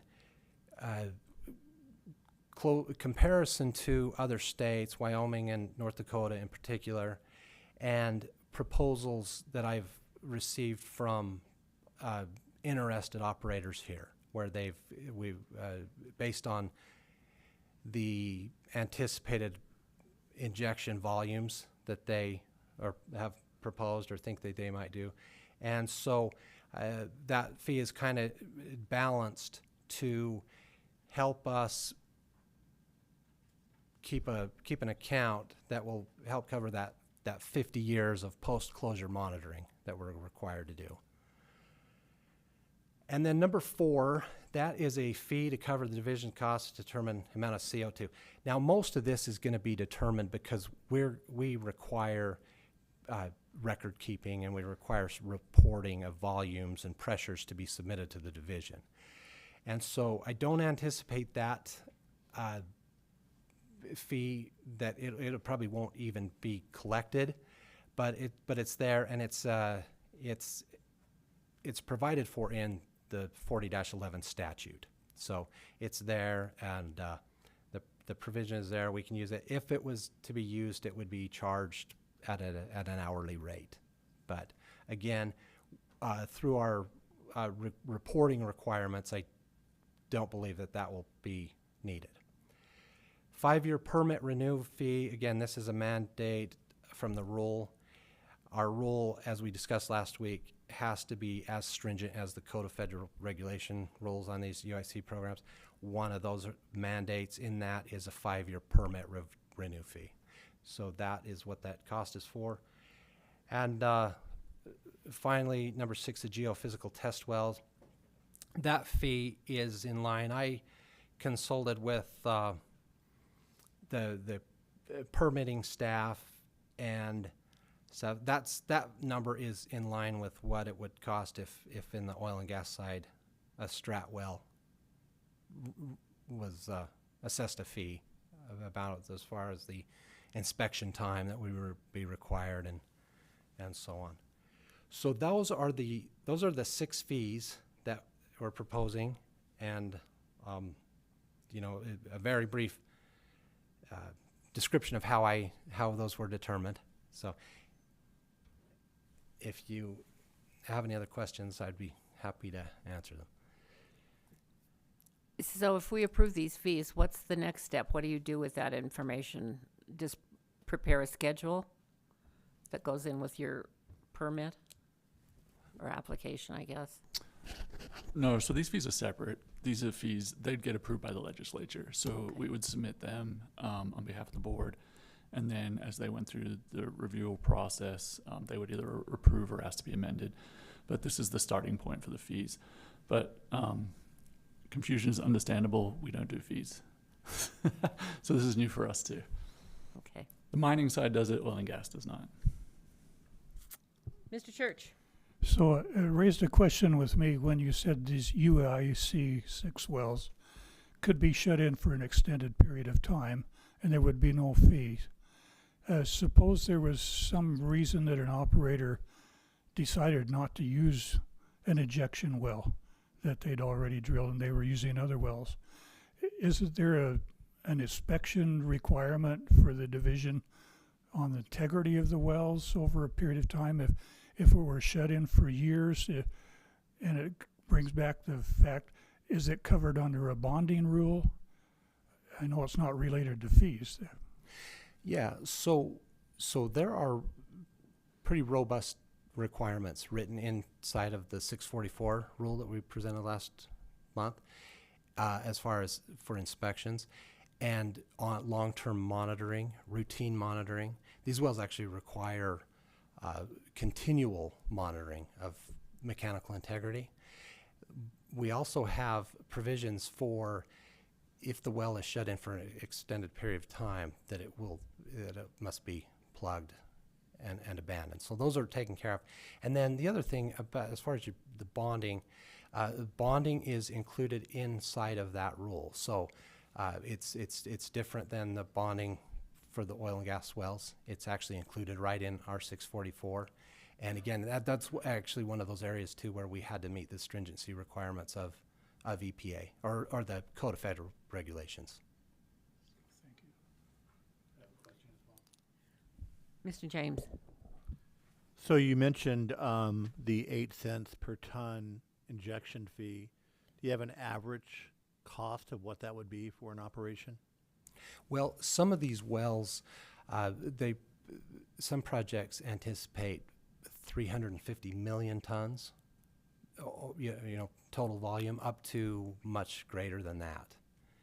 And so we're looking at, over the life of the well, just making sure to collect enough that it's there to go with that ongoing monitoring. And so I just kind of compared North Dakota and Wyoming are both right there. One of them is 0.7 cents and one is 8 cents.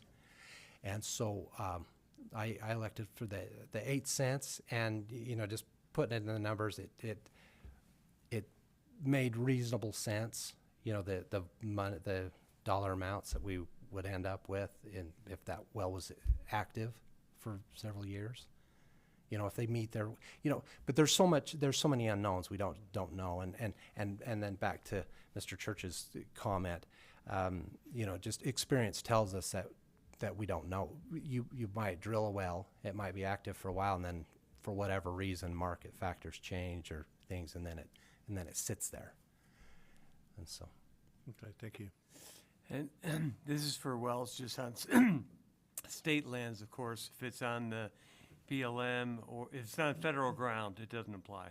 No, this would apply to wells on federal ground. The only area in Utah, if it is on Indian land or Indian country land, not necessarily surface-owned tribal land, but if it's in what is called Indian country, then the permit authority is retained by the EPA. Right. Outside of that, it's ours. And so anything just outside of EPA, whether federal fee, that wouldn't matter. It just the Indian Indian country component. And is this rule intended for permanent carbon sequestration? Class 6 wells are intended solely for the storage, for permanent long-term storage of CO2. Not to include CO2 floods or anything like that? No. CO2 floods is an enhanced oil recovery, and that would be Class 2 wells. Okay. Board, do you have any other questions? This one I think probably does require a motion.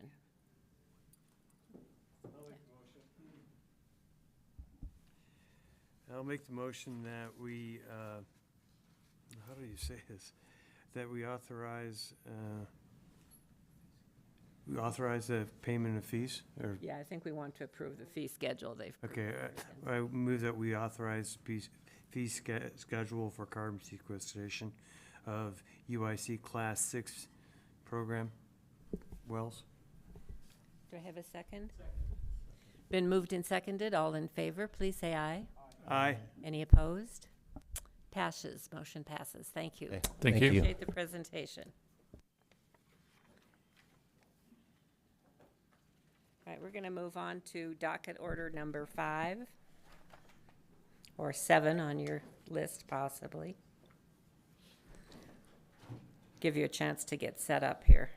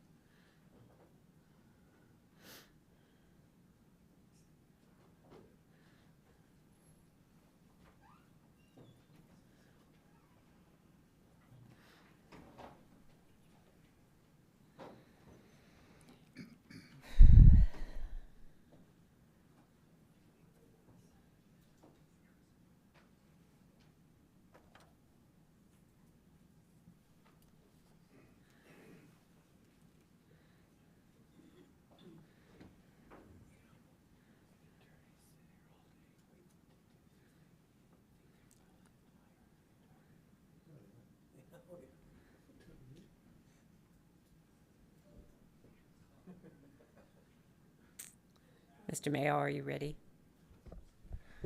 I am ready. Thank you. This is docket number 2025-038, cause number 132-79. In the matter of the request for agency action of 4 Point Resources, LLC, for an order pooling interests, including the compulsory pooling of the interests of certain non-consenting owners in the Armstrong 13-7, 4-3-18-16-7H well, in the drilling unit established for the production of oil, gas, and associated hydrocarbons from the lower Green River Wasatch formations, comprised of sections 16 to 18, 4 South, 3 West, USM, Duchesne County, Utah. Appearance of counsel. Thank you. Madam Chair, Mitch Mayo of Lear & Lear, PLLC, on behalf of the petitioner, 4 Point Resources. Assistant Attorney General Gary White on behalf of the Division of Oil, Gas, and Mining, and I'm here with division experts Peter Pankey and Colton Goodrich. Thank you. Back to you, Mr. Mayo. Thank you, Madam Chair. Just a kind of point of order clarification. Clients came with us today. The witnesses are here today. They're in from Denver, and they had scheduled flights that are just before 5 o'clock. There is a chance that we can get these next 2 done. So if I'm moving too quickly, please just tell me to slow down. But I'm going to do my best to move quickly so we can try and meet. And we'll do our best to accommodate you. Okay. Thank you for that.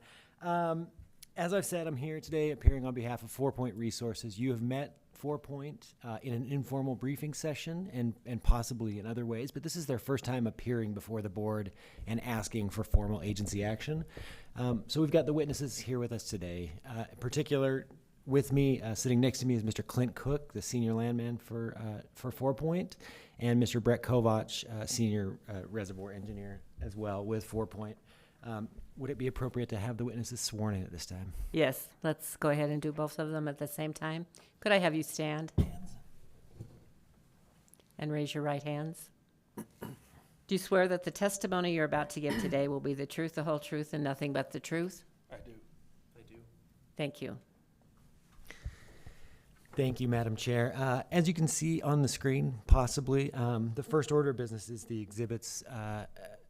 What has been submitted as Exhibit 1, the resumes of Mr. Cook and Mr. Kovach. If asked independently, they would verify the contents of those to be true and accurate. And also to clarify, neither of these witnesses has appeared before the board, so I will be attempting to qualify each of them as experts during their testimony in this cause. Finally, consistent with past practices, I'll move for admission at the end of my case in chief. Thank you. This cause is something fairly straightforward for the board. It's a compulsory pooling matter. What is, I guess, somewhat unique about this is that it happened kind of during the transition. So Ovintiv recently sold to 4 Point, and Ovintiv did all of the sending out of the letters and the drilling and completing of the well, and 4 Point took over when it was time to do this pooling. So if there's any kind of gap in the information you see here today, that's probably what's happening. The good news is I was involved with both and have a good handle on what's going on. So I think we're in a good position to get this through quickly and easily. Again, it's fairly straightforward. Compulsory pooling request, a 3-section unit, an irregular unit. So it's 19 1,967.6 acres. And that's comprised of sections 16, 17, and 18 in 4 South, 3 West in Duchesne County. The drilling unit was established by this board by order entered in April of 2024 in cause 130-27. I may call that the current order or the spacing order. A copy of that current order, the 130-27 order, was submitted as Exhibit 2 in this cause. As is typical in pooling matters, 4 Point and its predecessor, Ovintiv, as you're used to seeing in those, the spacing orders that underlie the development typically call for conversion of existing production. However, there's only one well that produces from a portion of the unit at issue, and that well was expressly accepted out of conversion in the spacing order 130-27. So that's a long way of saying, although there's a producing well, there will be no conversion at issue here and no waiver of recoupment for any pooled parties in this matter. The well at issue is, as Madam Chair said, the Armstrong 13-7 4-3-18-16-7HX well. The Armstrong well is a 3-mile, what's sometimes called extra long lateral horizontal well that was drilled and completed by Ovintiv and is now operated by 4 Point. The Armstrong well produces from the lower Green River Wasatch formations, the subject formation, sometimes called, as more specifically described in the request for agency action. And the Armstrong well first began producing in March 24th of 2025. As alleged in the request, and as Mr. Cook will confirm in his testimony, there were 17 named individual mineral owners to be pooled here today. Those are identified on page 2 of the request, and they are subject to compulsory pooling. To be clear, each has received the notice of opportunity to participate and none have responded timely. There were 2 of those 17 that I'd like to note, Meredith Jones and Intermountain Resources. Their notice of opportunity to participate were undeliverable to their addresses of record, so they were, pursuant to board order, provided published notice of opportunity to participate. But all the named parties have received those notices and have failed to respond timely. Excuse me. In addition, there is, of course, the pooling of some named estates where distribution has failed to occur sufficient to give us confidence that all the successors in interest have been committed to the unit. So those estates are identified on pages 2 and 3 of the request. Those are the parties that we're seeking to pool here today. Again, pursuant to that same board order, 4 Point published notice to those unknown heirs or successors to those estates as well. Skipping ahead, excuse me, as to the non-consenting CP parties, the folks claiming under the estates and the named individuals, 4 Point seeks the imposition of the standard 300% non-consent / risk compensation award and imposition of the terms of the JOA, which is fairly standard and something the board has seen repeatedly. During the recoupment period for the Armstrong well, the acreage-weighted royalty that the board should apply in this cause is 19.290292%, and that will be applied to the unleased interests of any of the non-consenting CP parties. A copy of the request that was filed was mailed, certified to the parties named to be pooled, and regular mail to all other production interest owners in the drilling unit. And proof of these mailings was filed in the certificate of mailing, as well as proof of the certified mailings and their delivery status has been filed as Exhibit 35 in this cause. In addition, the published notice that we referred earlier, proof of that publication establishing it has been filed as Exhibit 34 in this cause. Finally, the board has jurisdiction over this cause pursuant to Utah Code 40-6-6.5 and the implementing regulations. And the testimony and evidence presented here today will establish that the regulatory requirements have been met. And with that, I will begin with my examination of Mr. Cook. Mr. Cook, perfect. You're a pro already. Would you please state your name and business address for the record? Sure. Clint Cook, 100 St. Paul Street, Suite 400, Denver, Colorado. Okay. And before I ask any further questions, I'd just like to quickly give Mr. Cook a chance to go through his resume and explain his expertise, and the division and board a chance to question him about it if they'd like. Okay. So, Mr. Cook, would you walk the board through your resume and tell them as humbly as you can why you're an expert in petroleum land management? Sure. So I have an energy management degree, which is the modernized form of the petroleum land management degree from the University of Oklahoma. Have about 20 years experience working as an in-house landman for Chesapeake Energy, XTO Energy, and now 4 Point Energy, work in various basins across the U.S., almost entirely horizontal well drilling and running the land side of the development programs for the various companies throughout the various basins they operate in. Okay. I think that's probably sufficient for my purposes, but obviously the division and board. Division, do you have any questions for this witness? We have no questions and no objection to him being certified as an expert. Thank you. He's so accepted. Thank you, Madam Chair. Mr. Cook, what is your current position with 4 Point? Senior landman. I work, as mentioned, the drilling and development programs for both the UNA and our operations in the Permian Basin. Okay. And so as a senior landman, do you have responsibilities to manage, say, the Armstrong unit? Yes. Okay. Please provide, if you would, briefly the corporate and bonding status for 4 Point. Sure. 4 Point is a Delaware LLC in good standing, having a principal place of business in Denver, Colorado, and we are fully bonded with all the relevant state, federal, and tribal agencies. Okay.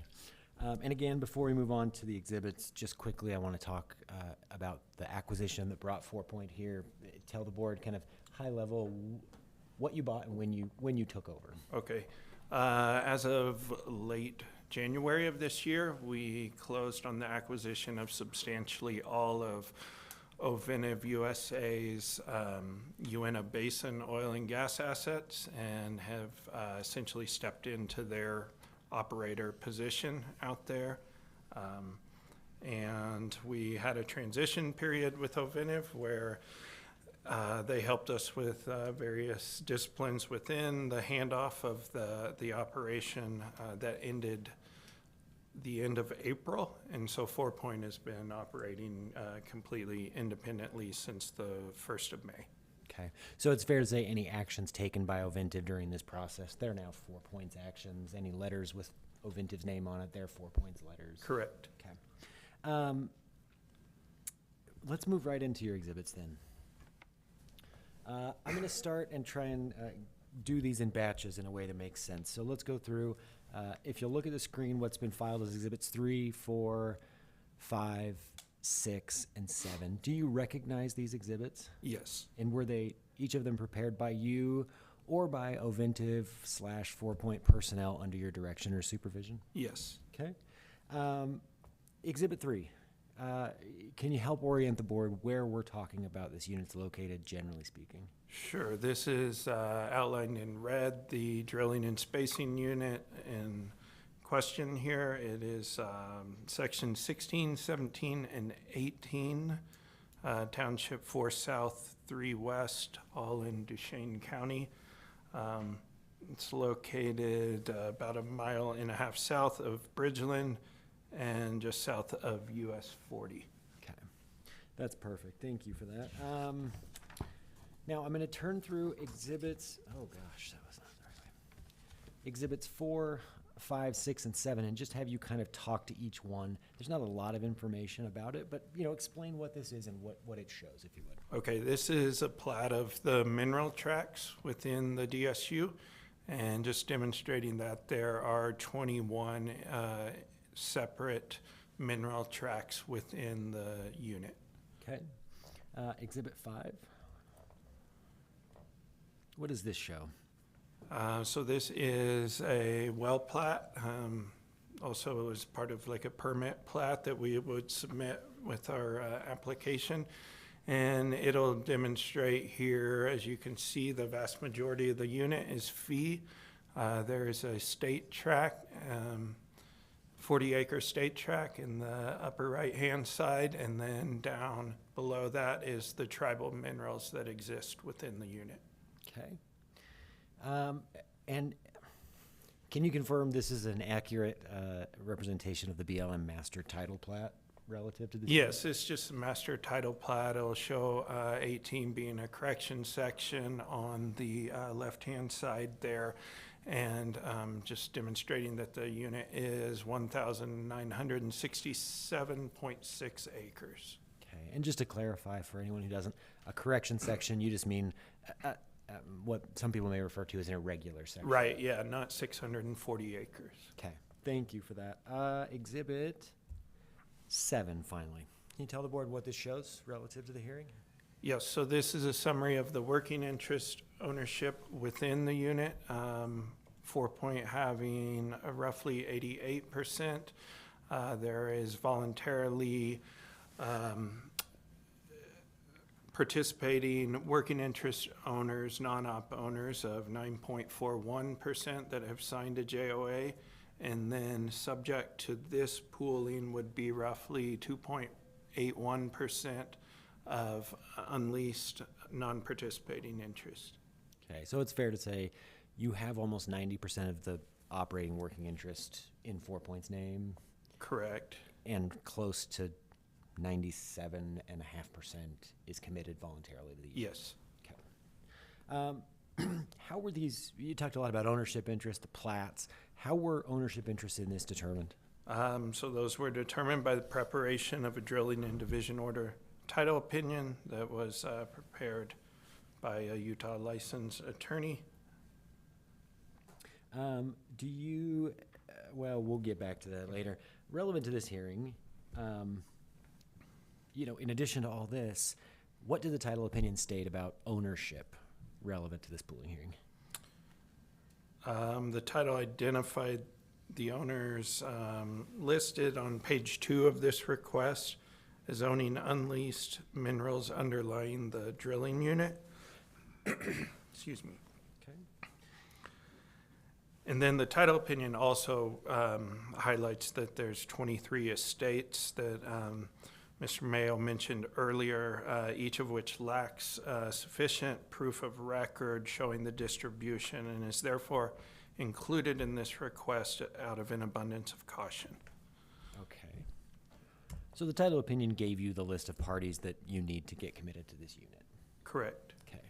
I'm going to switch you now ahead a little bit in the exhibits. We're doing slightly out of order, but I want to turn you to what's been filed, if you look at the screen, as exhibits 25, 26, and 27. The board has seen survey plats, AFEs, and JOAs before, but can you confirm for the record that these are what you would consider a part of your well proposal packet, Stan? Yes. Okay. Are these documents official business records of 4 Point after the acquisition? Yes. Okay. Can you please walk through each one? Exhibit 25, for example. Okay, so this is a plat depicting the proposed well. It'll show where it's drilled, surface hole location, and bottom hole location. All of which is information that would be really helpful to someone deciding whether to elect. Correct, yes. At 26, standard AFE, it's on Oventive letterhead, but anything you'd like to add to the AFE? No, the AFE just is a line item document that line items out all the costs for drilling and completion of the well that someone who's trying to make a decision to participate or not would like to know and understand the costs and what they're made up of. Okay. And obviously 27 is what? This is a standard form JOA or operating agreement, and this is the AAPL form 610 1989. Okay. A fairly standard form used in the basin? Yes. Okay. So in addition to these 3 documents, the survey plat of the proposed well, the AFE, and the JOA, Is there anything else that you send in your election packets generally to folks you're looking to get to participate? Yes, there's a well proposal letter that kind of explains exactly what we are proposing. The well itself summarizes a lot of this information concisely. It also includes options for the owner, an option to lease or participate, and it also provides them an estimate of their interest in the well so that they could calculate what their proportionate cost would be. Okay, so this letter lays out all the options available to the owner at the time, essentially. Yes. I'd like to show you what is up on the screen as well, and instead of going through each of the exhibits, I'd like to just direct you to what's been filed as Exhibits 8 through 24. Can you please confirm that Exhibits 8 through 24 are the election letters that were sent in the well proposal packets to the parties named to be pooled? Yes. Okay.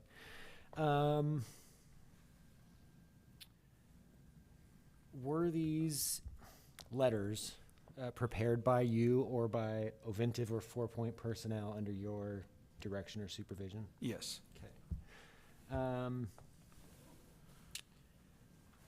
Again, in order not to go individually one letter at a time, I'm going to have you kind of confirm generalizations about the letters, if that's okay. Okay. Can you give a general date of when these letters were sent out to these mineral owners? So the well proposal packets were sent priority mail on or about March 13th, 2025. Okay. And have all of them received, and if so, when about? Most of them were confirmed received between the period of March 13th and March 31st. There were 2 parties that were not confirmed received, and that was the Meredith Jones and Intermountain Resources, Inc. Okay. So, one more time, just for the record, there's another piece of information in these letters typically that the board likes to see, and that's this estimated percent of ownership. Can you just confirm on the record, so we don't go through each one of them, that each letter contains what you believe to be the correct estimated percent ownership for each of the owners asked to be pooled? Yes, it does. It's in each of those letters. Okay. Now, you mentioned Meredith Jones and Intermountain Resources. They didn't receive a notice of opportunity to participate. Did you provide that to them in some way, and if so, how? They would have been provided notice by publication, and that was done in the UNA Basin Standard for 2 consecutive weeks, starting on May 21st and May 28th. Okay, so they did receive at least published notice of the notice of opportunity to participate. Correct. Okay, and have you seen what's been filed as Exhibit 34, proof of publication in this cause? Yes. Okay, and was that prepared by my office under your direction or supervision? Yes. Okay. In addition to the named parties to be pooled, the parties in these letters, you mentioned the outset the estates, the 23 estates that had been inconclusively distributed. How did you provide them with a notice of opportunity to participate? Let me rephrase, did you also publish notice to those Yeah, estates as well? yeah, estates were published notice as well.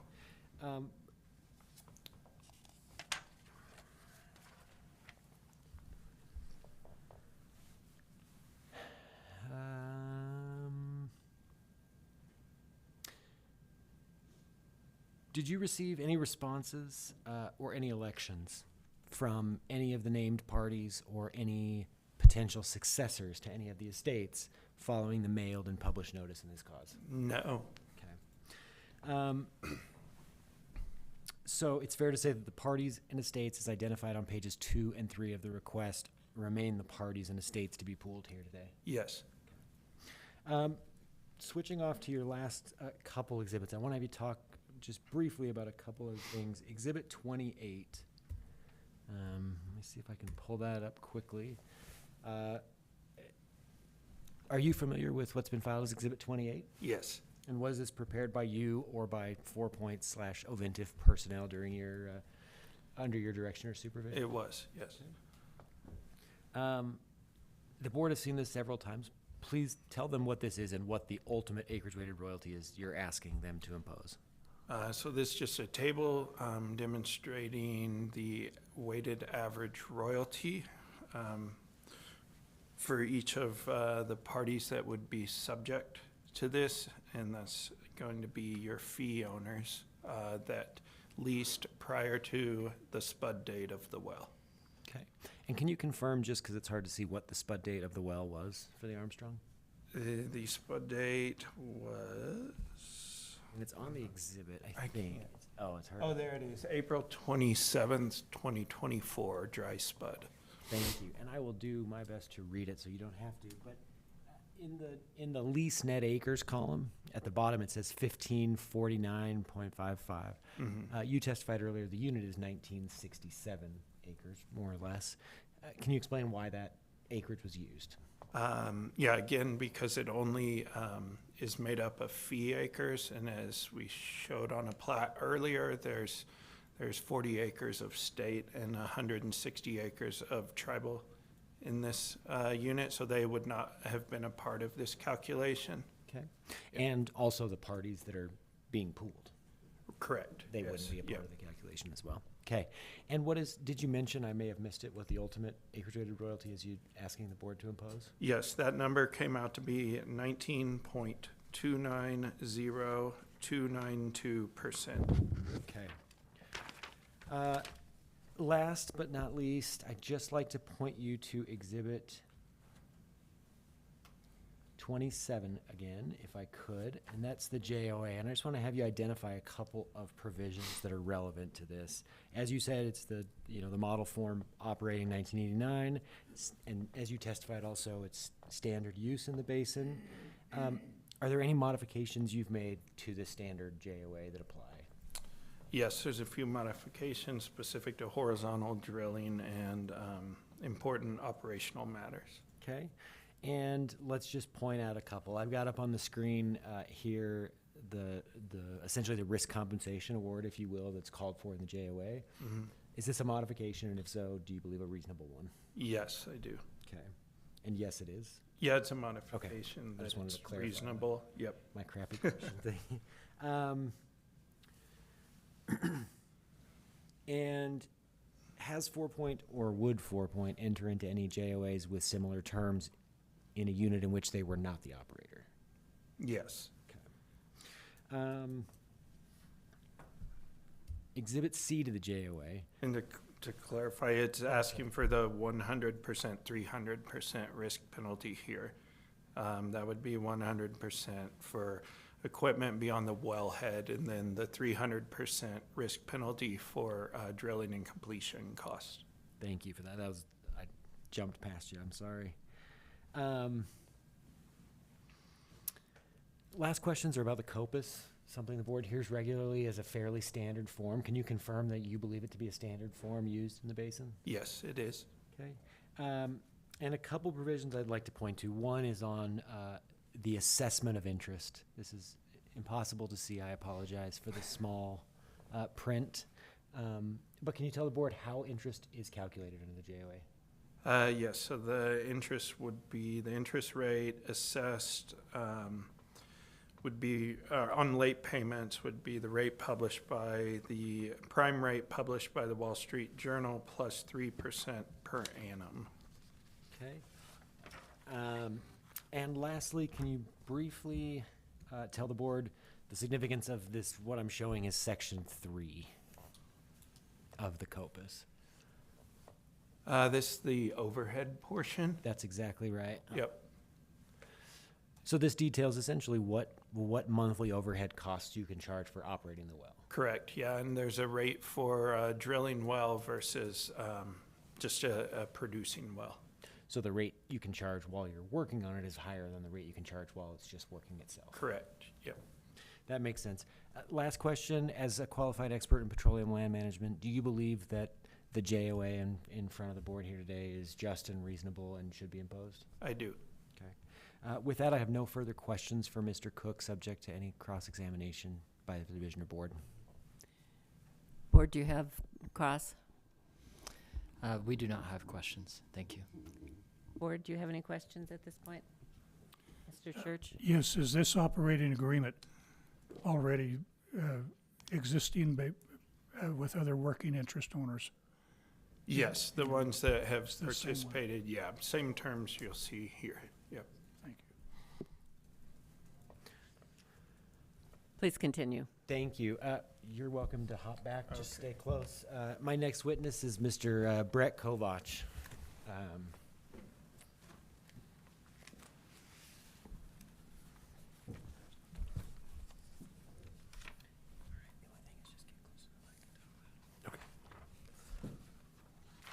Mr. Kovach, will you please state your name and spell your last name if you could, and then state your business address for the record? Yes, my name's Brett Kovach, and the last name is spelled Kovach, and business address is 100 St. Paul Street, Suite 400, and that's in Denver, Colorado. Okay. And can you please tell the board, I tried to get it right earlier and I may not have. Can you tell the board what your job title is at 4 Point and your responsibilities, generally speaking?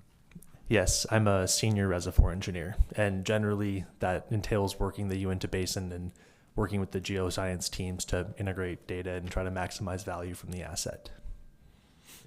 This is Mr. Kovach's first time appearing before and testifying before the board, so I'd like to qualify him as an expert. I will probably do similar as I did with Mr. Cook and simply point to his resume and have him walk through it, and then have the board and division have an opportunity to question. Can you do the same, Mr. Kovach? Give a brief introduction to who you are and why you're an expert in petroleum reservoir engineering? Yes, so I went to the Colorado School of Mines where I studied petroleum engineering, and I graduated from there in 2016. Subsequent to that, I worked for Apache Corporation down in Midland and in Houston for around 8 years. While at Apache, I focused on our Permian Basin assets and also on our East Texas, Austin Chalk, and Eagle Ford assets.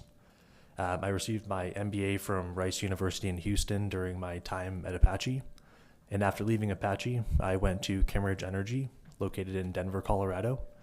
At Kimmeridge, I focused primarily on deal evaluations across North America. I spent a lot of time looking at deals in the San Juan Basin, the DJ Basin, the Montney, the Uinta Basin, and the Permian Basin. And then once I left Kimmeridge, I came to join 4 Point Energy, where I work as a senior reservoir engineer on the Uinta Basin asset. Okay. Thank you for that. That's sufficient for my purposes, but obviously division and board have it. Division, do you have questions? No questions and no objection to this witness answering expert opinion questions. Board, do you have questions? So accepted. Thank you, Madam Chair. This testimony should be a little shorter and sweeter. We've got just 3 exhibits to have you look at, Mr. Kovach.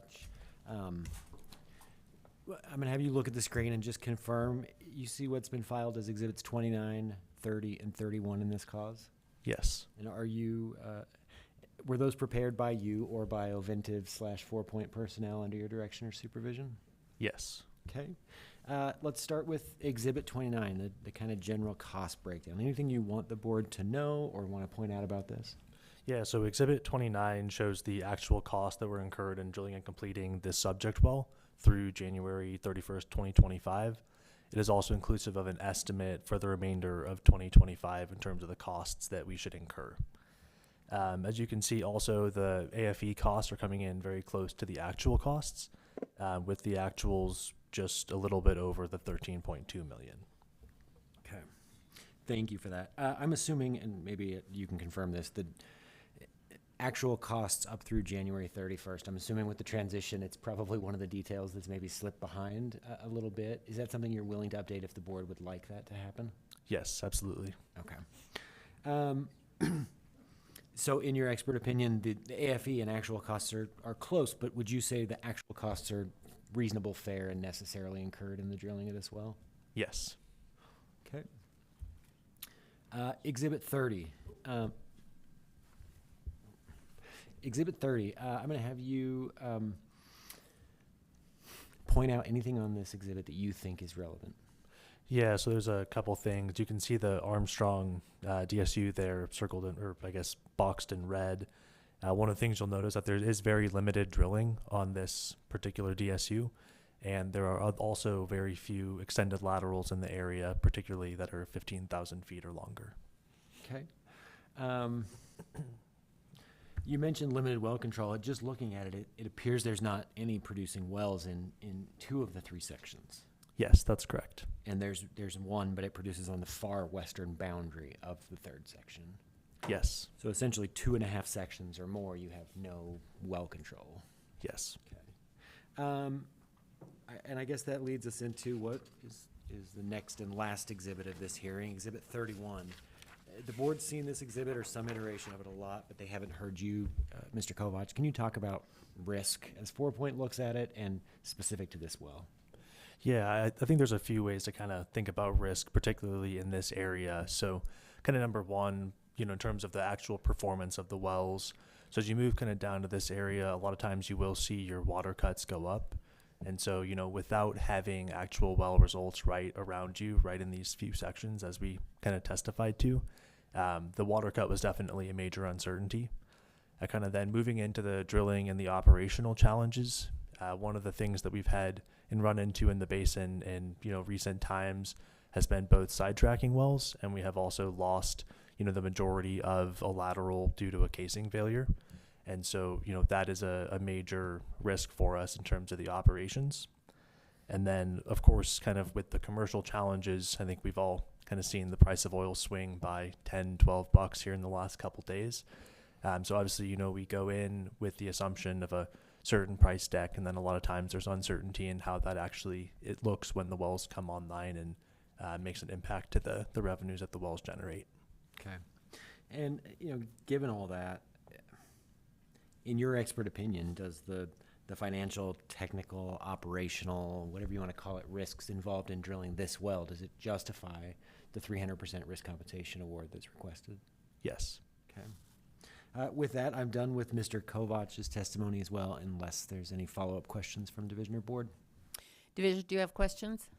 Just one. On this same exhibit, the actual occurred risk, are you able to testify how often, well, maybe not often, but what percentage of your wells actually encounter a drilling and operational challenge?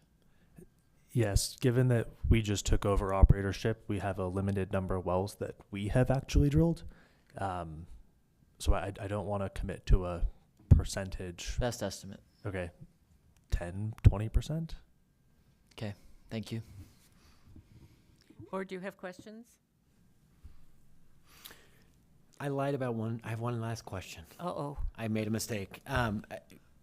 One thing I'd like to point out in the AFEs that Ovintiv/4 Point sent out in this cause, I noticed that plugging and abandonment costs were not included in those.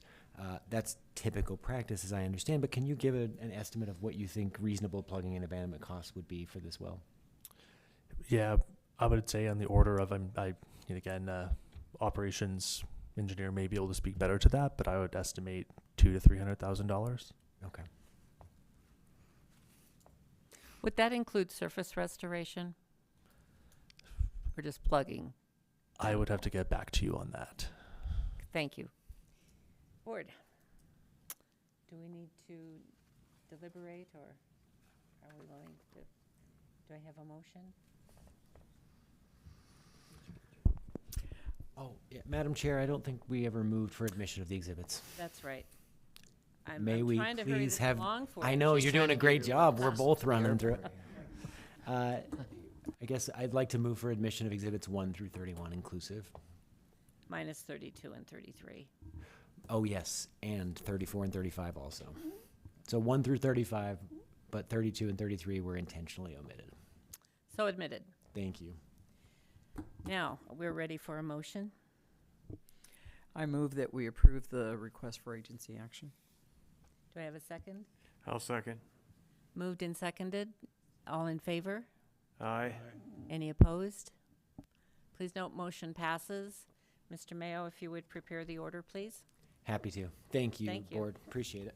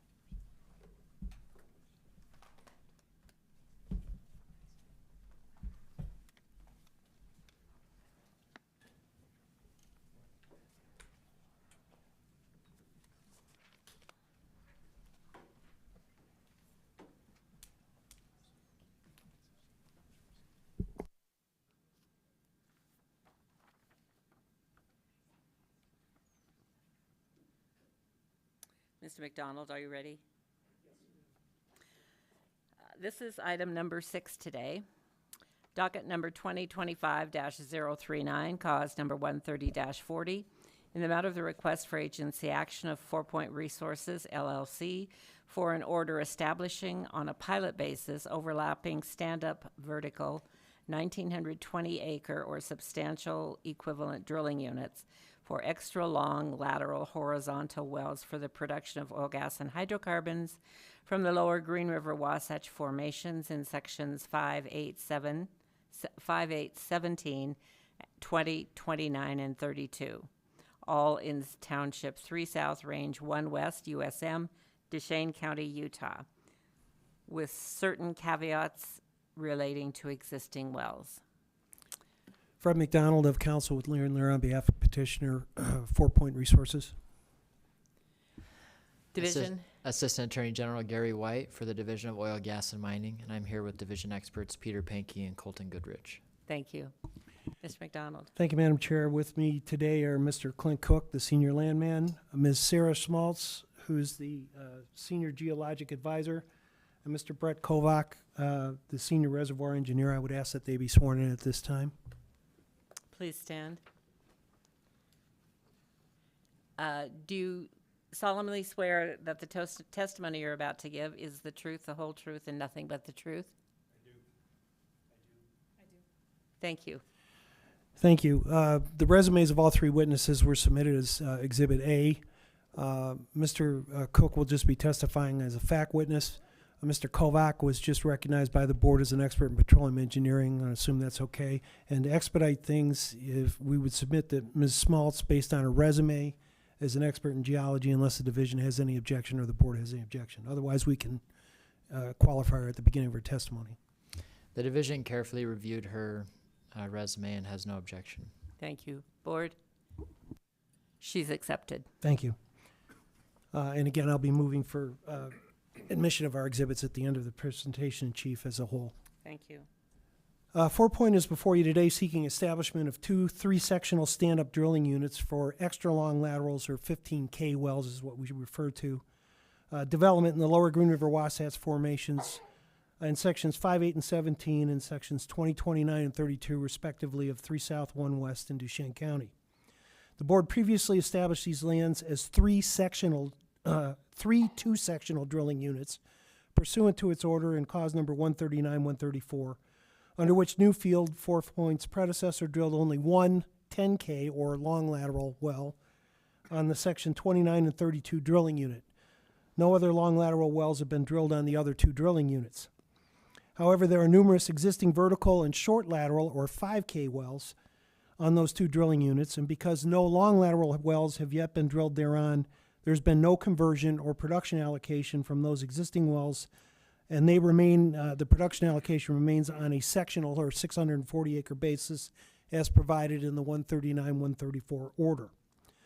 The 139-134 order was subsequently modified by the board's order entered in cause number 605 to reduce the heel-toe setbacks to 100 feet and to establish drilling unit boundary well drilling units along the east and west boundaries of those 2 sectional drilling units. True and correct copies of the 139-134 and 605 orders were collectively submitted as Exhibit B. As the board is aware, the trend in the Uinta Basin is to now drill 15K wells. 4 Point desires to conduct a pilot program for 15K well development on these particular lands with the 100-foot heel-toe setbacks. However, it does not desire to disrupt existing rights to production currently established under the 139-134 order, and therefore seeks that the requesting drilling units overlap and not result in another conversion. There are several other provisos in addition to no conversion to 4 Point's request, some of which are also applicable to other 3-sectional drilling units approved by the board. These are set forth in the detail in the request and will be addressed in testimony today. Because this is proposed as a pilot program, 4 Point is agreeing to report back to the board on the results within 2 years of entry of the order, presuming it's granting. Of course, if it's successful, 4 Point anticipates expanding the 5K well development throughout the central basin and will be in front of the board prior to that time. Since Indian mineral lands are involved, new communization agreements are required, and the agencies, whether under federal guidelines or by practice, require a spacing order from the board for the communization agreement to be approved. That's another reason why we're before you today. The board has jurisdiction over this matter pursuant to Utah Code Section 40-6-5, subparagraph 3B, and 40-6-6. Notice was sent via regular mail to all production interest owners within the newly requested 3-sectional drilling units, and to the Ute Tribe, Ute Distribution Corporation, Bureau of Indian Affairs, and the Bureau of Land Management due to the Indian ownership, and also to the School and Institutional Trust Lands Administration due to the state ownership. The mailings were sent to these parties at their last addresses disclosed by the relevant agency and Duchesne County Realty Records. In addition, notice of the filing of the request in this hearing was also duly published in the Salt Lake Tribune on June 1st and the Uinta Basin Standard on June 4th. On June 10th, the division filed a response expressing no opposition to the granting of the request, presuming 4 Point meets its burden of proof today at today's hearing, which we will do. No other objections or responses to the request were timely filed, and no other party has made an appearance today. With that, I'll commence my examination of Mr. Cook. Mr. Cook, would you please again state your name and business address for the record? Clint Cook, 100 St. Paul Street, Suite 400, Denver, Colorado.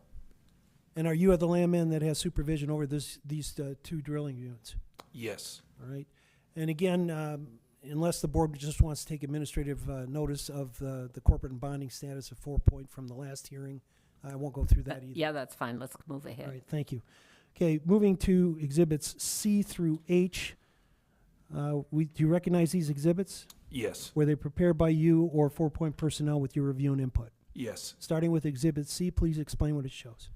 This is the regional locator map showing the subject units in red here, located roughly a mile east of Mighton Town Site, and US 40 as it heads north towards Roosevelt.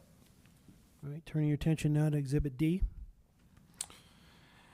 Yeah, this is the existing two-sectional DSUs under the order 139-134. All right, exhibit E. This is the requested new three-section units. The one in red to the north is what we will call the double E DSU, and in blue to the south is the PCAV West DSU. All right, exhibit F. Please explain what this shows. This is the gross working interest in each of the proposed 3-mile DSUs, demonstrating that 4 Point has a strong majority interest in both. Now turning to exhibit G, please explain this exhibit and any particulars that we need to point out with relation to the request. Okay, exhibit G is a plat showing the existing wells within both DSUs. Of particular note is the Evelyn well in section 5 in the far north end, and the PCAV well, the 2-mile horizontal well in the south end, traversing sections 29 and 32. Those are a particular note because 4 Point is asking for a 100-foot setback from the southernmost take point of the Evelyn well for Uteland Butte XL horizontal well if drilled along the same path, and that is less than 100 feet in depth from the Evelyn well. Additionally, 4 Point is asking for a 100-foot setback from the northernmost take point of the PCAV well for the Uteland Butte SL horizontal well if drilled along the same path and less than 100 feet in depth from the PCAV well. And the idea there is to develop the whole acreage along that same wellbore path and same interval, right? Correct, to leave no what we would call slot undeveloped. And the technical witnesses will address the technical aspects of that as well. All right, turning your attention now to exhibit H, would you please explain what this shows? This shows how the current allocation of production from the existing spacing units. All right, and is there any special provisions that we want to address in there about the drilling unit boundary wells? Pointing in here, these will remain because they will remain unchanged for the existing wells, and this would be an overlapping Right, space. so there wouldn't be any conversion like what it provides in the 139, 134? Correct. Two sections, Yep. okay. All right, what about the drilling unit boundary well issue? Yep, so an additional proviso concerns a 2-mile drilling unit boundary well along the sections 5 and 8 common boundary as provided for in Order 600-05. Specifically, 4 Point is requesting that it may be concurrently drilled with the first 15K well drilled on the Double E DSU, but with production from each such drilling unit boundary well to be allocated only on the sections 5 and 8 DSU basis as provided for in the 600-5 order. Okay, are there Indian minerals in each of these drilling units? Yes. All right, and what is your understanding of the requirements to get the communization of those Indian interests? Correct. We would need a demonstrate that there's a state-approved spacing order that is configured in the way that matches the communitization agreement we would need to submit. Right, okay, and that's part of why you're here today? Yes. So, okay. I'm going to show you now what's been the certificate of service. This is a pleading that was prepared by my office. There's several names and addresses in the back. Do you recognize those names and addresses? Yes. And who are those parties and how are they determined? These are the parties owning a production interest within the DSUs. Also the governmental agencies that have jurisdiction? Correct. Okay, and how were they determined? These parties were compiled using internal land records, including title opinions, search of the BIA, SITLA, and Duchesne County records prior to the filing of the RAA. Lone Wolf Energy, our land services company, works to compile those addresses. All right, and again, to the board, they were sent out just regular mail, so there's no Exhibit Z in this matter on that. That concludes my examination. Mr. Cook? Division, do you have questions? No questions, thank you. Board? Please Mr. Church has a question. So on the two-section units, those are already communitized with tribal lands, to your knowledge? To my knowledge, I can't say for certainty where those stand. We have there were a large number of communitization agreements that are yet to be approved by the BIA. So I'm not sure if they have actually been fully approved or not yet. If there was one for the two sectionals, it would have been for the 29 and 32 where there's an existing 10K well. Okay, thank you. Please continue. Thank you. Good job. Okay, Sarah, just keep the mic close to you. Okay.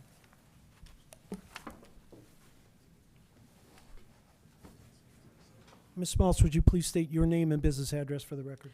Sarah Smaltz, 100 St. Paul Street, Suite 400, Denver, Colorado, 80206. And what's your current position with 4 Point, and do you have relation to these drilling units? Yes, I'm the Senior Geologic Advisor overseeing the near-term and long-term development planning over 4 Point's assets, including these DSUs.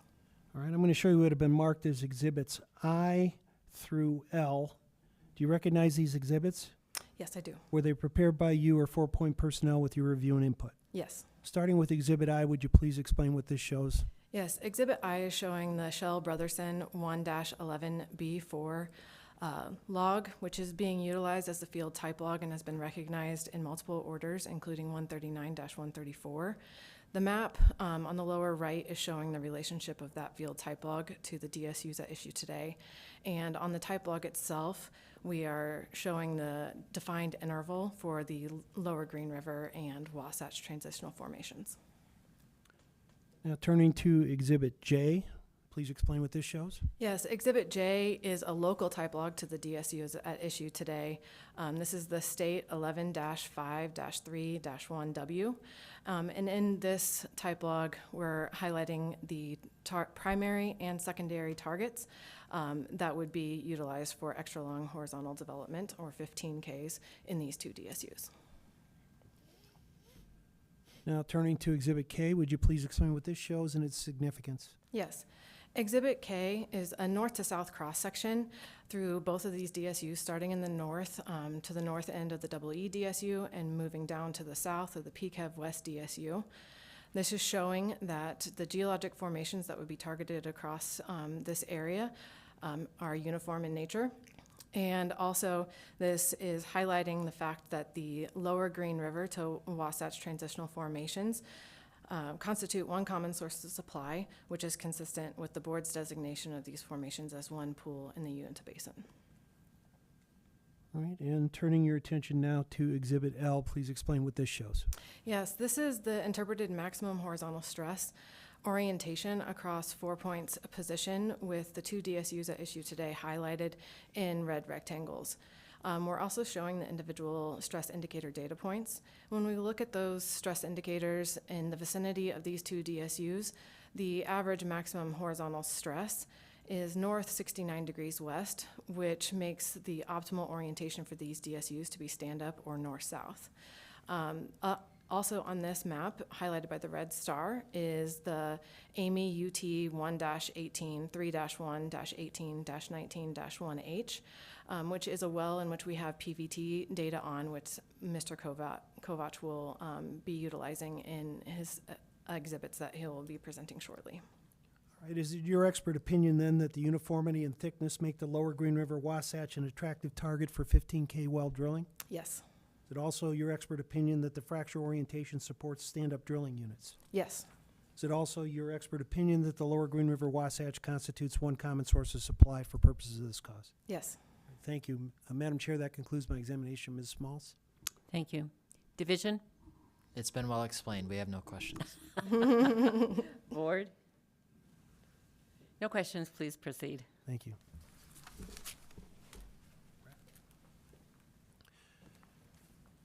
Mr. Kovac, please state your name and business address for the record. Yes, it is Brett Kovac, and business address is 100 St. Paul Street, Suite 400, Denver, Colorado 80206. And what's your current position with 4 Point, and how does it relate to these DSUs? Senior reservoir engineer, and it relates in terms of us working up these DSUs and putting type curves together to understand the economic viability. Okay, I'm going to show you what have been marked as exhibits O, M, N, and P, a little bit out of order. Do you recognize these exhibits? Yes. Were they prepared by you or 4 Point personnel with your review and input? Yes. Okay, getting a little bit out of order again, starting with Exhibit O, please explain what this shows and its significance to today's hearing. Yes, so Exhibit O shows the Hale and Evers calculation that was used to quantify the drainage radius around the fracture. As Sarah testified to, the PVT for this well came from the Amy Ute 1-18, 3-1-18-19, 1H. And that was the PVT that was used for this well. That is a Uteland Butte well as well. We can see that the calculation there, we can see all the inputs and all the outputs from the Hale and Evers equation. And we can see that the years 1, 2, 3, 5, and 10 shown. And we can see that at year 5, there is no drainage of adjacent lands and very minimal at year 10. All right, turning to Exhibit M, if you'd explain this, and again, a little more detail, this is the 5K well located in Section 5 and its relation to what you want to drill with a longer well, right? Yes, that's correct. Go ahead and explain it. Yes, so Exhibit M is the requested setback to allow full development of the east half of the EE DSU. We can see the Evelyn well there as outlined. We can see the setback requested from the Evelyn well. We can also see the Hale and Evers calculation and the drainage radius around the effective fracture of 110 feet. And we can see that that is also at that 69-degree orientation that Sarah testified to in the prior, testimony. All right, and Exhibit N is similar. This is in relation to the current 10K well in the Section 2932, right? Yes, that's correct. Okay, and please explain this. Yes, very similar. We can also see that the fracture orientation there of north 69 west was used, and we can see the calculation from Hale and Evers highlighting the 110 fracture foot, and then the 5-year drainage radius as calculated from Hale and Evers using the AME PVT data. And bottom line is that you don't think that there, with this frac orientation and this drainage radius, that there will be much interference between the two wells, right? No. All right, thank you. All right, let's turn to Exhibit P. Please explain what this shows. Yes, this is showing the economic benefit of drilling a 3-mile well relative to a 2-mile well. And there's a couple things that we'd like to call out for you here. One of the main reasons that drilling 3-mile wells is attractive relative to 2-mile wells is that well cost per foot metric. We can see that our cost per foot generally decreases by around 15% when extending from 2 miles to 3 miles. A portion of that is because you're already drilling the vertical hole regardless of if you drill a 2-mile or a 3-mile well. So there's a lot of cost efficiency and economic efficiency from drilling those. We can also see that the economics are more attractive of the 3-mile well, whether we consider the net present value, the internal rate of return, the multiple on invested cash flow, or the payout metrics. And since this will be your first opportunity, you're requesting a pilot program just to confirm all this. Is that correct? Yes, that's correct. All right. Will you confirm that you will come back to the board with the results within 2 years of if they grant the order? Yes, that's correct. All right.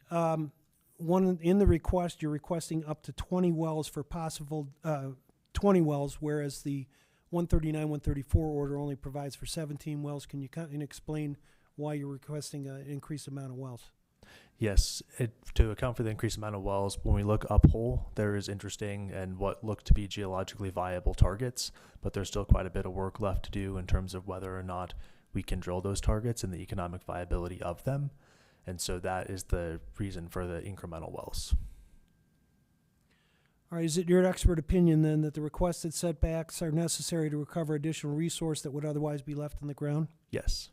Is it also that the requested setback should not result in adverse drainage or waste and will be protective of corrallate rights? Yes. Is it also your expert opinion that up to 20 wells may be required to recover additional resources in the Double E and Pecov West DSUs, which would otherwise be left in the ground? Yes. And that can be done economically? Yes. All right, that concludes my examination of Mr. Kovac. Division, do you have questions for this witness? Yeah, just a few questions. When do you plan to drill the wells? I believe these wells, I'll have to check the exact drill schedule, but I think these are a 2026 spud. And I believe you testified that there would be 20 wells as part of the pilot program. Is that correct? Yes. Assuming the pilot goes well, what do you plan to drill after that? Yes, we'll have to evaluate where we feel we can convert the 2-mile to the 3-mile DSUs. But the 3-mile would be something that we would want to continue forth with and try to do where possible. Okay. Thank you. We have a very quiet board. I think we're ready to proceed. That has a tendency to happen in the afternoon. It's really getting late.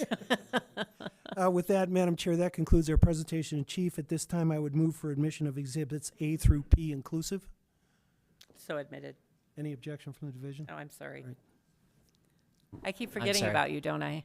It's okay. Sometimes it's good to be forgotten. We have no objection. Thank you. All right. Just yell at me if I forget you. Thank you, Madam Chair. With that, we believe that 4 Point has met the statutory and regulatory obligations for the granting of the request. Definitely these 15K wells is the trend. They want to do this on a pilot basis, make sure it works out right. And we'll come back to the board if it's successful and expand that as they go. Again, with the fact of not converting, we're going to eliminate more problems with allocation in existing wells, so that's why that's done like that. And the caveats will allow for full development of existing short K or 5K or 10K wells that have been drilled already, but it'll allow for full development of that same path and that same interval. So we would ask that the board grant the request as submitted, and thank you for your time and effort tonight.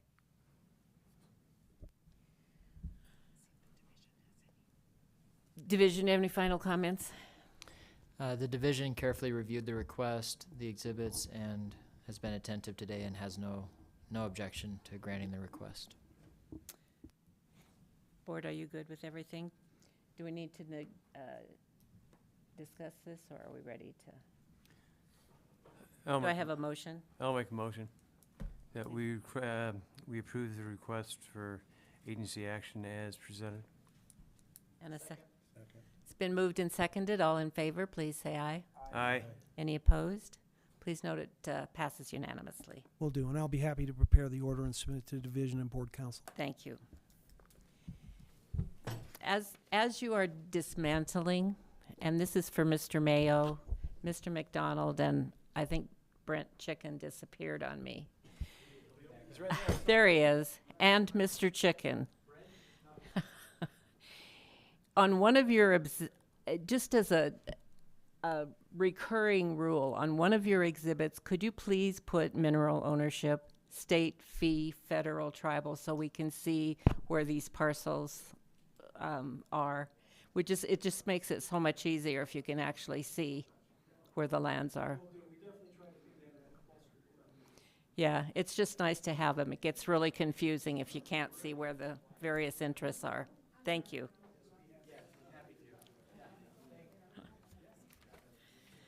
All right. I don't understand why they stopped doing that. They always used to do that. It's very helpful. It is. I was sorry to question you on whether we needed a motion. Oh, I didn't know, because I had just asked Paula if we needed a motion.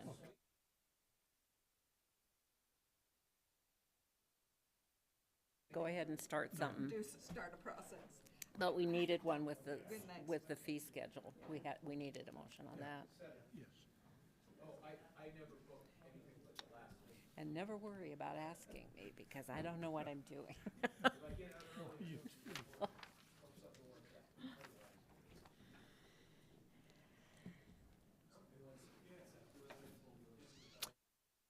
Mr. Chicken.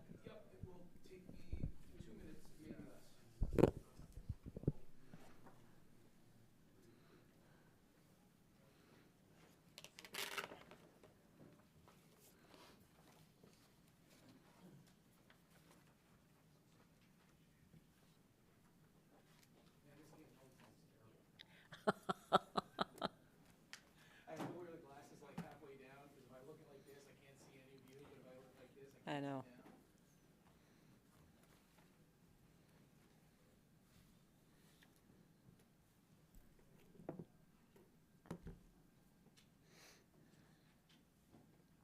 Hello again.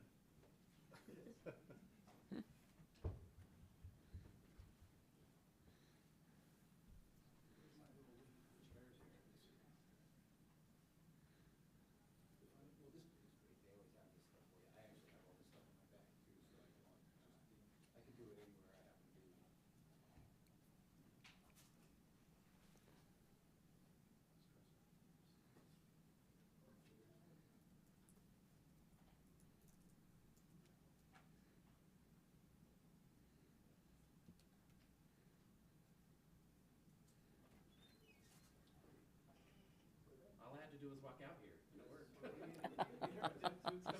The system heard you coming, and it did. I am ready to proceed. Okay. Final matter of the day. Docket number 2025-041, cause number 134-03. In the matter of the request for agency action of WEM Operating LLC for an emergency order authorizing the flaring of gas in excess of the amounts allowed under Utah Administrative Code Rule 649-320 from the Arabian 44-4 well. Let me just go on here. We've got so many. The Walker 4-4, the Shire 4-5, and the Clydesdale 4-15 wells, all located with a surface location of Lot 1, Section 18, 4 South, 4 West, USM, Duchesne County. Please proceed. Hey, you can hear me? Brent Chicken, Steptoe and Johnson, PLLC for WEM Operating. Division? Assistant Attorney General Andrew Haynes on behalf of the Division of Oil, Gas, and Mining. Thank you. So I guess before we get going, and just in the interest of transparency and background, I just want to kind of frame why we're here.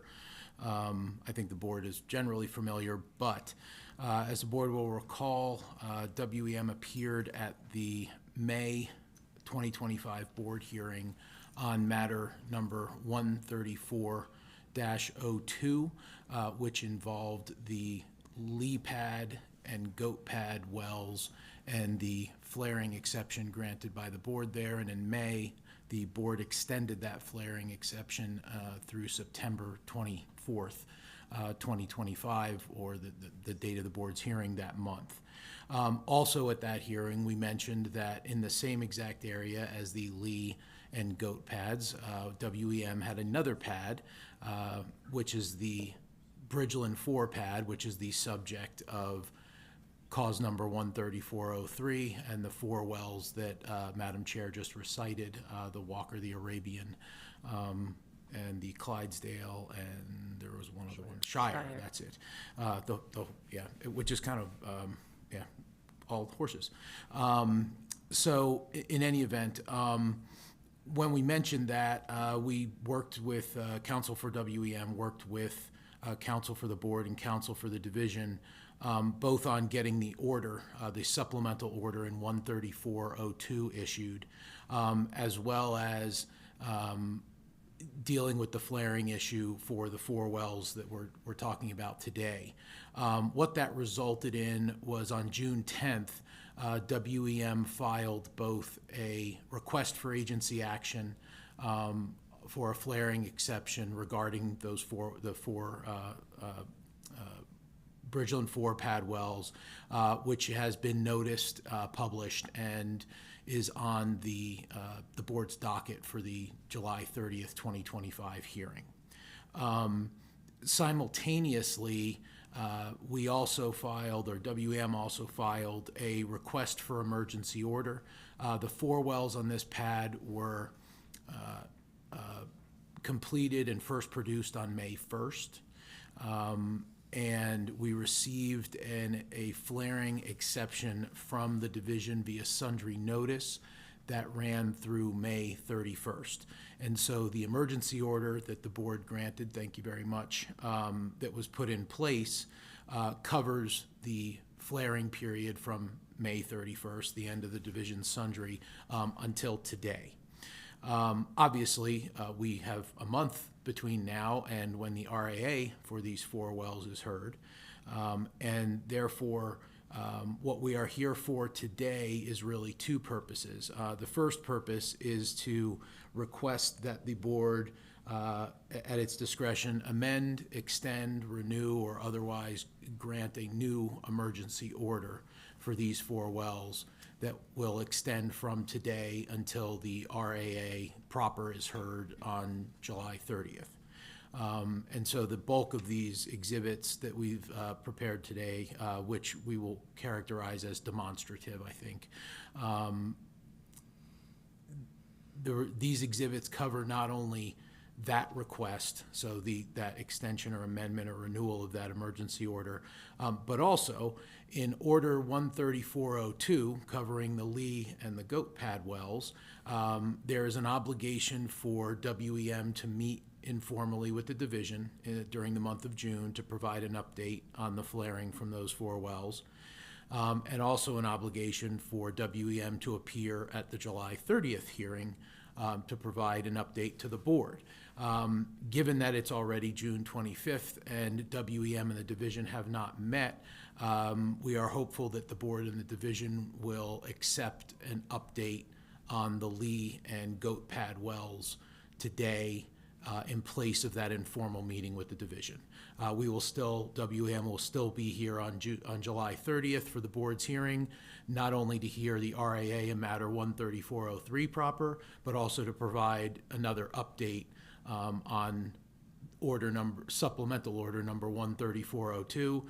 The idea from WEM's perspective being that We're trying to be as transparent as possible and keep the board and the division as updated as possible on the gas infrastructure efforts and gas capture and flaring volumes from all three of these pads, which, as you've seen, we've put some more meat and potatoes into these exhibits, but it's all in the same area. The gas infrastructure impacts all of the wells from both 13402 and 13403. And so with that background, unless there's questions, I can introduce my witnesses.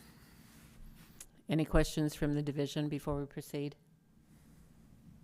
Sorry. Not yet, no. I think we're good. Please proceed. Okay. With me today as witnesses, both of whom have appeared before the board multiple times, is WAM Operating's Vice President of Land, Mr. Larry Williams, sitting to my left, and WAM Operating's Chief Operating Officer and engineer, Mr. Dustin Trike, who is sitting immediately behind me. I would ask that they can be sworn in. Please stand. Do we need to swear them in again? Probably.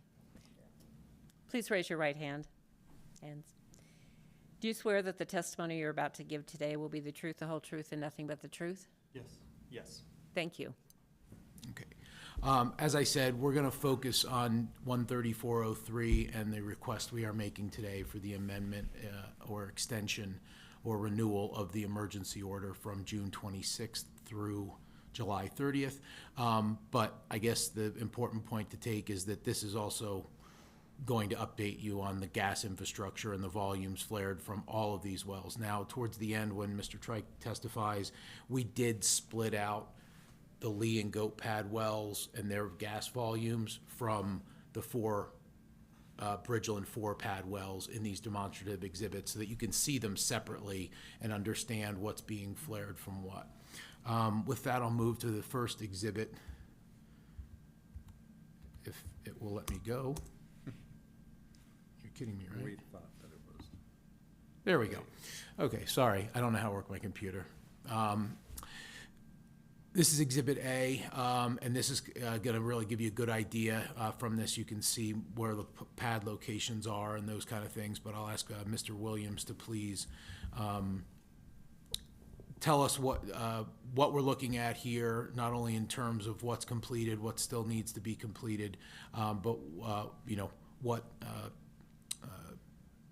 advancements have made. Yeah, I think What's that? we'll let Dustin do this. Okay, so you want to wait and you just want to make statements, or did you want to go to a different slide? The main thing I was here for is to be able to answer any questions that might arise as it relates to land or to the regulatory purposes here. If we'll do it that way, then I am going to actually call Mr. Trike up first. Okay. We'll go through the slides. It gives you the background, and then Mr. Williams can come back up to answer any specific questions that Mr. Trike can't answer. No, that's okay. For what we do, it's always land, geology, engineering. So we're going a little out of order here. Mr. Trike, have you been admitted as an expert in petroleum engineering in matters before this board in the past? Yes, sir. Subject to any questions the board or division may have, I would offer Mr. Trike's testimony today as expert testimony in petroleum geology for both matters, 13402 and 13403. Division, do you have any questions? Yeah, no objections to that. He's so accepted. Thank you, Madam Chair. Mr. Trike, same question to you then. Please describe what we're looking at, where the specific pads are that are involved in these two matters, and talk about what advancements have been made since we last updated the board at the end of May 2025. Yeah, no, that's great.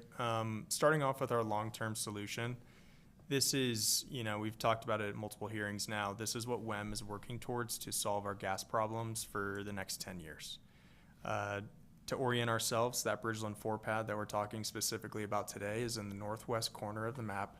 It's just south of the town of Duchesne, and it's currently connected by pipeline infrastructure all the way back to our rewater facility.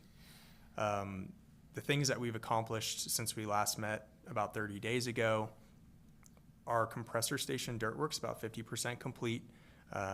We ran into some rock. We're going to end up having to blast a little bit, so we have a slight delay in the dirt work, but nothing that I think really pushes my Gantt chart around. So in the bottom right, I'm keeping the same time frame for now. In the last 30 days, we finalized our Brundage connection agreement with Williams.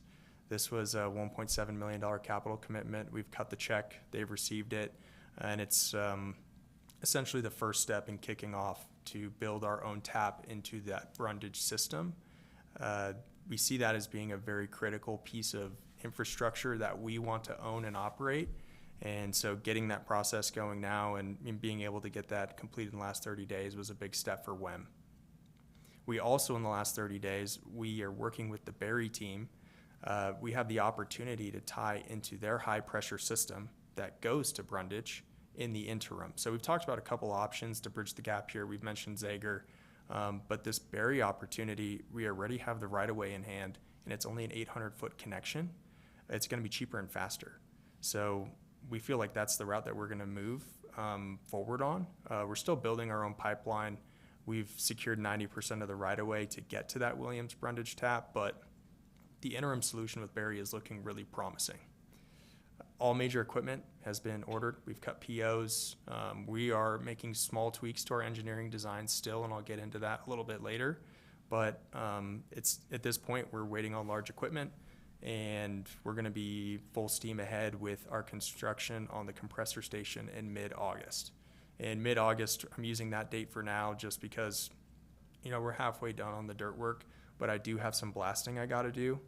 I'll feel a lot better after the first blast if we make good progress that we could finish the dirt work quicker, but I think starting mid-August is still a good time frame for the actual construction of the compressor plant. We have one compressor on the ground ready to go, and our second will be delivered in the November-December timeframe, and we'll have north of 20 to about 25 million in compression capacity by year end. So we've made really good progress on our long-term solution in the last 30 days, and our hope is that we can continue to shave time off of this timeline. And Mr. Trike, as you've testified today, you have a long-term plan for this area. But what I'm hearing you saying, is it correct to say that notwithstanding the long-term plan, your focus at present is capturing all of the gas from Lee South, which has been 100% captured already, the GOAT and the Bridgeland 4 pads in the interim through whatever means necessary?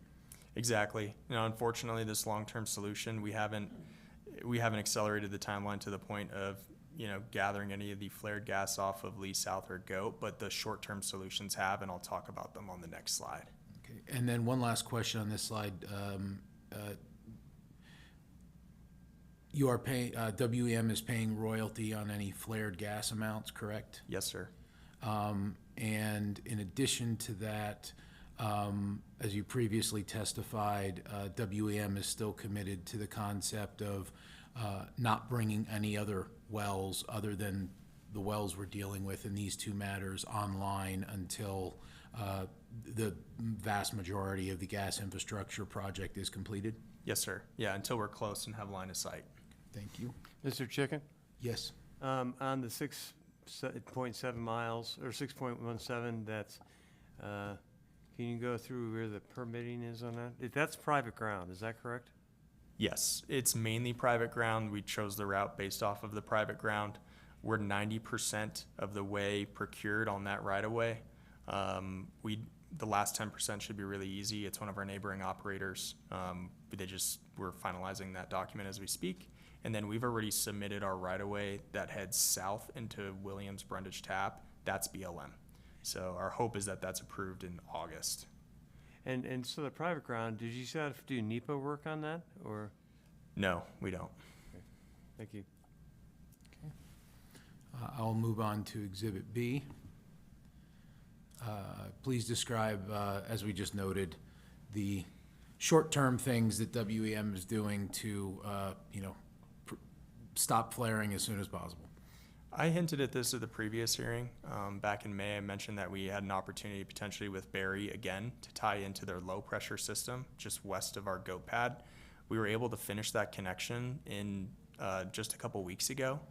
It was 180K. It was a really short connection. And so far, it's looking like we've reduced our flare volumes by 2.5 million by making this connection. We haven't had a ton of time to push the system. I had some downtime on the goat pad. But our hot news in the last 24 hours is that we've cut our goat pad flaring by 50%.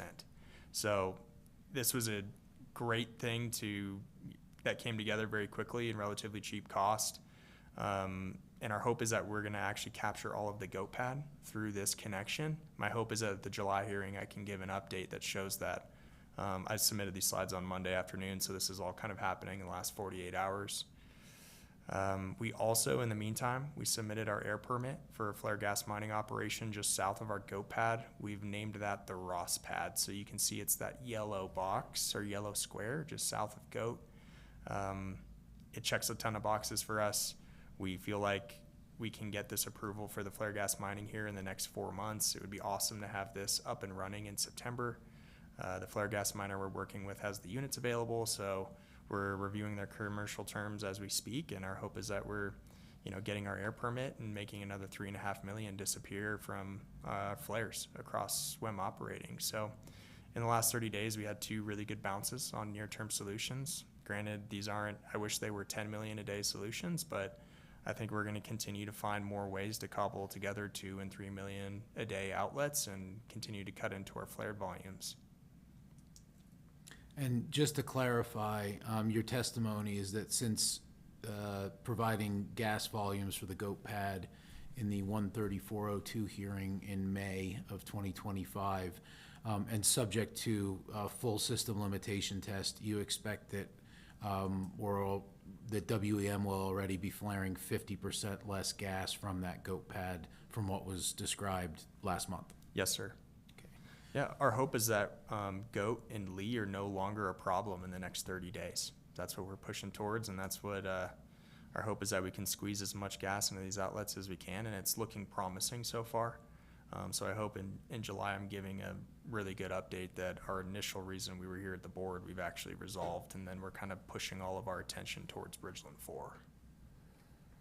Okay, and to be clear, as you testified at the last meeting in May, 13402 involves 6 wells, and by the May hearing, 2 of those wells had full gas takeaway from the Lee pad. Yes, sir. And so now we really only have the 4 wells left on the goat pad, and they're 50% less flaring than they were last month. Yes, sir. Okay, thank you. I'll move on to Exhibit C. If you can describe, this is the 13403 Bridgeland 4 pad production. Yeah, I'll start in the top left with the map so you can see our Bridgeland 4 pad. Like I mentioned, it's just south of Duchesne. It's further north in our acreage. It's 4 wells that are producing here. And then just south of it, I have the goat pad. You can see that still has the flare emblem because we are still flaring there. But we've just brought that flaring volume down. But just the map is there to orient us where is Bridgeland 4. And then, what I'm trying to illustrate here on this slide, this is the, cumulative rate production from these 4 wells on Bridgeland 4. The pad is still looking really strong.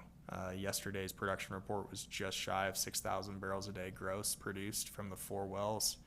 The pad's already cumed 250,000 barrels as a whole. My gas production is hanging right in there, somewhere, just under 6 million a day.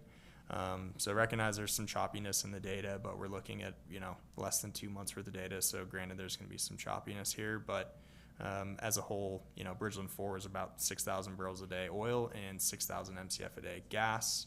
And one thing to note, we have recalibrated our entire gas model and our 5-year plan based off of these results. These wells are gassier than the goat pad. I mentioned that last time. We're seeing 1,000 GOR plus out the gate instead of 500. So we've actually been able to make some critical design changes to our compression plant based off of this data. So unless there's any other questions on this guy. And then one final clarification on Bridgeland 4 is we are flaring all of the gas that we're producing here. So that's why the total wellhead volume gas is essentially right over the top of the total flared gas. It's the same number. Okay. And we'll move to, from that we'll go into, this is just part of the update that I had mentioned on the 13402 for the division and board's benefit. So this is Exhibit D, and can you please explain what we're looking at here in terms of volumes from the goat pad to date, or at least about a So week ago? top left, just starting with the map, I only have the goat and lee pads in this chart. So the Bridgeland 4 wells are not included here. I made this chart on Monday. The production was through Friday at that point because there's always a lag in our system to get the most accurate volume. I wish I had today's chart, but you can see at the end of that flared gas volume, you see a pretty substantial drop there. I was experiencing some downtime on the goat pad, so that is actually what that's associated with. But that's what I would expect this chart looks like in the next week, is that we're going from about 4.4 million a day we were flaring down towards 2 million a day that we were flaring. And that's with us not really having an opportunity to really try to push more gas out of that goat flare and into the system. We've retrofitted the facility so that whatever isn't going into sales is going to the flare. So my hope is that we're going to continue to chip away at that number and find a way to make all of the goat gas disappear. We're well into our oil decline here. I think that's pretty well illustrated. You know, at the peak, these 6 wells were over 8,000 gross barrels a day, and now we're in that 3,000 barrel a day range. So my hope is that in terms of gas flaring with these 6 wells, we're well past the worst of it. And my hope is that we're a lot closer to completely putting this one to bed than the beginning, or the painful side, where we were flaring almost 6 million. Okay, and so I guess the last thing I want to ask you then is, based on your testimony and the exhibits you've just presented, would you believe that an extension, amendment, or renewal of the existing cause number 13403 flaring, emergency flaring order from June 26th through July 30th is going to protect correlative rights, prevent waste, minimize disturbance, and maximize resource recovery? Yes, sir. We're in the early innings of this project. Delineating, I've kind of mentioned it last time, but delineating this acreage, I believe, was a huge step for the basin, and we're doing everything we can to solve our flaring issues quickly. And I believe that, you know, month over month, we're continuing to get some good bounces. Granted, we've had some setbacks as well, but I think that, you know, we've got line of sight to completely eliminating our flaring by year end. Okay, I have no further questions for Mr. Trike. Division, do you have questions for this? Yeah, we do have some questions for Mr. Trike. Let's just start. So the division applauds WEM. They're doing a great job. They got put in a situation where, you know, gas came on their earlier wells, and they're working hard to reduce flaring here. But we're here today because an emergency order for the Bridgeland 4 pad wells.